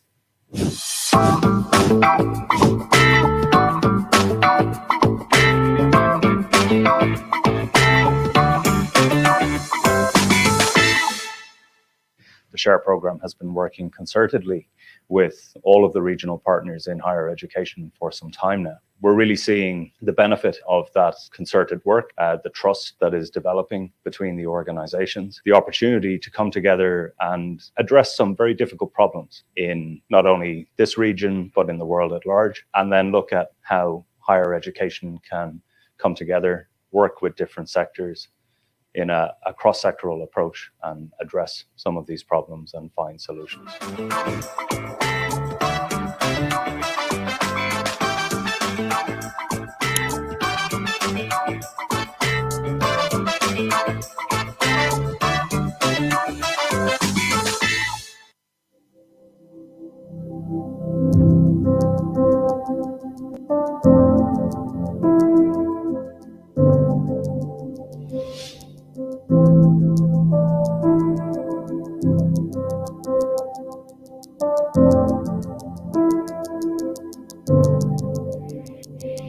Thing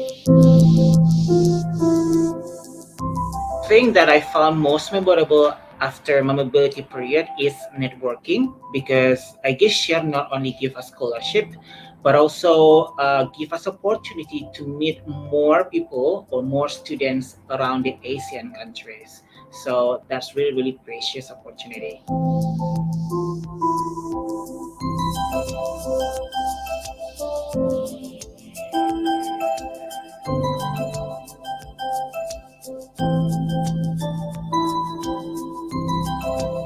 My exchange contributed to feeling or being a part of the ASEAN community by letting me gain friends from these countries, as well as exposing myself to the ASEAN Secretariat and also making me realize about the differences and the similarities of our cultures and languages, and also looking forward to the future plans of being in the ASEAN region.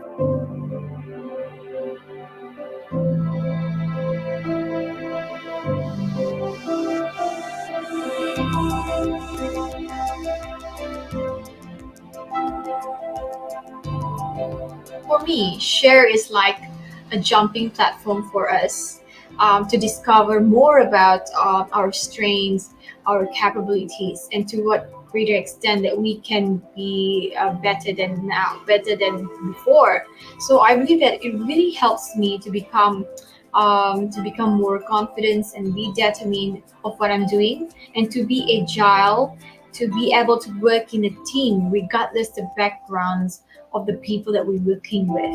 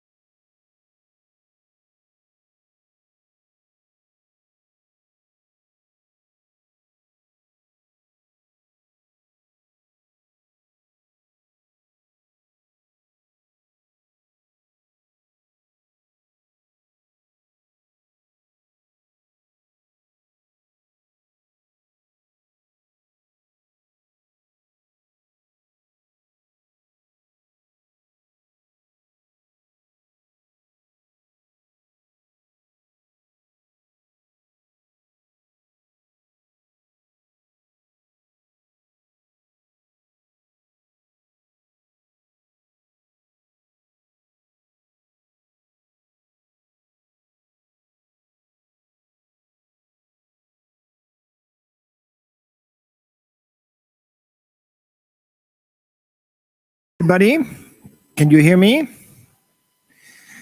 Can everybody hear me online, I hope? Okay. Welcome back after a nice lunch here in the hotel. Welcome back also to those who are joining us online. My name is Peter van Taal. I am the director for Nuffic NESO, the Netherlands Education Support Office based in Jakarta. And we have been working together with our colleagues in the consortium on the SHARE project since late 2015. This afternoon, we will continue our discussion in this policy dialogue with a focus on student mobility and in particular credit transfer.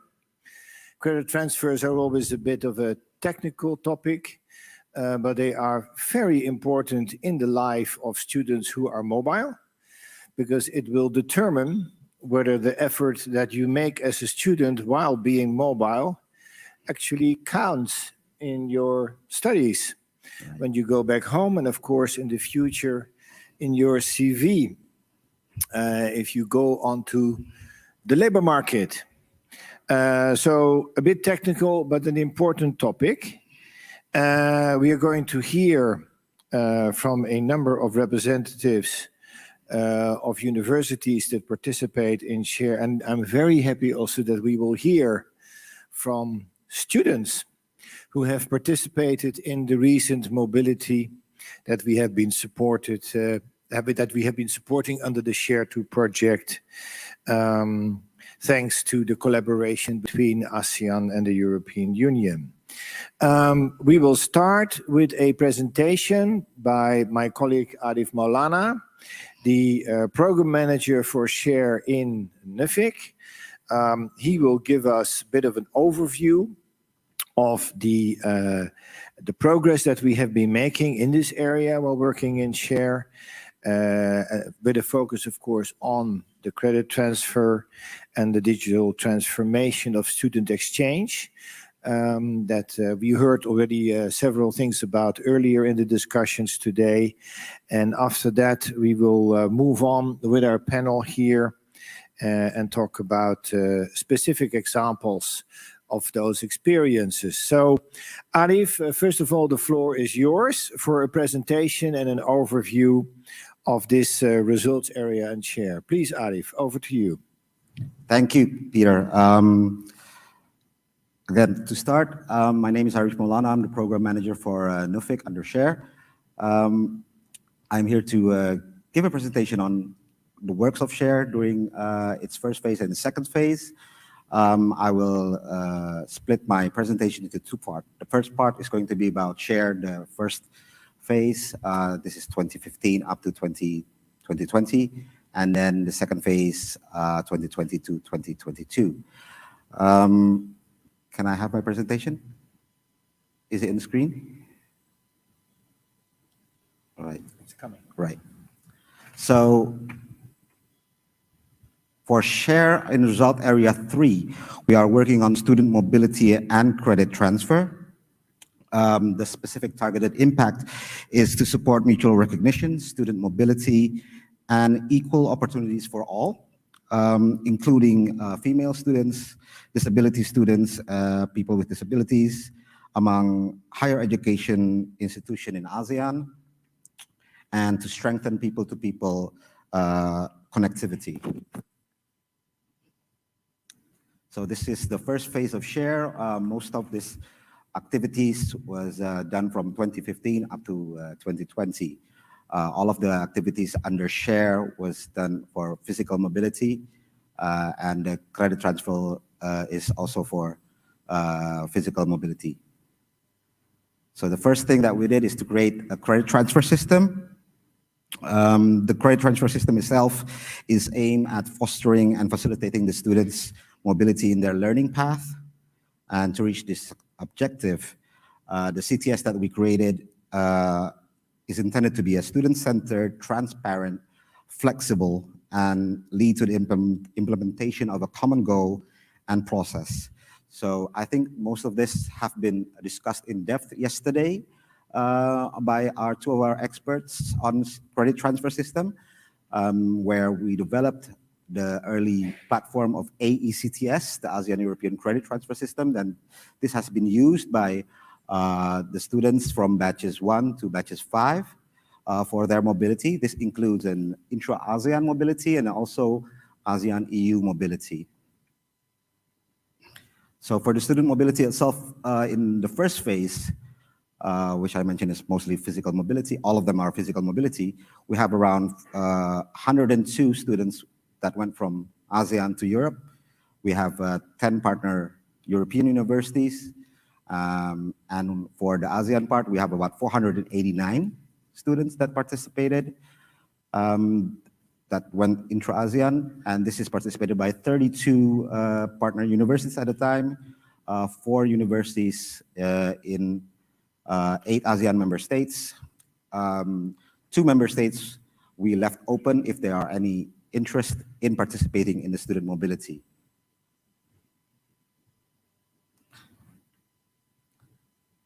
So aside from the student mobility, we also provide capacity building training for universities. We provided capacity building trainings for universities in terms of scholarship management, how to establish your international relations offices, because some of the member states at the time did not have international offices in their universities. This is in particular for a couple of CLMV countries, Cambodia, Laos, Myanmar, and Vietnam. But we try to have discussions with all of the universities and how to create an international relations office, how to manage the scholarships, and how to basically run the scholarship platform along with its credit transfers functions. So we had 5 during that time. This usually is done before each batches to get them prepared. And after each batch, we always try to improve what comes next for the next batches. Is there anything that we need to iron out? If there's any other things that we missed out in the previous batches and things like that.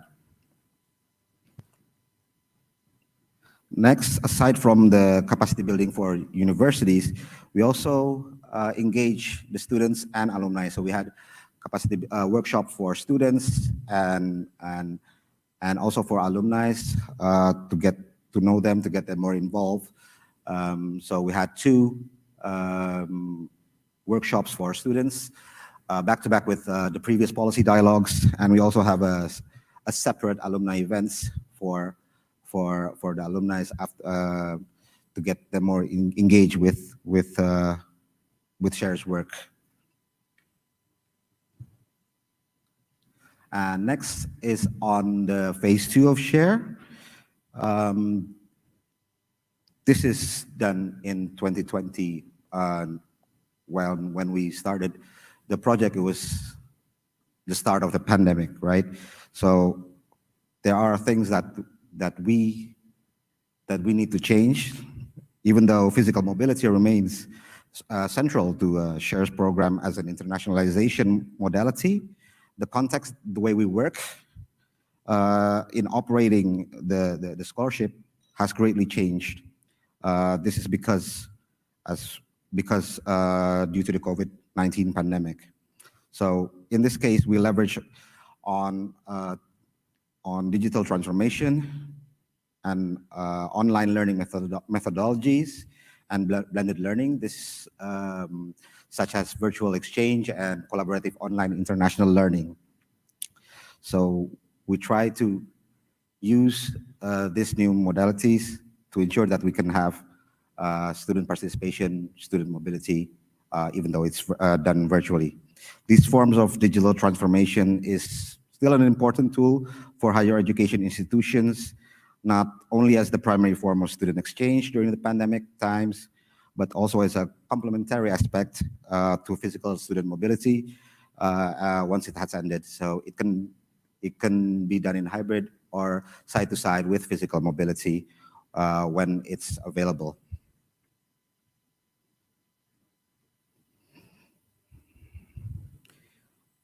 So our work on virtual exchange and collaborative online learning was done through our experts. I think the previous session discuss more about this in depth, because this is something new that we want to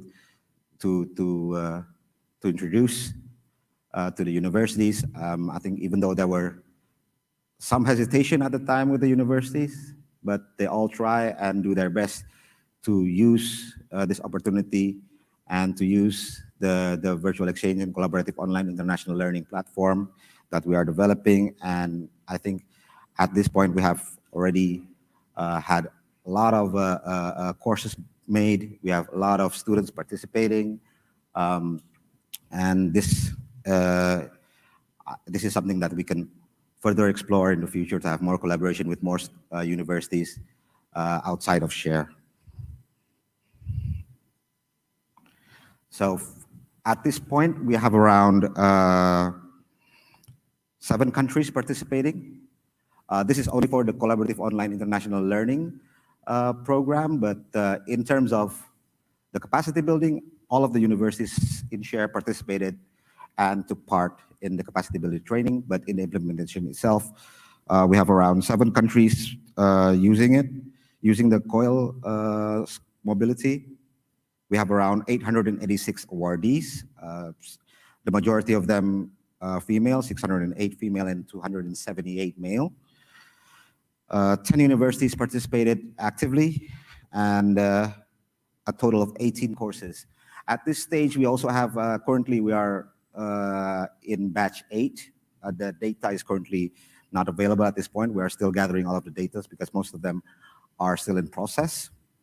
And we also have another batch coming in, batch 9, that was announced by Dr. Latif previously in the previous session, which will start in October until the end of November 2022.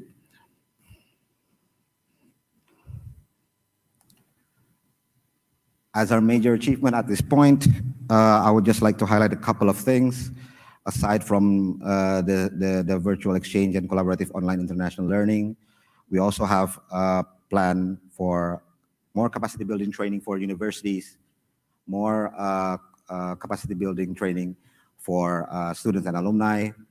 We had already conducted around 2 alumni events this year. The first in SHARE 2, the first one we have a cooperation with NUS back in 2021 in November.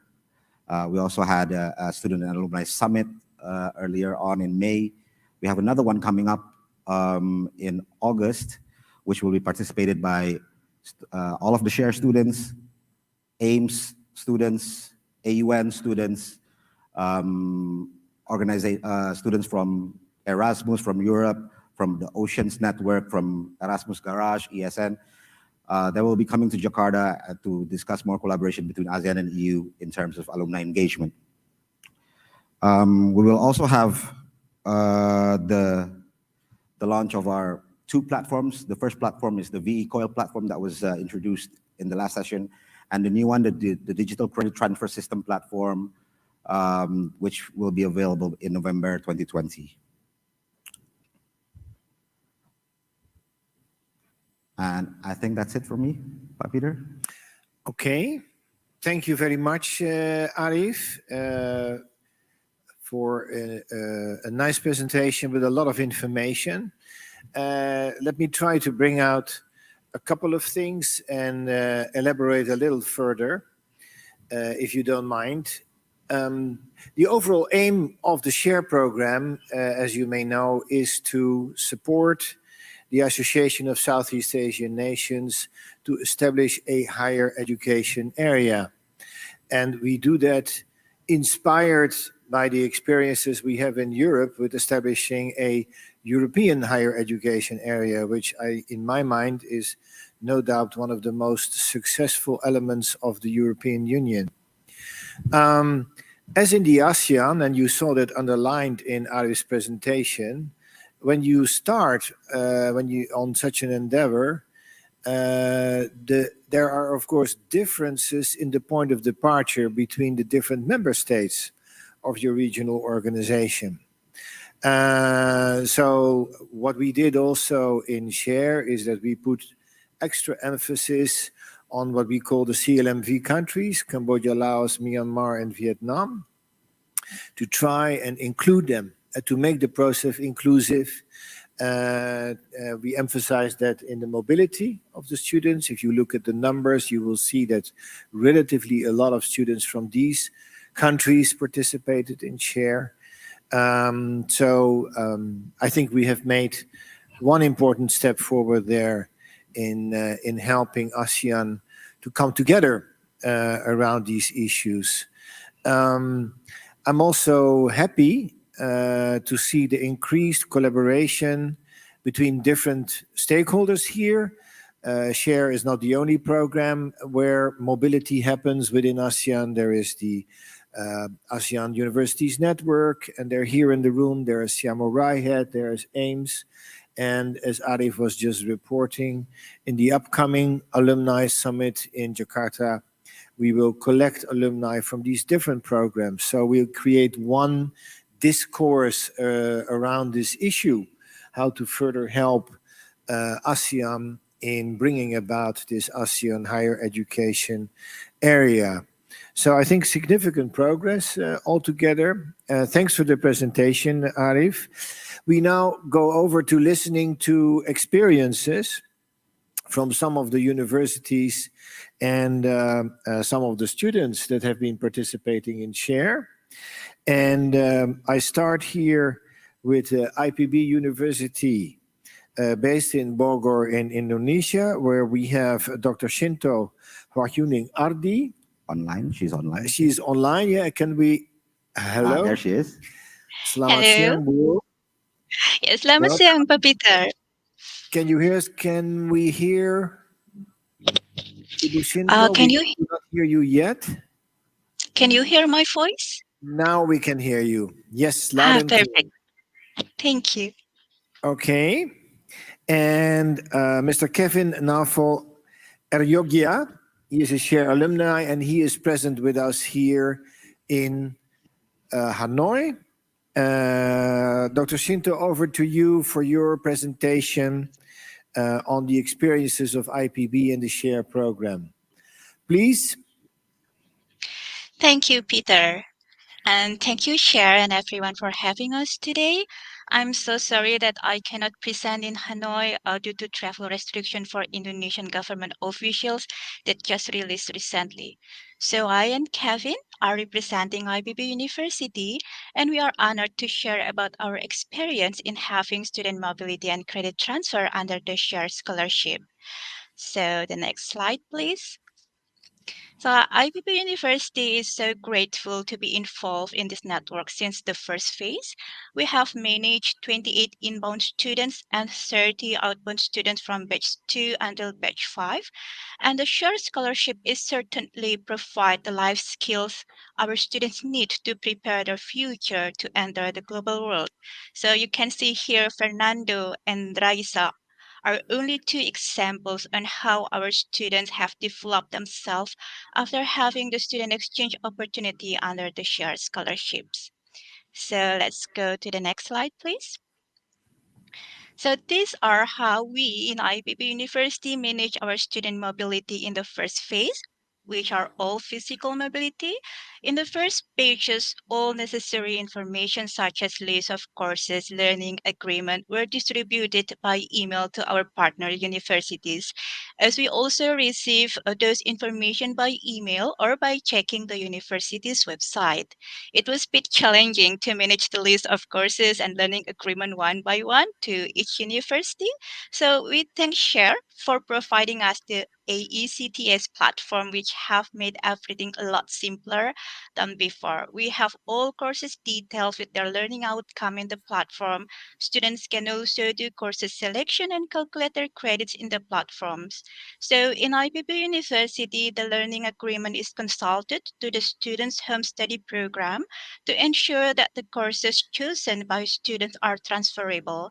Having the course details and the learning outcome information in the platform is very helpful in this process.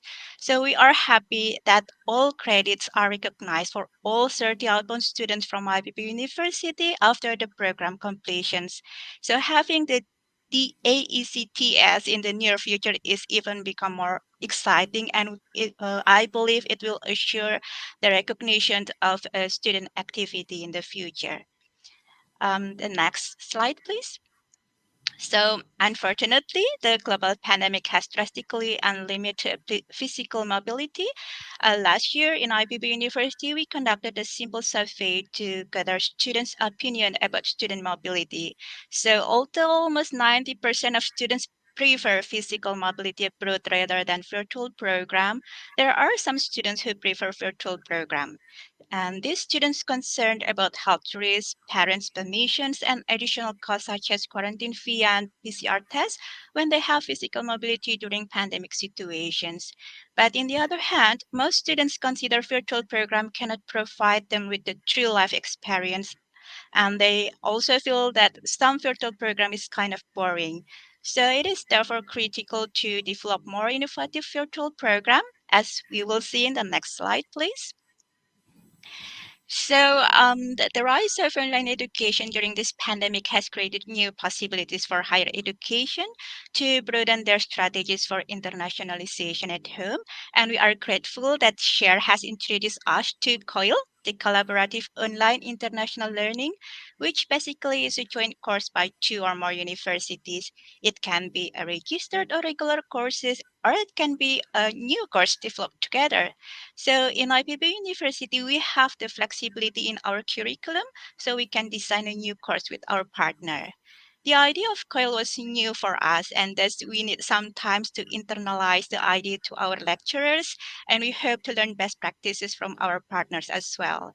So our first COIL course was in batch 7. We thank PPIU, Dr. Rafikant, for the warm coordination in developing this course together. And I won't talk too much about this, as I believe we wish to hear more from students' perspective. So Kevin, there is one of our students who is participating in this course. So Kevin, please kindly share your experience and opinion. Thank you very much, Ibu Sinto, for the time. I would like to begin my statement with having one sentence that I had a great experience with my COIL share batch 7 that I participated in, and I'll tell you why. The first one being I had a new perspective that it comes from the lectures and also the materials. The lectures provide me with a new learning approach, and it also enhances my knowledge in terms of the topic that we're being given. Especially in my case, I've taken a similar course in my university, but then even though taking a same course through this COIL share course, it provides me with something new, and also the references that they're being given and also the supporting materials helps me to learn something new. And next one being, of course, having new friends. It is very coincidental that our representative from PPIU, Song Heng, is also happens to be my friend in my course. We actually participated in the same class, and this also provides us with a new opportunity for an international exposure. And this also enables us to share each other's cultures. And as you know, we are one ASEAN, so we have differences and similarities. Both of that's what connects us and makes us as one. And yeah, we get to do very much many fun activities together. And especially I'm getting to the third that I should highlight, I should point out that it provides us with a practical learning, where I'm very grateful that the COIL course does not only provides us with one-way learning from the professor or the lecturer, but also it gives us a case study, where this case study enables us to learn more practically. And also we are being put into teams where we can gather from the combination of students from IPB and PPIU. In my case, we are being put in one team so that we can collaborate. We are forced to collaborate, and we are forced to break the barriers between two of the university students. And one thing that I also like about the assignments that are being given is that we were being constantly checked out through our progress from the lecturers, and they provide us with feedback so that they can ensure that we are currently going into the right direction. And if we need some corrections, they would provide us with some path to go. And the fourth one being sort of the obvious one, it is the incentives for the ICT and the book materials. I do feel like this is a very resourceful fund and really helps us through the course. However, through all the good things that I've all mentioned, I feel like there's still room for improvement that could provide us with a better learning experience. And the first one being talking about the learning environment. I think it's fair to say that it would be this course would be way more efficient if it were conducted physically. And although I'm still really grateful that this course happened, but there were some issues that I have to point out that revolves around the connection issues and also attention span issues, which I see a lot of my friends were struggling to as well. Because we know in Indonesia especially, the connection are not really solid at any time, and it could, there could be connection issues that prevent students from joining the class on the particular time.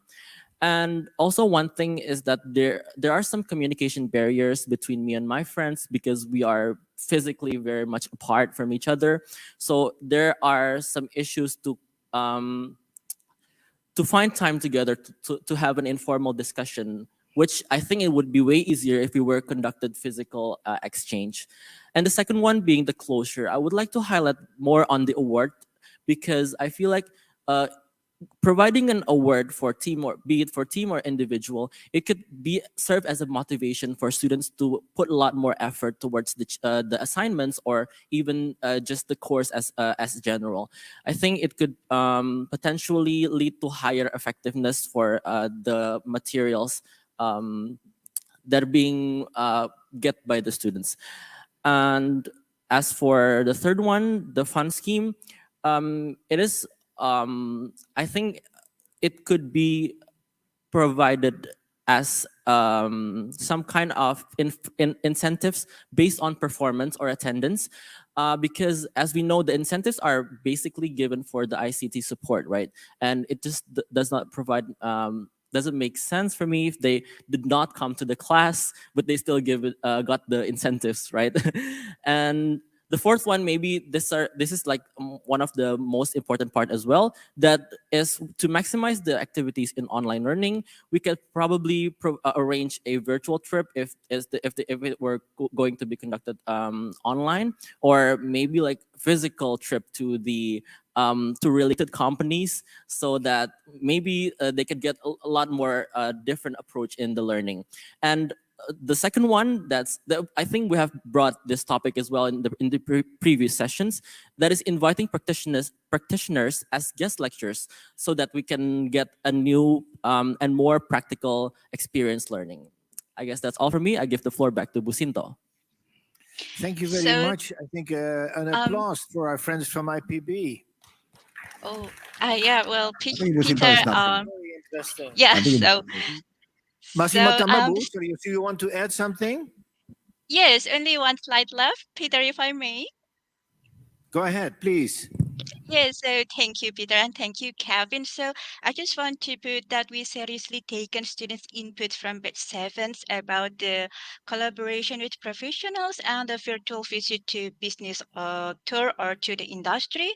So IPB University and our partner universities have agreed to develop a new model of co-program in batch 8. So IPB and PPIU and UMS and HUST have invited professionals and designed virtual business in our upcoming COIL course in batch 8.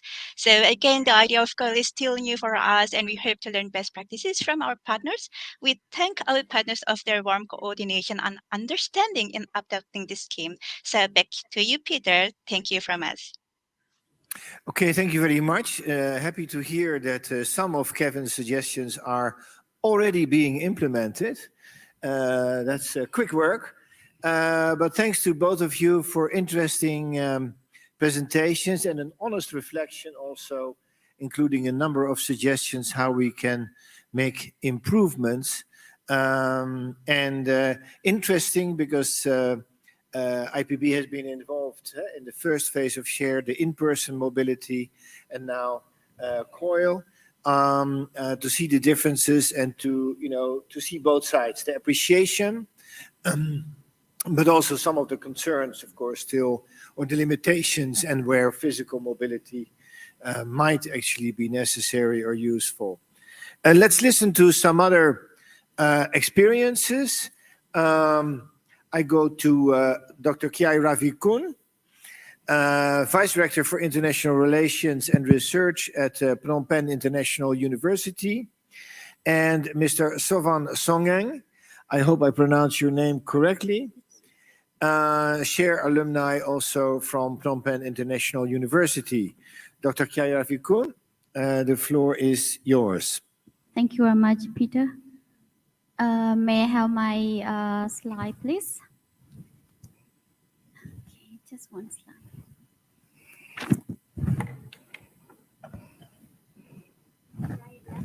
Yeah, it's the center, the green one. Top it. Good afternoon. The day has been a little bit long, so I confused whether morning, afternoon, or evening already. Thank you once again for giving me opportunity to share our experiences in handling share student mobility physically and this online in the last last year, in the last couple of months. Actually, I have to say a few words about share scholarship. Share scholarship is actually, I repeat again, and everyone say, and that is stated in the share booklet. It's a flagship scholarship because it gives all necessity for the mobile student physically for them to study and stay for one semester without having any concern about financial issue, and also credit earned abroad over at host university also be transferred to their academic record. So all of these are very comfortable for the students.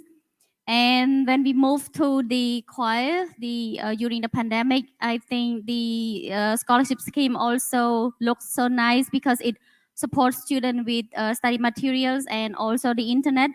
And yeah, all of these, I would say that it's a perfect fit for the physical before the pandemic, and also very fit for the pandemic time where travel was restricted and possibility was not seen at the time. So it's good for all university partner of share continue the mobility and the connectivity between partner university within this share program. Now let me tell you a little bit about my experience in, as I mentioned, in handling physical and this online.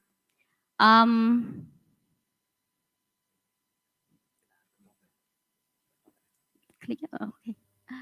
Yes, actually, I borrow a few pictures from the website, but I also mentioned that to our colleagues at Share headquarters, because I have the reason for having this photo, because if you look at the right hand side on top, that also was used by Stefan yesterday.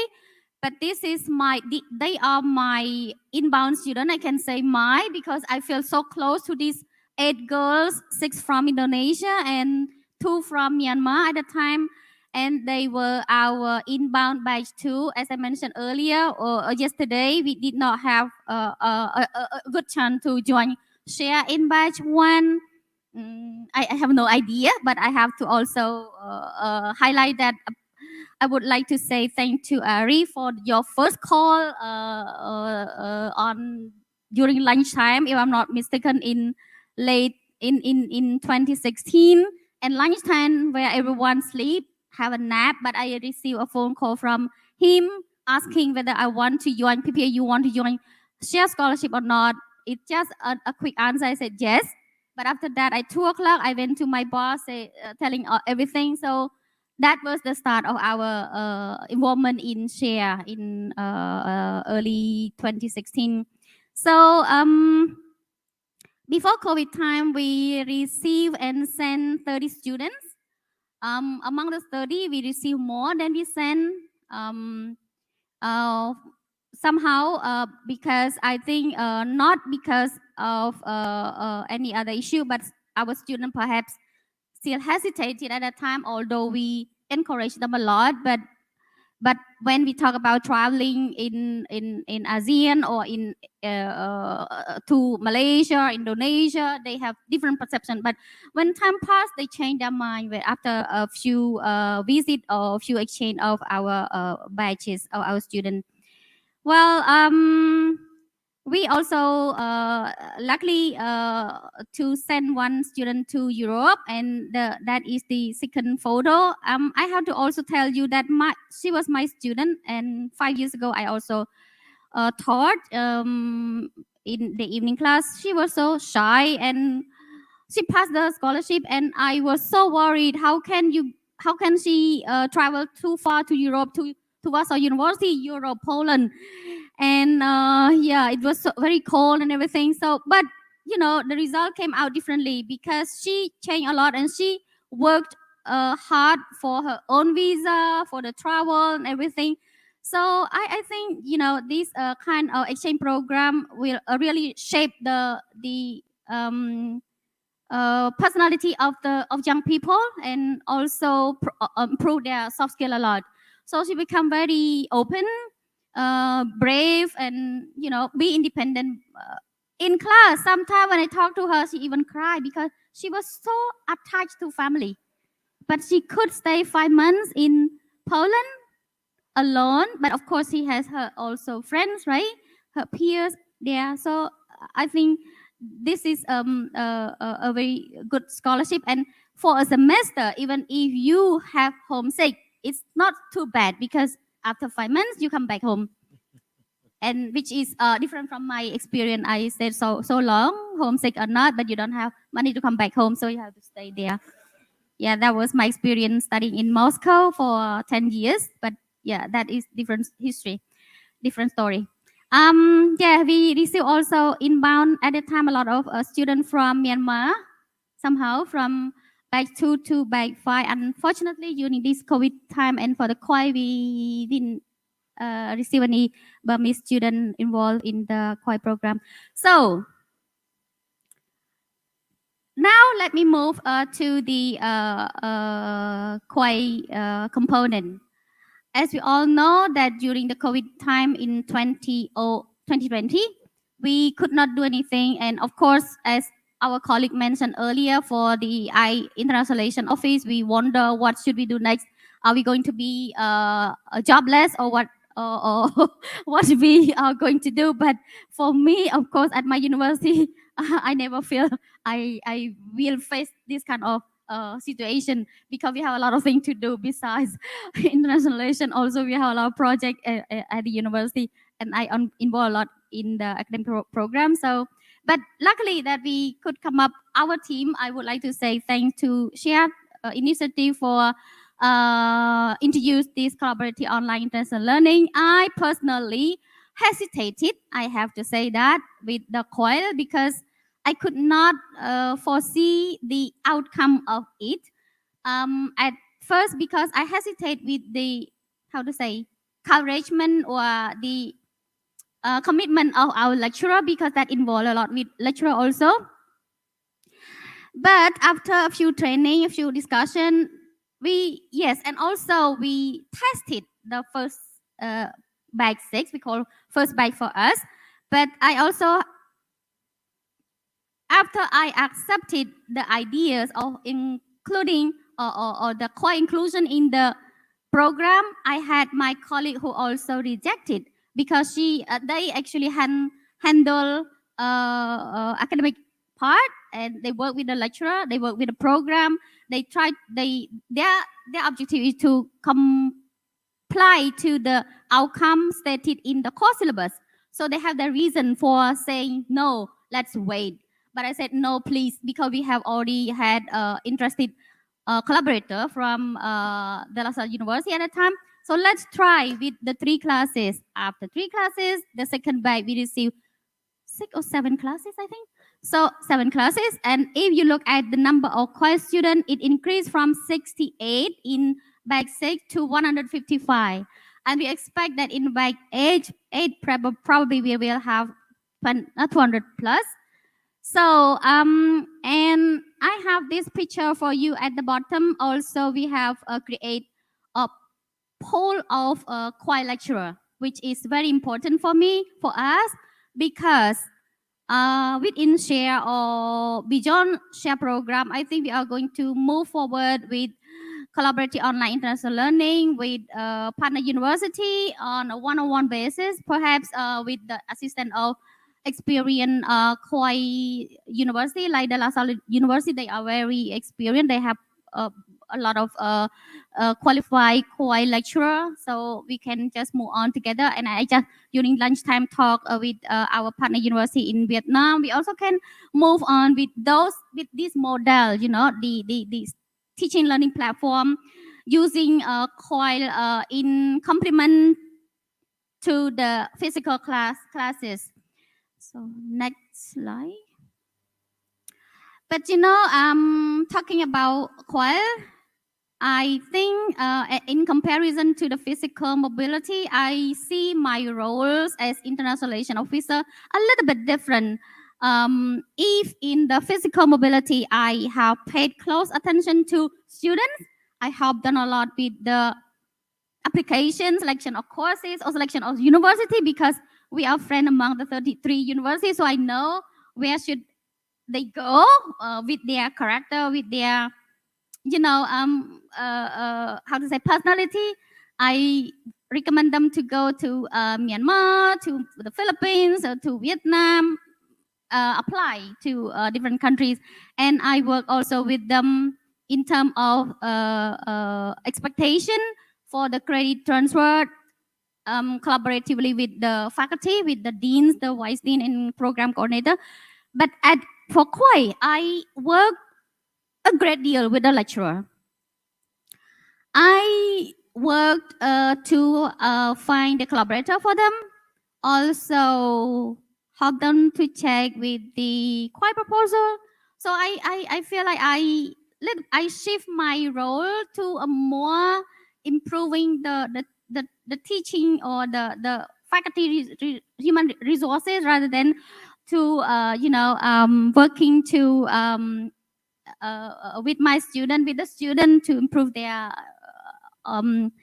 knowledge and skill and connection. Having said that, I feel like, okay, it's a good combination between physical and online.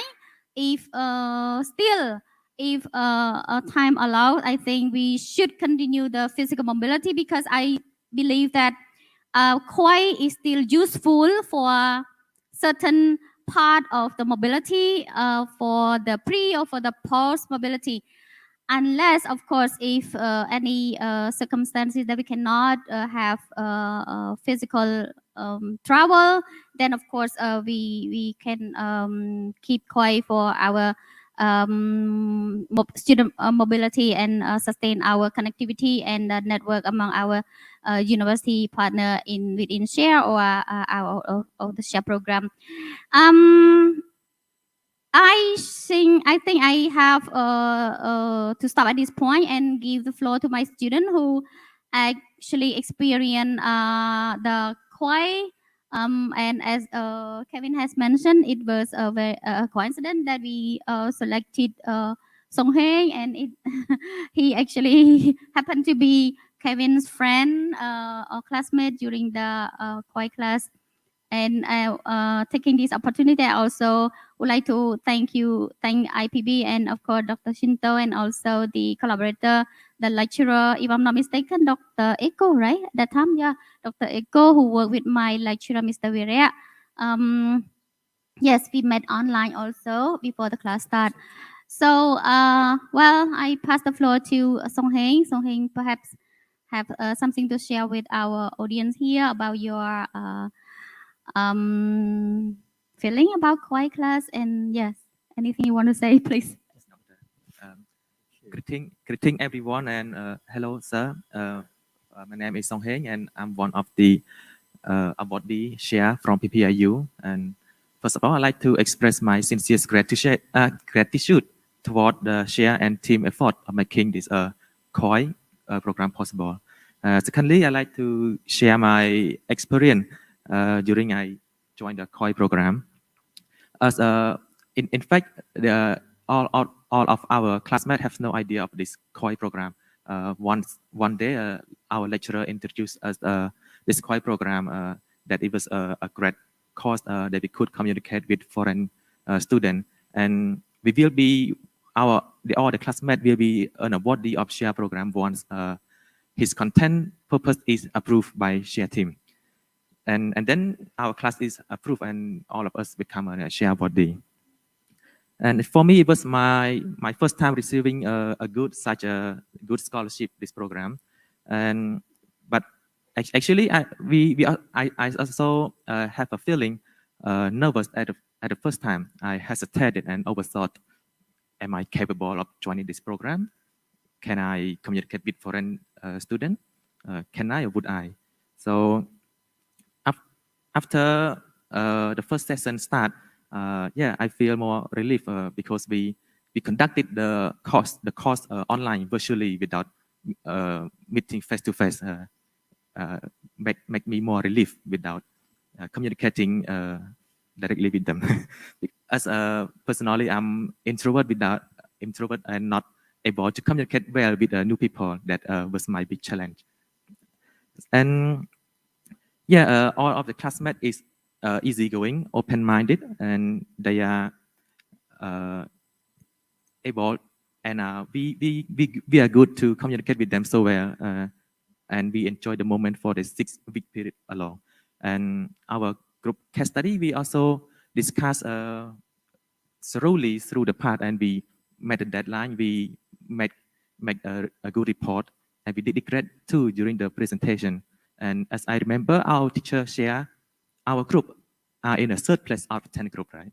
Yeah, third.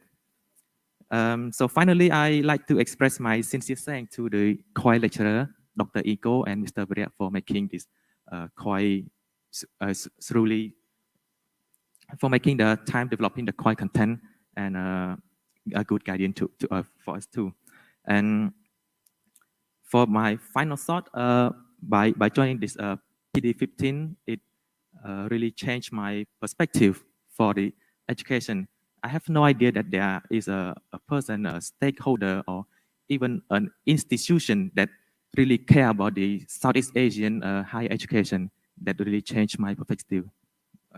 Sir. Yes, thank you. Thank you, thank you. An applause, I would say, also for them. And we certainly do care about higher education in Southeast Asia. Thanks for another very insightful presentation with lots of interesting information referring to what I just said. You can imagine when COVID forced us to make that transition from in-person mobility to online mobility, virtual exchange and COIL. Of course, we had some concerns whether we would be able to get the universities in the CLMV countries along, because, yeah, internet connections in Indonesia might be difficult. They might be more difficult even in Cambodia or Laos, plus other capacity issues. So I was really pleased to listen to your honest reflection. You were hesitating initially, you said, but you crossed the bridge, you experimented, and here we are. So it is possible to embrace these new ways of doing things, and ultimately the reflection of you, Song Heng, was important because let's not forget the ultimate goal. Students have to learn something, right? They need to get away from the experience with the sense of, hey, this made me a richer person in terms of what I know, what I feel, what I experience. So very happy to hear those stories. Let's move on to our next duo. I hope I can also pronounce your names correctly. Dr. Lathithu Thuy, Vice Director of the Department of Academic Affairs in the Vietnam National University here in Hanoi, and Tri Kien Bui, alumni also from the same university. If my pronunciation is wrong, then you can correct me. Dr. Lee, please over to you to share some of your experiences and views, please.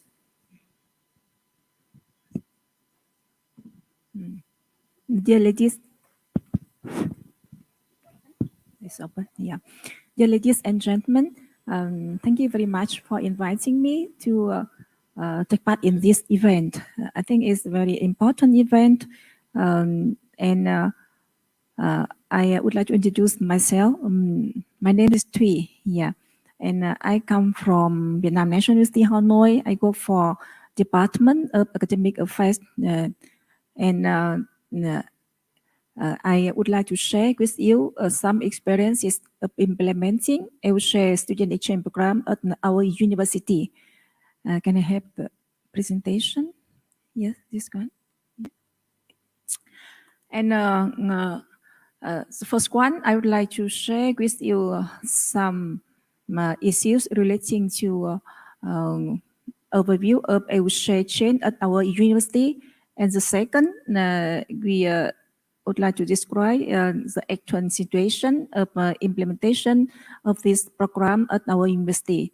And the third one, we would like to share with you the strengths and limitation of the share program at VNU, in my opinion, in our opinion. And the last one, we propose some recommendation to share to promote the exchange program in ASEAN countries.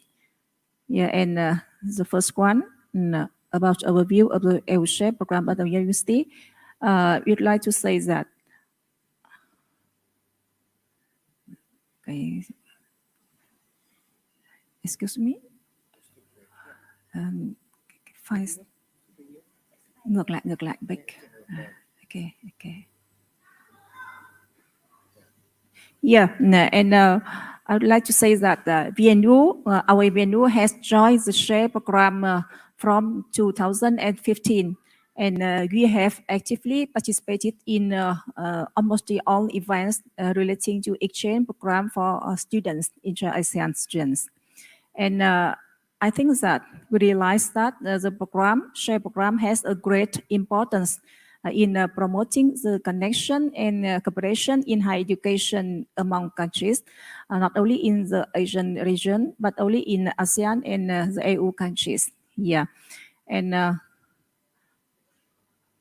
through this program, VNU had a chance to work with many international universities, partner universities, share partner universities, and international organizations to share and observe new ideas, proposals in education development, credit recognition, and student exchange, and so on.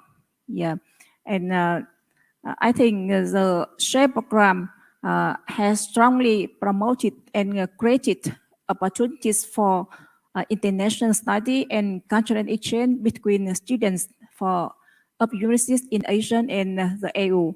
And we would like to mention on the actual situation of implementing the share program at our venue, including physical mobility phase and virtual mobility phase.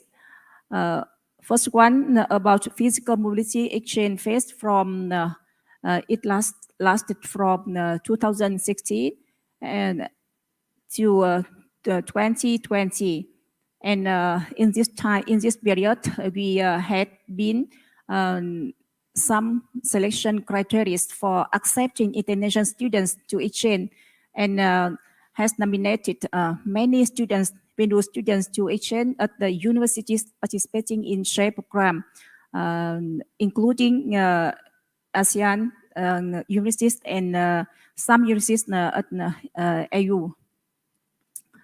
There are some criteria for exchange students, including inbound and outbound students. The first criteria is that students from the second year and onwards, and with GPA from 3.0 to 4.0, And IELTS, the English proficiency is IELTS 6.0 or equivalent. And the second one is that students were selected by VNU Council. We had the council, special council for selection of exchange students. And after selection, we send our students to member universities for studying. And I would like to mention that in this selection, we have priority for students who actively participated in social or dynamic activities. And their training specialization is in line with the priority orientation of share in each batch, in each stage. That's the criteria for exchange students.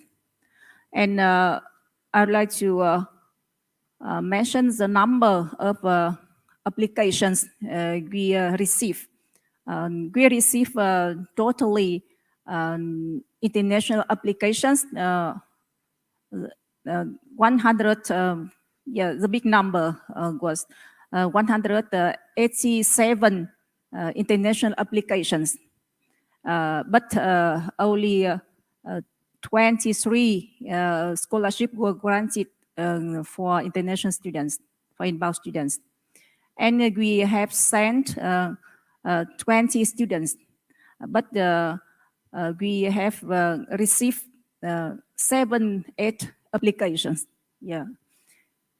And about universities, our partner universities, that send students to our university. We have in the batch 1, we have no university and no students. Yeah, but from batch 2 to batch 4, we have many Asian universities that has sent students to our university to for exchange. And measures of the inbound students, I think they are focuses on the natural sciences, and some students were selected and had and other measures, for example, economics and languages. Yeah, almost students selected measures relating to natural sciences. And about the host university and measures selected by the outbound students. We have many host universities, and we receive many students from international from partner universities. And in the batch 1 to batch 5, we have sent our students to Asian and some Euro universities. And you can see in the picture. Look at the table. In the batch 1, we have only one university partner, Philippines University. From batch 2 to batch 5, we have 5 or 3, more one, universities, including the EU universities. Yeah, and the measures of students are various, including not only natural sciences, but also social sciences. For example, sociology, literature, linguistics. Yeah. And I would like to say about the virtual exchange phase. Yeah, and when we change the methodology of teaching, we went to the virtual exchange phase. We have many changes. And from batch 6 to batch 7, we have sent we have totally 270 students participating in COI version courses. Yeah, and we have built and organized 5 COI courses. 5 courses with a total of 270 students participating. Yeah, I think it's a good number. Yeah. And I'd like to evaluate some strengths and limitations of the SHARE program. I think SHARE program has many advantages. First one is that this program gives the comprehensive financial support for students, and thus attracted many students to take part in this program. And the second, the training language refresher course before going to exchange have students gain more confidence and improve their English proficiency. As a host university, we had organized many refresher courses for students before going to exchange. Yeah, and the third one.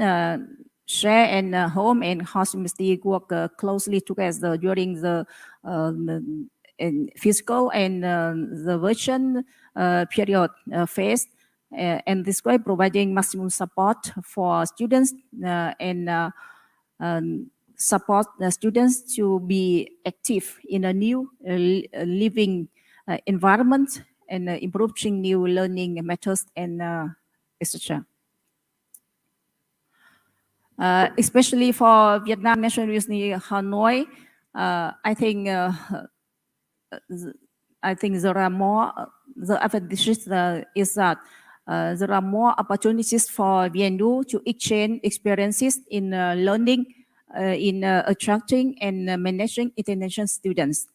And this way, by participating in SHARE, the image and brand and prestige of VNU is enhancing in the international arena. And the last one, we think that by participating in the SHARE program, VNU students have the ability to study in international environment and gain many living and training skills, including hard and soft skills. Yeah, and this have our students to become global citizens in the context of globalization. I think there are not only advantages, but also some limitation in implementing this program at our university. From our side, and the period of direct exchange, I think the diversity and the number of the courses taught in English in our university is limited. So in the first batch, we had no international students.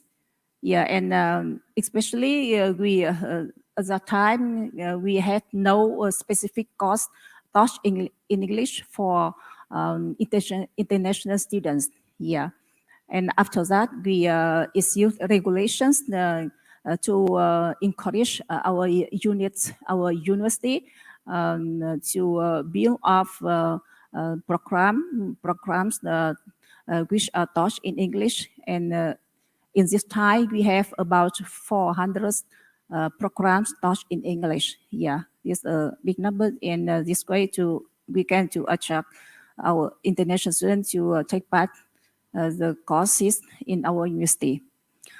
And that was a limitation in the period of physical exchange. For the virtual exchange stage, I think there are 3 limitations, shortcomings here from implementing the SHARE program at our university.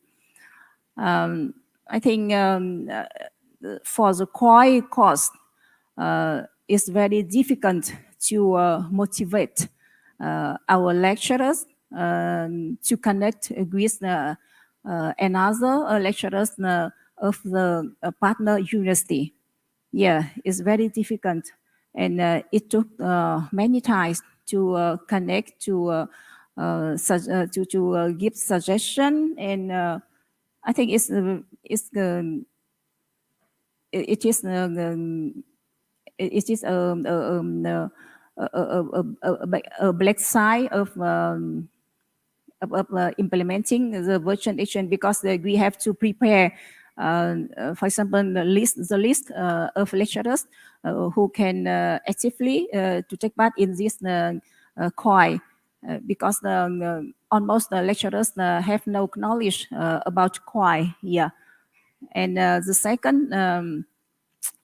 After being approved by SHARE to deploy COI, the time for universities to send financial proposal to students is quite urgent.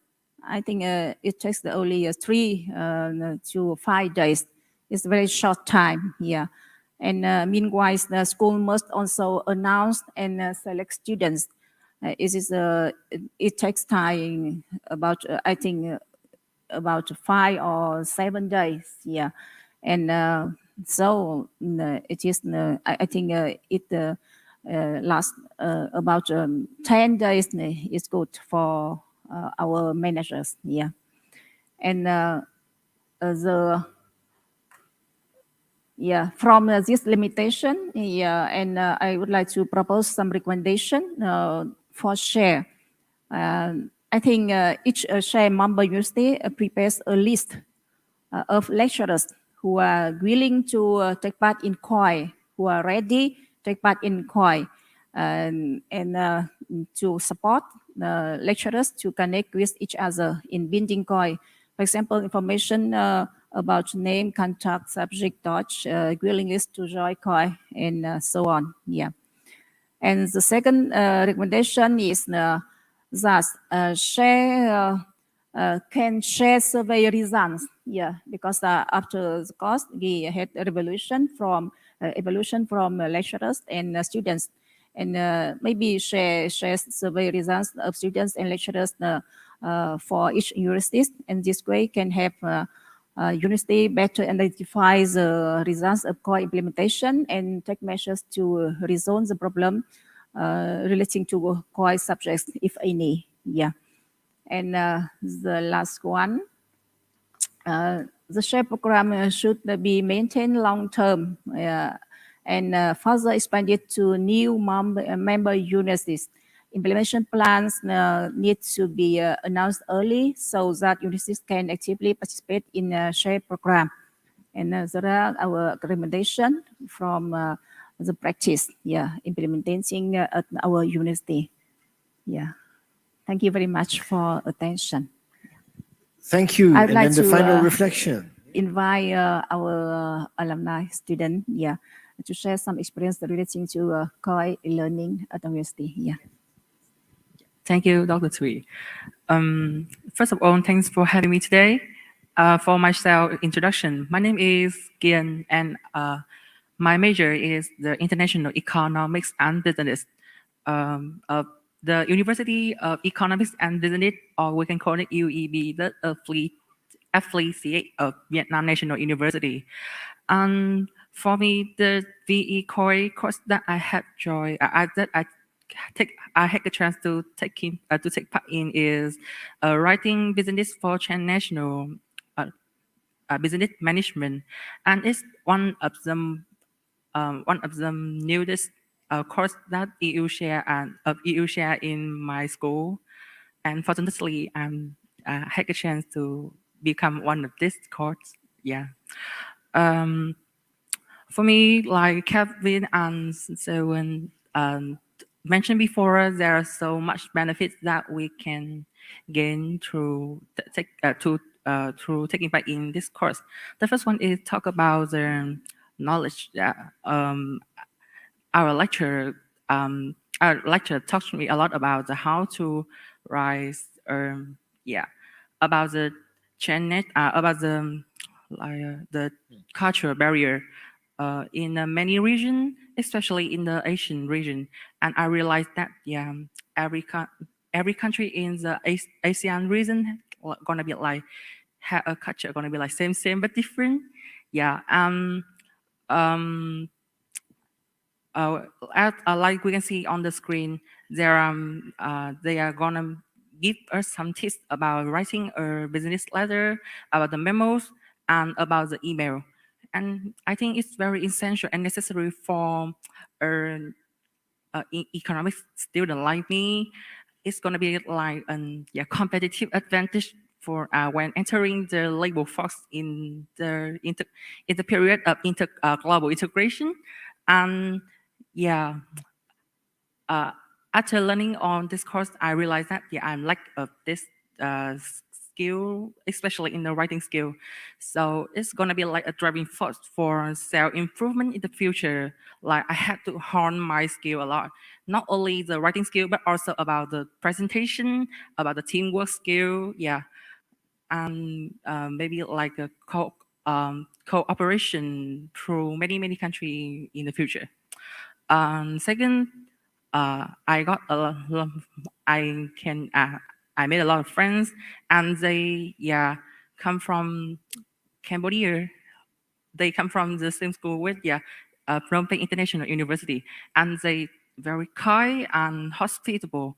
They invite or we keep in touch until now, and they always be like, "Oh, you should come Cambodia and visit in some time in the future. It's very great, and the cuisine is very good."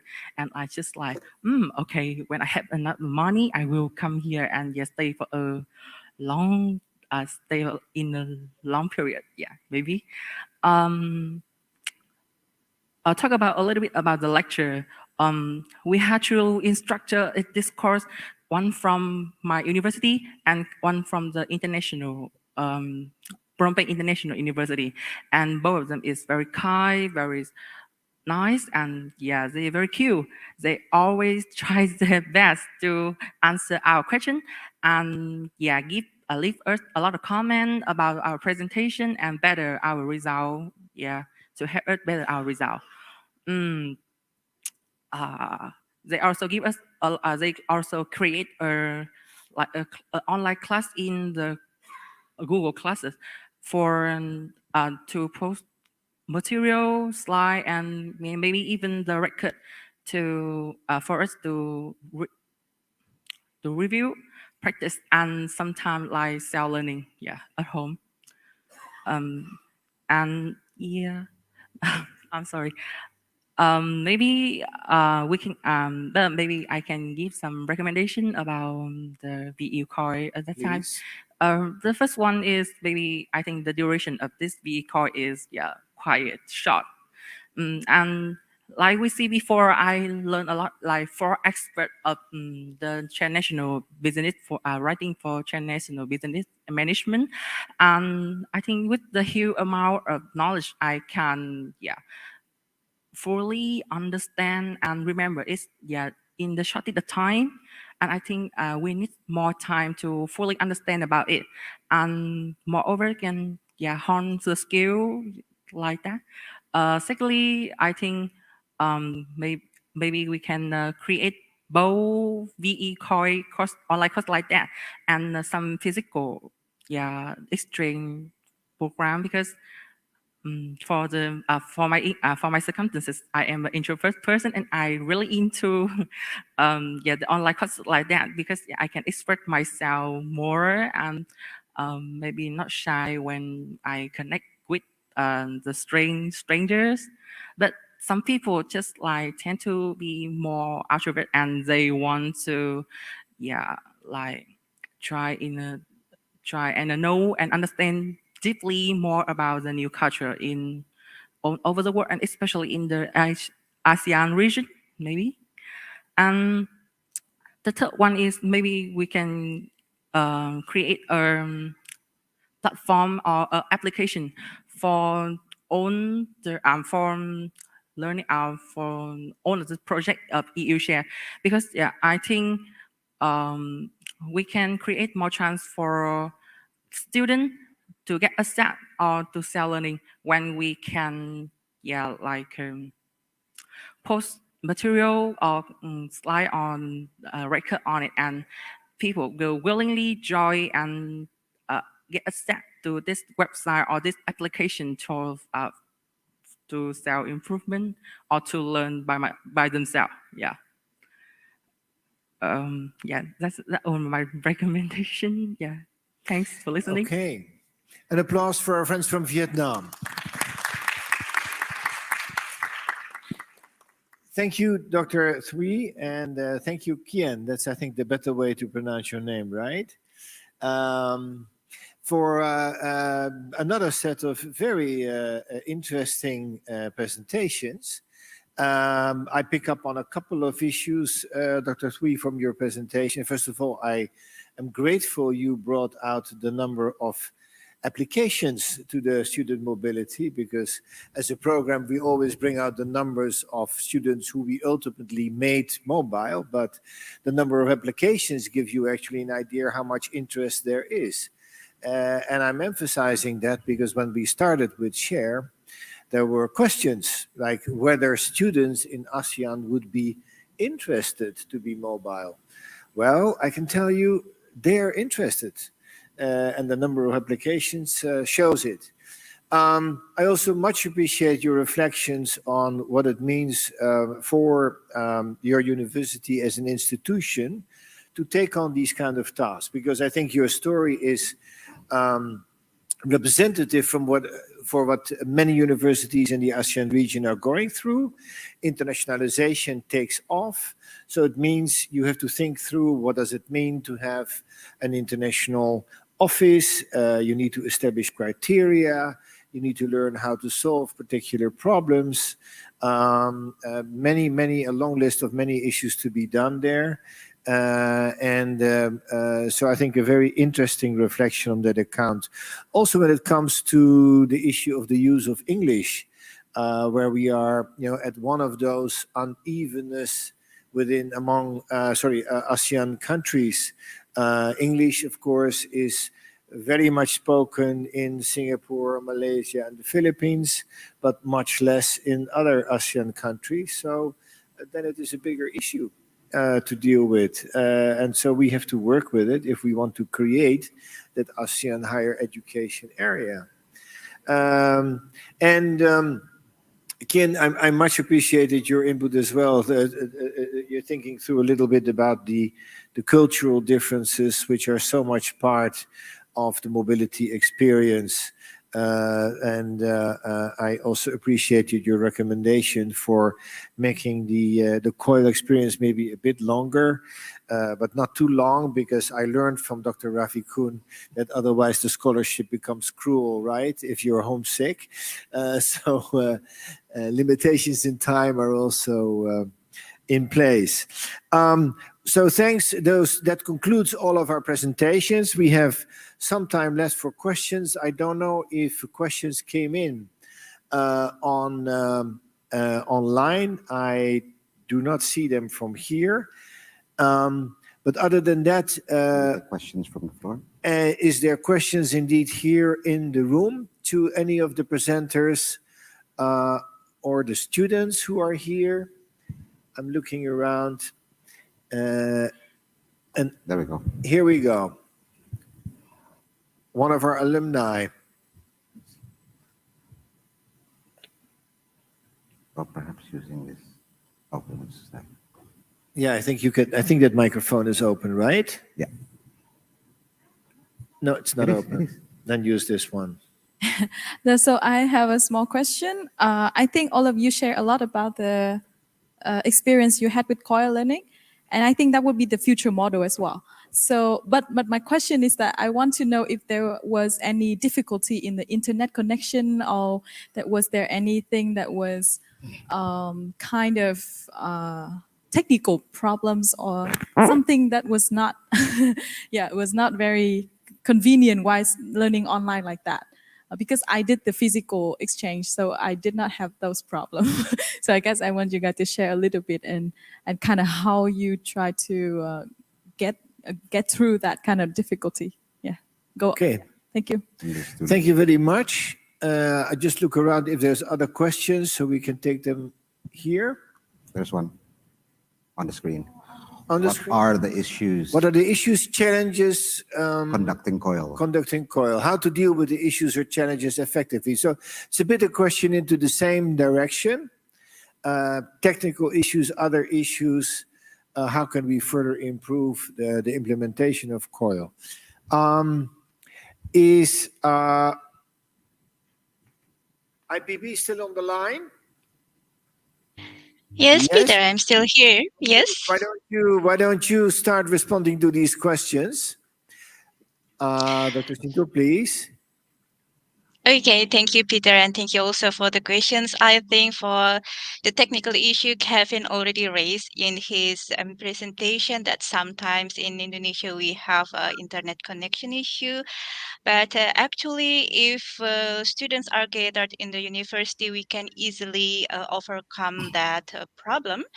But the situation when in batch 7 in IPB University, we still fully online. So students are in their hometown, in their houses.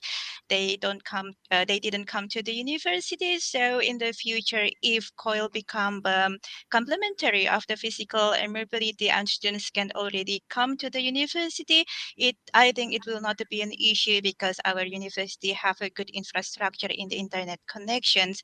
But I would say the second question, the issues or challenge conducting COIL, personally as an international officer, COIL was new for me and also for our lecturers. So giving this idea to the lecturer is the most challenging part of having COIL in our university, to attract participation from lecturers.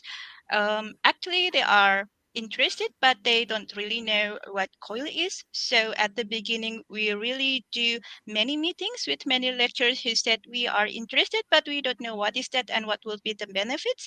So I think in the beginning, that's what the most challenging part. And we are happy that in the second batch, in batch 8, now we have more interested lecturers on the line. And even we see some concern from students for improvement. So for technical issue, I think our technology is there, and the university infrastructure in the case of IPB University is there. So if students can come to the university, it won't be a problem. So I think that's one point from my side, Peter. Thank you, Dr. Shinto. I just go a bit crisscross here, but let's first hear from the people working on the international side. Dr. Chiara, if you could, please. Yeah, in one go. Thank you very much. Responding to the question made by our share alumni batch 2, she's batch 2, right? Who experience physical mobility in terms of internet connection. I would like to speak on behalf of my university, the lecturer side, the university management, and also the student. We have not had a lot or much difficulties with the internet connection, unless when we have, of course, a raining season. It's a little bit hard for the internet connection, and the speed is going down, and also the background noise sometimes for the student and for the lecturer as well. So in short, we have not had a big problem with internet connection. Plus, before we started the first class in batch 6 in January 2022, we experienced the whole year 2021 online teaching learning already with in and out of the campus because of the situation of COVID. Sometimes we were informed to close the physical building. We move back to the online. So those kind of things we have earned or how to say gain all experiences in moving back and forth. So with the online offline, we feel like normal already. But for me personally, to accommodate our faculty and the student, regardless they get incentive from share, but we ask them to use our library. We have a huge space where we can accommodate student, also classroom. because of the online teaching learning at sometimes. So some rooms are open, are still free, so they can come and use, and we provide internet for those classes to access freely or smoothly with the online teaching learning. For the question number 2 from the audience online, right? Online. I am not teaching. I have not taught or experienced myself teaching KOI class, but I work closely with our lecturer, especially for the first class in January 2022. It was so, how to say, so excited to assist the lecturer in conducting the first KOI class.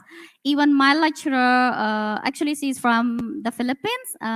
It happened that she was one of the KOI lecturer at that time. So she also mentioned at the meeting just recently that she was the star at that time because everyone focused on her. So including international relation office and the management of the university. So in short, in terms of challenges teaching KOI class, I think if the lecturer are capable in managing digital tool or the platform, and of course the language, the second thing is I think there should not be a problem at all because with that, I also would like to highlight that at PPIU, we have no challenges in selecting the student because class exists there already. It depends on the lecturer who is willing to include the KOI component or not. Once they agree to include, they have to, initiate the third part of the curriculum, or let's say the curriculum or the syllabus, the component of KOI we call, as Dr. Keiko Akeda this morning mentioned about syllabus number 3. We have syllabus 1 from A university, we have syllabus B from the second university. Then you create the syllabus C for the KOI component for 4 weeks or 6 weeks or 8 weeks. So as I mentioned earlier, we started with the 3 lecturers interested in KOI or did the KOI already in batch 6. Now we got in batch 7 another 7 lecturer, and those lecturers apply for the batch 8. So they just took a break for a semester in order to give chance to other colleagues. That's what I heard from the during the group the lecturer meeting. So in short, I would sum up that for KOI, I think only, as I said, only the willingness to do it because and work a little bit extra for a lecturer. But at the end, the outcome you get a lot because the whole class would benefit from your KOI, not only 1 or 2 students comparing to the physical mobility. But again, it is short. I agree. It's just 4 weeks, 6 weeks, 8 weeks. Compared to the physical mobility where you spend 4 months or 5 months or 6 months, and especially students would love to go abroad. That's why physical mobility would be their first choice. Thank you very much. Okay. Thank you, Dr. Three. Please, some of your responses to these 2 questions. Our university, indeed, I didn't receive any negative reflections on internet connecting and collaboration between our university and partner universities during the KOI program. And I think it may be, I think maybe our student as the participant and as a participant of the KOI program can share about this problem, because as the manager we didn't receive any comment or complaint about this problem. So please. Okay. Yeah, let the students also respond. We are a little bit over time, but I would like to conclude with their input. Please, Kim. As a participant of the VE KOI course, I have no problem with the internet connection when during the classes. But yeah, we have a problem that when we work with Mr. Tab from the PPIU. Yeah, uh, I'm sorry, the Phnom Penh University, International University. The first, we had a problem that we usually stop the class 2 or 3 times when lasting in 2-hour classes because we use the Zoom platform for meeting and learning, and after maybe 40 or 45 minutes, it suddenly stopped because maybe he used the free account like that, and we need to get out the classes and rejoin it immediately to yeah, to keep up with a lesson. Yeah. And I think it's the problem. I guess it's a technical problem when taking back in the VE or VBE core course. So yeah, about the recommendations that I want to build an application for EU share course. Yeah. Due to the reason like I mentioned before. Yeah. Thank you. Thank you. Please go to Uh, Heng. yeah, for me, I have no technical issue with during learning core course, but the other friend, a few friend, they face the difficulty of joining that Zoom platform because that Zoom platform is limited to the account. So some of them cannot log in and join learn the course. So they missed a few weeks of learning the course. And the other problem, like Dr. Rapikun said, during the raining season, even though there's no internet connection technical error, but we cannot concentrate to the online course clearly because the raining noise affect this. Okay. And last but not least, our friend from Bogor. Okay, thank you. I think I made it clear in my presentation that we had encountered several connection issues. However, me and my friends who had experienced those problems, we managed to tackle them by going out into co-working spaces or coffee shops where they have Wi-Fi connections so that the problem can be solved easily. Thank you. Okay, thank you. That concludes the session. I think the answer to the question, on the technicalities of COIL is yes. COIL is conducted in a technical environment that is fundamentally different from doing offline learning, but there are no problems that cannot be overcome. You have to look into it. Is your subscription still valid? Internet connections, but even then there is solutions like suggested by Dr. Shinto. You can bring your students together in one classroom, so you have only a one-on-one connection. There's ways to solve it. The broader question on issues, I think, interestingly focuses a lot on lecturers. Students, I think, are ready for online learning, but are the lecturers? And they also have to get into this new way of doing things. And that may require some time and some sharing of information. But there too, once lecturers become more acquainted with the modalities, I think they also become enthusiastic. So I think that's an issue. And then, of course, your point, Dr. Ravikun, how to establish COIL as a self-standing form of learning. Syllabus 1, Syllabus 2 becomes Syllabus 3. That's also something that universities are in the process of learning. Thank you all for, I think, a very rich panel, lots of reflections, interesting suggestions and ideas, also how to further move on. And I took note, of course, Dr. Sui, of your recommendation that the SHARE program should continue forever. I'm not sure if that is possible, but we will try to do our best that the modalities will continue because we do believe in our goal to support ASEAN to create a higher education area. Thanks, everybody. And we go now for a tea and coffee break of 15 minutes. Thank you all. Thank you.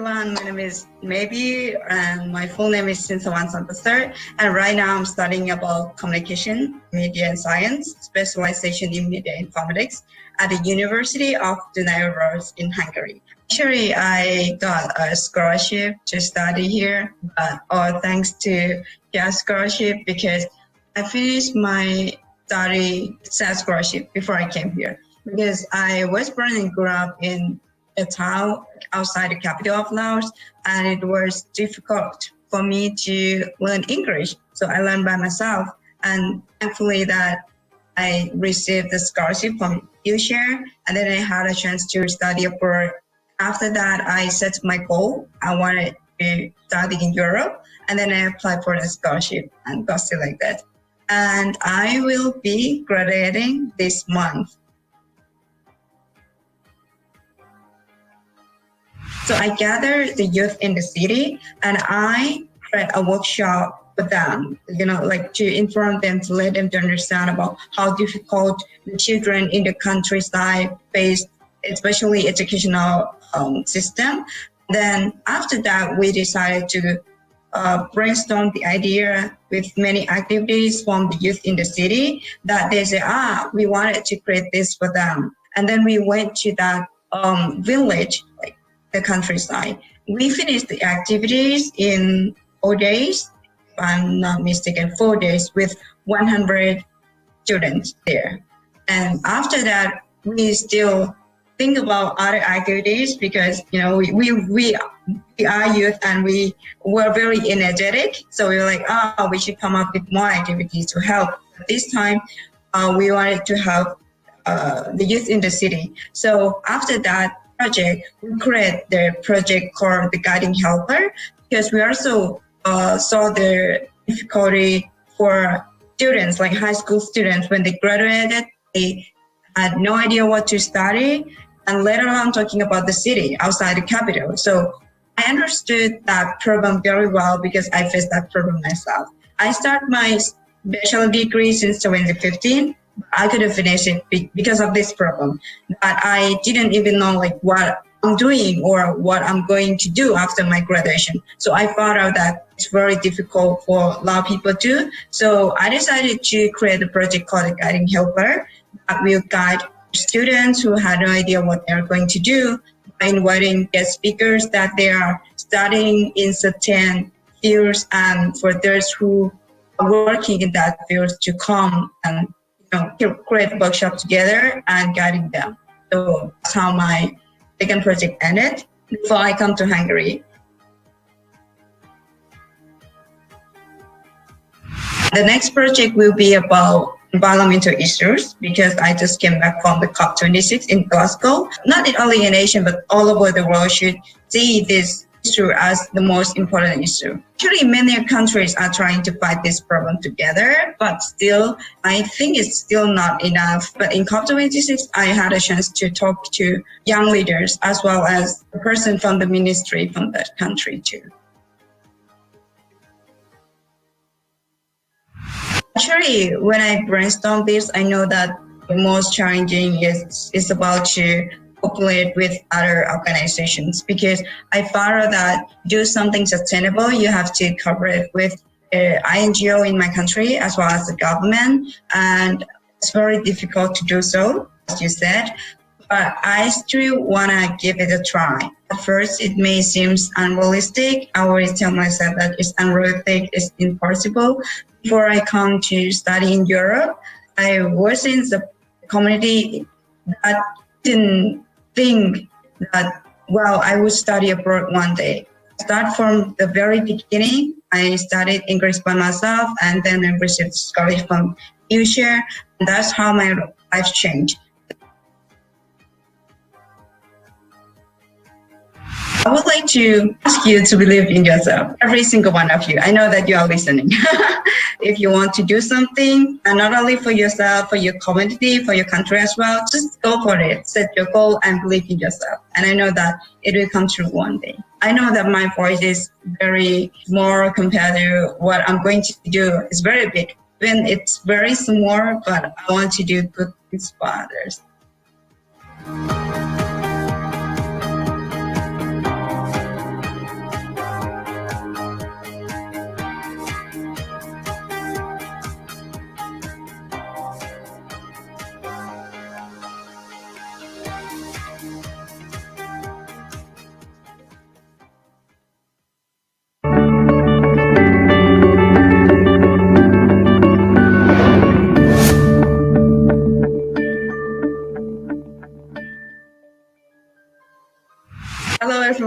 name is Maybe, and my full name is Sinsawan Sampasar. And right now I'm studying about communication, media and science, specialization in media informatics at the University of Dunayos in Hungary. Actually, I got a scholarship to study here, but all thanks to that scholarship because I finished my study scholarship before I came here because I was born and grew up in a town outside the capital of Laos, and it was difficult for me to learn English. So I learned by myself, and thankfully that I received the scholarship from UShare, and then I had a chance to study abroad.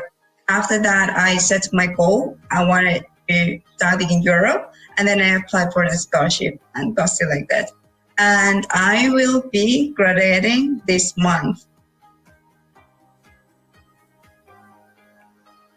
So I gathered the youth in the city and I create a workshop with them, like to inform them, to let them to understand about how difficult the children in the countryside face, especially educational system. Then after that, we decided to brainstorm the idea with many activities from the youth in the city that they say, we wanted to create this for them. And then we went to that village, like the countryside. We finished the activities in 4 days, if I'm not mistaken, 4 days with 100 students there.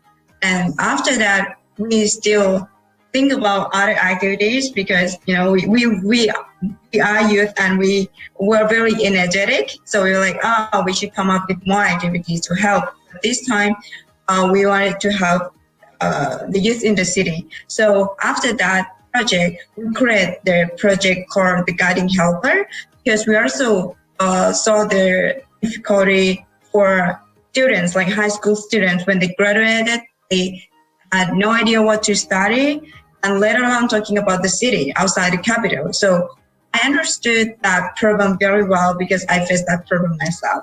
I started my bachelor degree since 2015.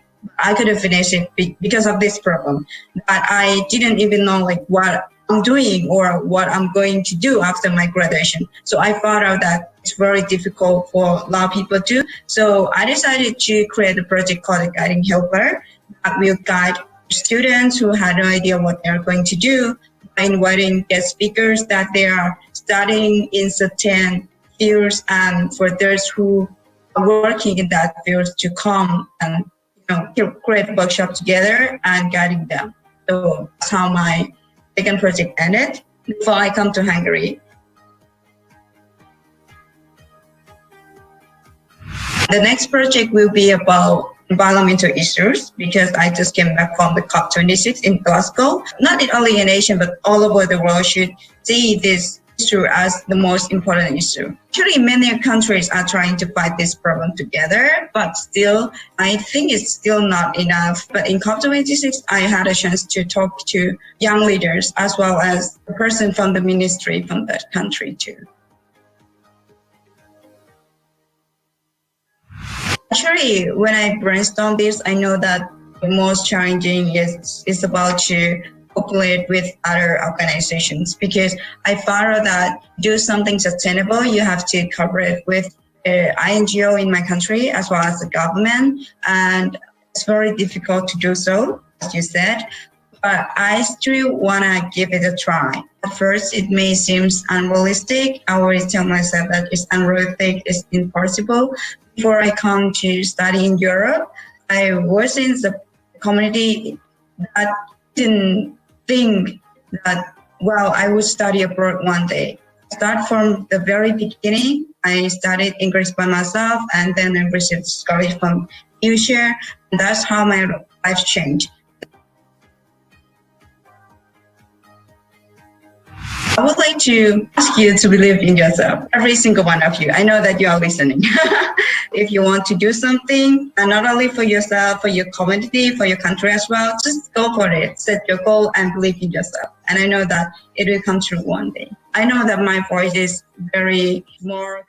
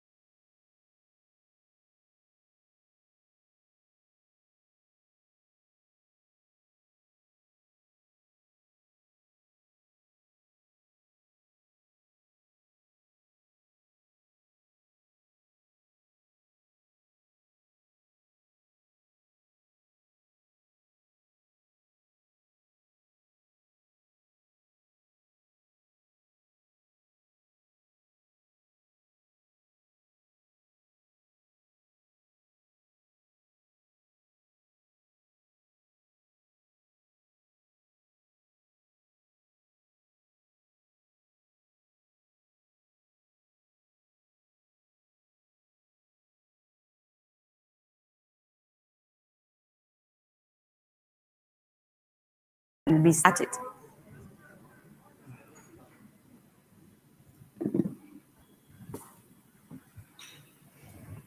Good afternoon. Wonderful that we are about at the very last sections of the policy dialogue, shared policy dialogue. And I'm Vân Anh Hoàng, the head of education, British Council, Vietnam. And my thanks go to Share for allowing us to participate in this important policy dialogue. And we remember that yesterday we start with a very historic moment of launching the roadmap of the ASEAN Common Higher Education space. And now at the very last section of the 2 days, we are also talking about the futures.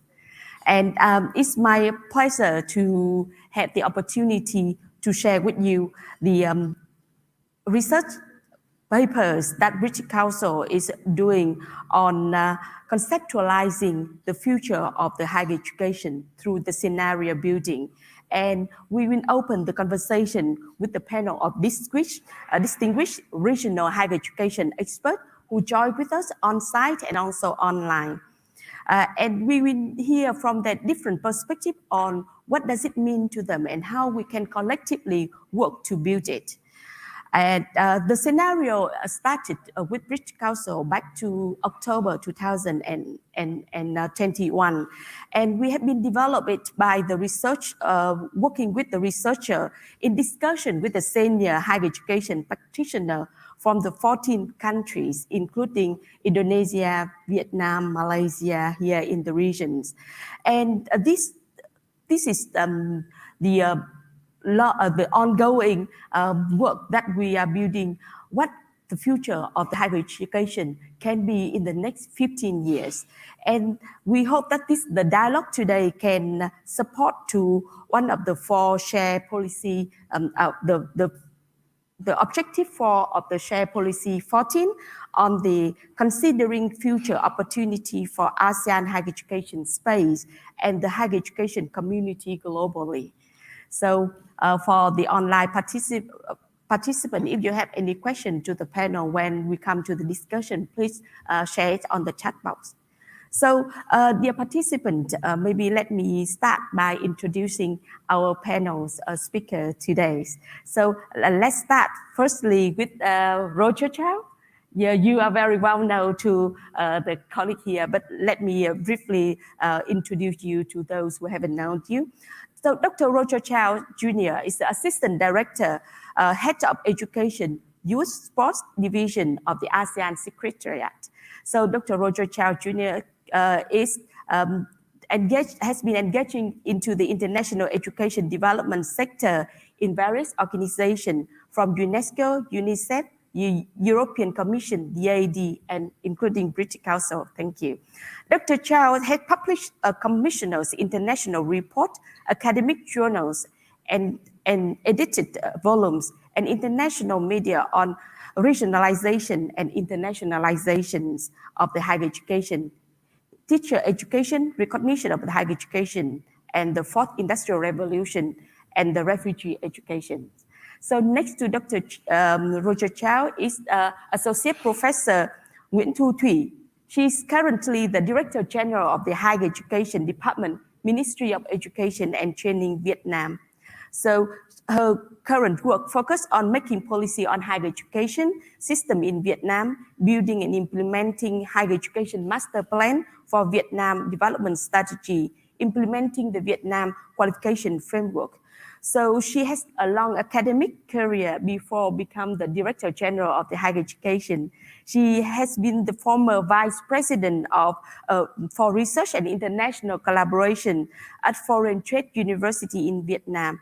She got the PhD in Finance from Rotterdam School of Management, Erasmus University in the Netherlands.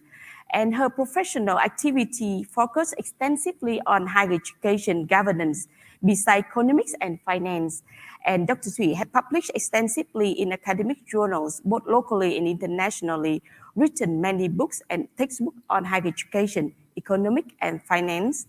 And far side on the stage is Dr. Chontis Dirafiti, Executive Director of ASEAN University Network. So Dr. Chontis is currently the head of the ASEAN University Network, an intergovernmental organization under ASEAN Secretariat. He's also the lecturer in politics at the Faculty of Political Science, Chulalongkorn University, Thailand. His academic research interests include history of the Western political thought, philosophical idealism, and political ethics. So he has been working for ASEAN University Network since 2009. And joining us online, may I have on the screen, is Dato Moshidi Sirat, the Emeritus Professor from the National Higher Education Research Institute in University Saint Malaysia in Malaysia.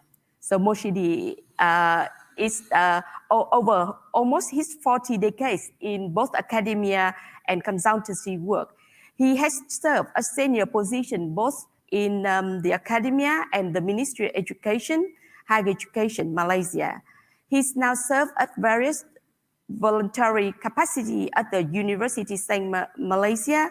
He was the founding director of the Commonwealth Tertiary Education Facility at USM, and also a founder of NGO dedicatedly educating the public on the development of higher education.